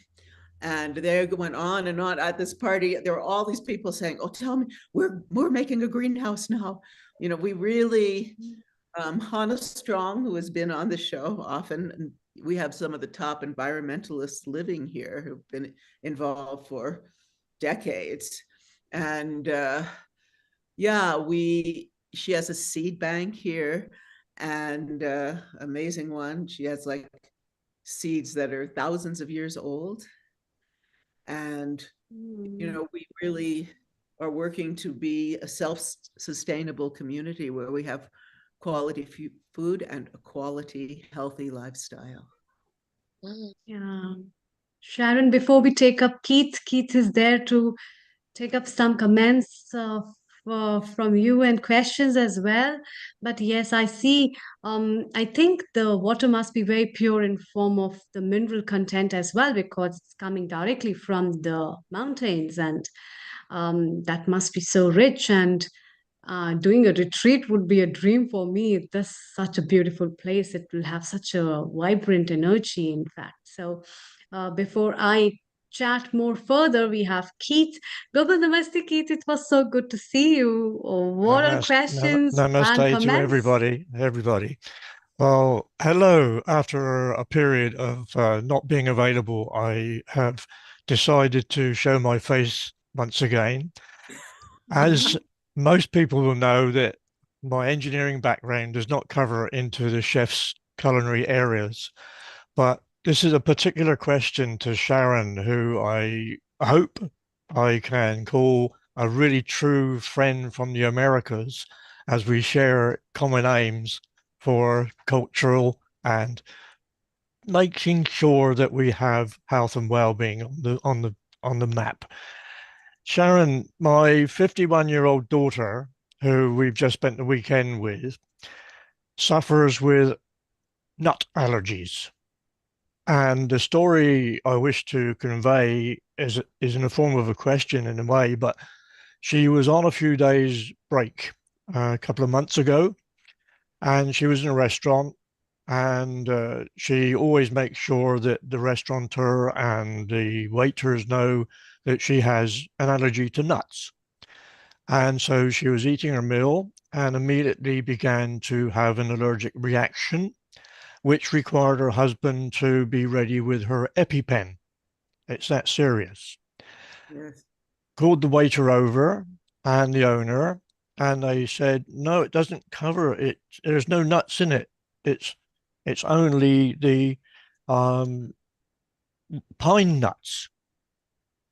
Oh, they're nuts. Okay, it's only the pine nuts. And the restaurateur had no knowledge that pine nuts were of the same family as peas and other delicacies that some of us enjoy. And she only needs the smell of a pea from a curry, all right? And she has to move it aside. It's that serious. And I just wanted to know is how you would treat somebody to eat that wonderful pesto that you make without having the worry of the pine nuts. I wouldn't put the pine nuts in. You know, That's too simple. That's too simple. well, if they can't eat them, I don't want to have to get out the EpiPen. But my friend Desi, who has Mandala Pizza here, who's been on the show, she is now catering for many of these retreat centers. And whoa, what she has to do is she has to make veg, non-veg, non-nut, non-this, non-that. And so I actually, we got a recipe from this show for pesto without nuts. It was a show like probably in the spring. And it was all these, how to prepare all these sauces. So the value of this show for her or anyone, you know, that needs to cook without nuts or without something, it's really a wonderful show for that. Yeah. Well, it's so that's a lovely answer. Don't include it.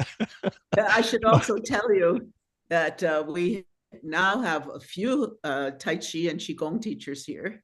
Yes. And so there's a lot of activity in that realm going on here. John Milton and Bill Smith and others. And I'm also very excited because we are building my own little studio. Oh, wonderful. Wonderful. On our land. So I'll be able to dance there and be on Healing Our Earth and make videos and all the things I like to do, but I won't have to go out in the snow, drive in the snow, because they say it's going to be a cold, snowy winter, but we'll see. Anyway, another slight problem is that we here in England now have been browbeaten not to use Fahrenheit, but to use Celsius. And so when we talk about 6 degrees, we think, well, that's quite warm. Right. So have a wonderful winter, have a lovely Christmas, and I did send a few people Thanksgiving blessings, but I'm going to leave the show currently because I wish in the new year mainly to talk to Neil and to Rajiv because there are some developments which are very important for the global health and well-being activities that I like to think I'm part of. All right. And there's some wonderful things going on, but they need a lot of time, devotion, etc. But we need our sustenance. Yes. Amrita, we need our sustenance. Sure. You know, I saw somebody on Facebook, somebody put up a thing. They had like I can't remember, I think it was a jar of mayonnaise. And it said, oh, they have a new word for GMO, bio something, right? I can't remember, bioengineered. And they said, look out for this. So I sent it to my son. He's out in San Diego area. And he went through his pantry and threw out half of the things there because they were all, and then they now once a week, they get fresh vegetables and everything from a local organic farmer. Wonderful. And they've completely changed their diets. And they both look, him and his wife and his kid, they look amazing.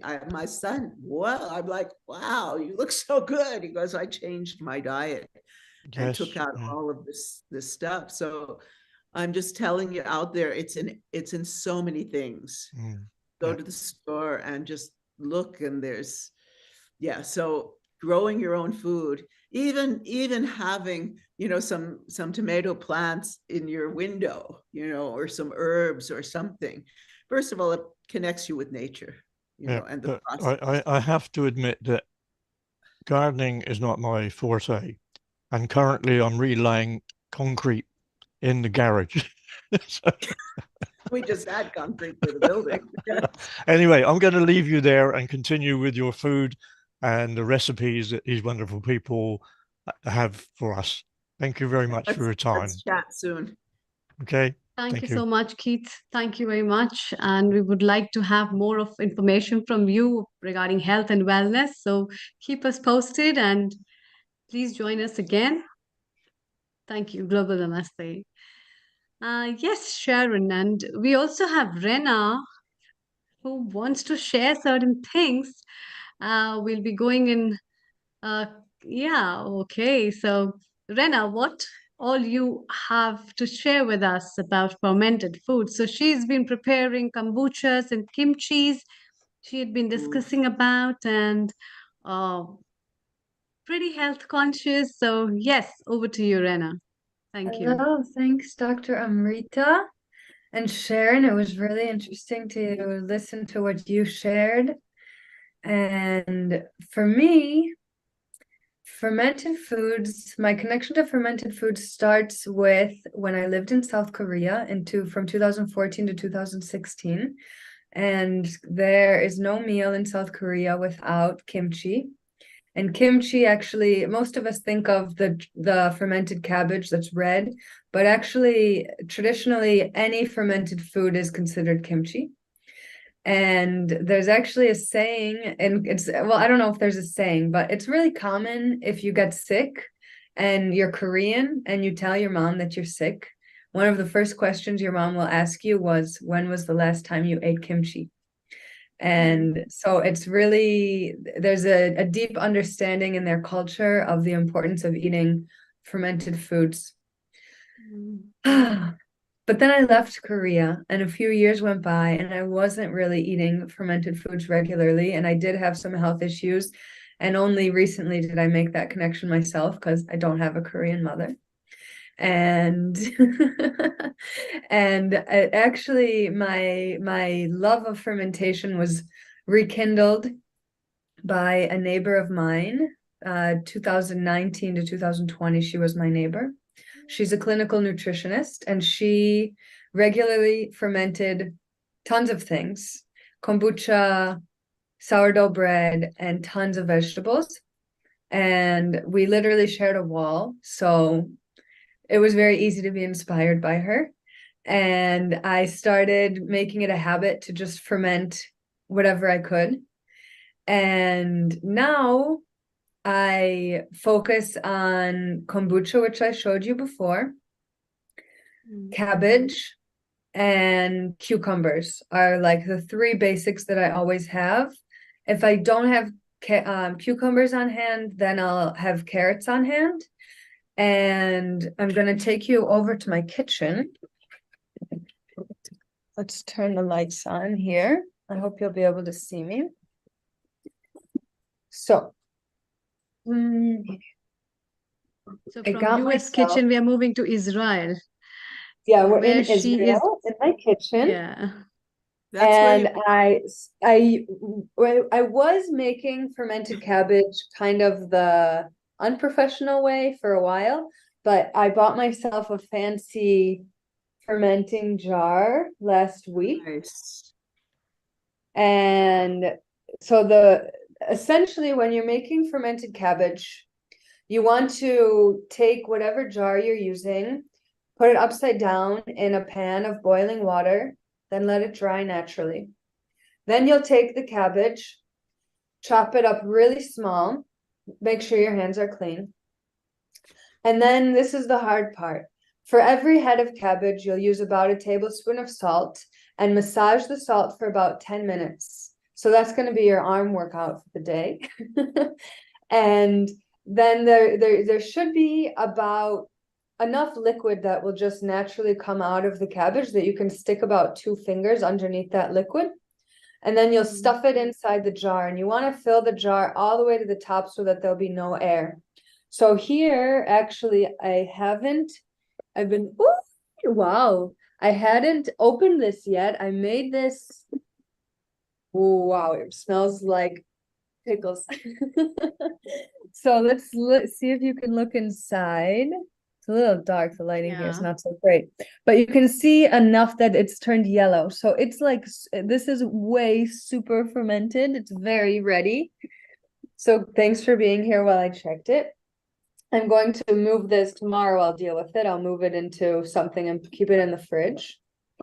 And if for a while I told you I was doing it the unprofessional way. So I was using just regular glass jars. And what's challenging about that is that every day I had to open the jar and then close it again. And with cabbage, it's really easy for like little particles of dust to get in, and then the whole batch has to be thrown away.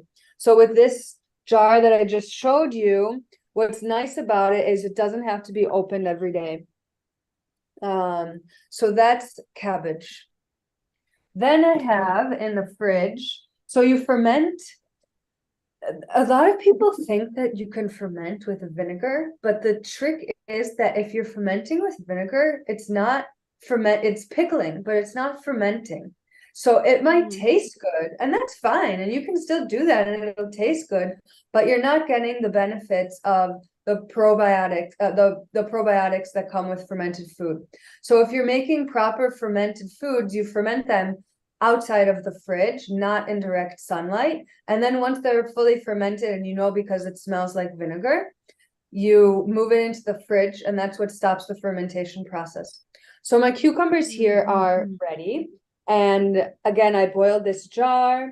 I got organic cucumbers, cleaned them, and filled the jar. You'll see, well, the lighting's not so good, but here I have dill. So I put dill at the top, which helps to prevent surface molds. And I have some fresh garlic cloves in here, bay leaves, coriander seeds, what do they call it? Allspice. And I actually put some cinnamon in there also, just for fun. And the ratio that I use is about a cup of water to somewhere between a teaspoon and a tablespoon of salt. And it kind of depends on how salty you like things. And I like to make the brine before. So you prepare the brine in a separate bottle, mix it up so that the salt dissolves, and then pour it into the jar. And then here's the secret, is that once I finish eating all of these cucumbers, there's still leftover brine, and that leftover brine is also full of probiotics. So I keep that brine so that if I run out of fermented foods, I can take like a little shot of the brine of the pickles, and then I'm still getting my probiotics. So that's that. It actually tastes really good, and I find it like energizes me in this. I don't drink coffee, but it energizes me, and I also don't really drink alcohol, but it energizes me in the same way that like when I did drink coffee, that like you get that feeling. So that's fermented cucumbers. In terms of the timing of how long it takes for foods to ferment, it really depends where you are and what the season is. So here in Israel, in the heat of summer, things can ferment in as fast as 2 days. And in winter, in the thick of winter, it can take up to 3 weeks. I assume that's different for someone who's in Colorado, or I grew up in Chicago. There it probably could take even longer in the thick of winter. And I try to eat about a tablespoon of a fermented food with every meal that I have, just to make sure that I'm getting probiotics in. And I really believe food is medicine. And, you can get probiotics in pill form, but it's not a living active probiotic. And if you make your own fermented cabbage, fermented cucumbers, kombucha, and as a backup plan, fermented carrots, then you know that you have it. And these are really easy things to make, really affordable things to make. And it's just about building a habit, which, like everything, where there's a will, there's a way. If you feel that it's important to build the habit, then you do it. Are there any questions? That's beautiful. Isn't it, Sharon? It's beautiful. Yeah. It's really, yes. Well, we make our sauerkraut that we eat all year. But I wanted to ask you, you're in Israel. I lived there in Jerusalem in the 70s. Wow. Yes. Well, I come from Jewish heritage. And how are you? How are things going? You know, we hear so many things, but you're there. Yeah. So I live here. I live in a town that's about 40 minutes south of Haifa.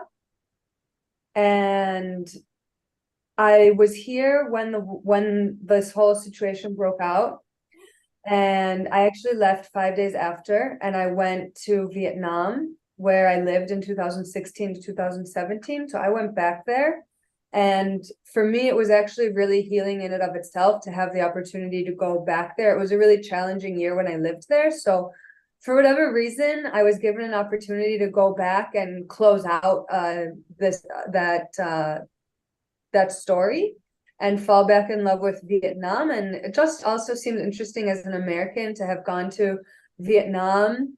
And there I was able to fill up on feeling secure and safe and peaceful within myself, and trusting that all of this awfulness is here to bring us as humanity to something better that in our human perspective, we don't have the capacity to understand. And after, I have chills as I say that. And after about a month of being there, my visa was up. And it just felt like, okay, it's time to come back home. And it's time to come back to where I feel the most grounded. It's time to come back to my plants. And so I came back really filled up on those feelings of security and trust and inner peace, and feeling really motivated to spread those around, primarily through teaching yoga. So where I live, thank God, there have been no sirens there was one false alarm where we spent about 30 seconds in a bomb shelter, but other than that, there's been no real alarms, thank God. So that's been really fortunate. And also, thank God, all of the very acute trauma, so like people who have been killed, or people who were kidnapped, or people who are in the army now, most of it's about 2 degrees of separation away from me. So it's like I know people who know people.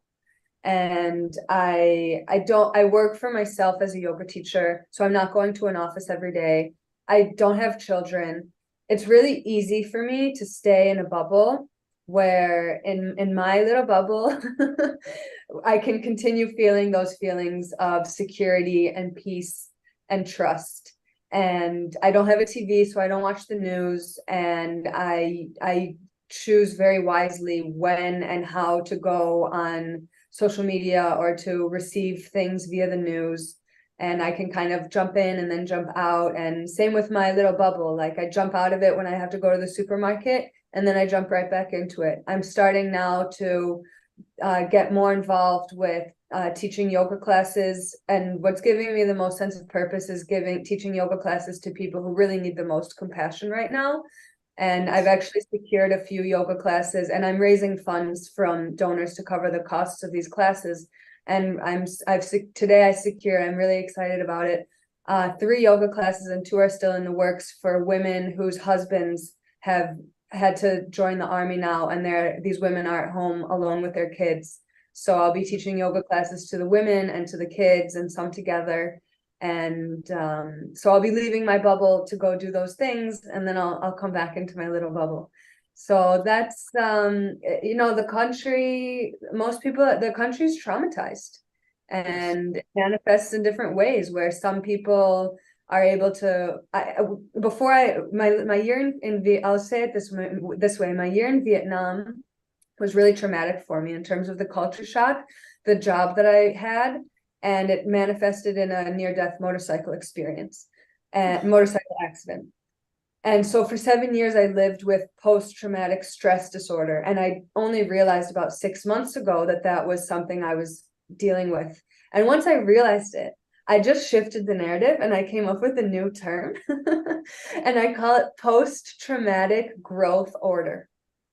And so that's what I see in Israel. I see a mix of people who, whether they don't have that terminology, but they're able to lean into the post-traumatic growth order and use this as a time to really catapult their personal healing, their being of service, their humanity. And then there's also people who are in the thick of post-traumatic stress disorder, and Israelis already are often very aggressive and there's a lot of stress. It's a really fiery culture. So for some people, those things are amplified. And it depends on each person and their own complex constitution and their own experiences. And so that's I have a little story to tell you. When I had my first fellowship to go live in India, I was very blessed to live with Sitara Devi, who was the queen of North Indian classical dance and had been a Bollywood star. And what we found were that there was so much in common between the Hindu tradition and the Hebrew tradition. This love of scholarship, this love of the arts, and so many things. And so I just want to bring that forth, that I just naturally went deep, and I met many Israelis actually in India. I went so deep into the culture, and I'm just so grateful to be a part of the show because I feel so seen and appreciated. I mean, I've studied, from my time in India, then I've studied cultures all over the world and all the different spiritual traditions and what we have in common. And I think that's what, we need to do more and more, bring the music, bring the dance, bring the yoga and the meditation, and help us all as human beings to heal. Yeah, Sharon, that is why next week we are having another episode of yoga and meditation. So, all the stuff with yoga vibes and meditation sessions for people who are interested, who want to gather peace in their body, mind, and soul on 3rd of December 2023 at 2 p.m. GMT onwards. We'll be sharing experiences of all the yoga stuff and the people for meditation and for praying for peace and global peace as well as happiness for everyone, basically. So all your wishes, Sharon, as well as Rena, are going to be fulfilled with all these things because, and we'll be sharing and talking more about this. So now I think it's time to close today's episodes. We really had beautiful people sharing beautiful experiences, and from the cheers of the cups of the teas to the cutlets on the side table and the relishing soups as a starter to jump on, we have a lot of takeaways from today. So I'd like to thank everybody for joining us today, all our special guests, our guest contributors, our regular contributors, and of course, the beautiful Sharon and everyone. And let's chant up the Gayatri mantra before we end. And with this thank-giving note, we'll conclude today's episode. So let's close our eyes. Om.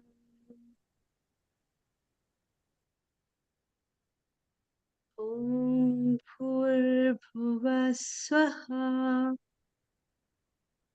Tatsaviturvarenyam भर्गो देवस्य धीमहि धियो यो न प्रचोदयात्।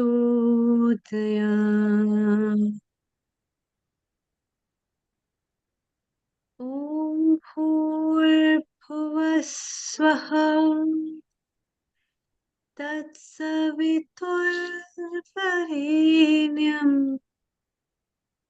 भर्गो देवस्य धीमहि धियो यो न प्रचोदयात्। ॐ भूर्भुवः स्वः तत्सवितुर्वरेण्यं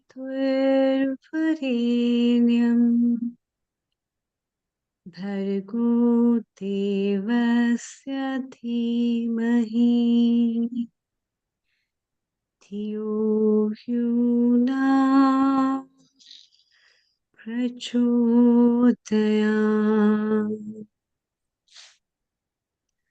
ॐ शान्ति शान्ति शान्ति।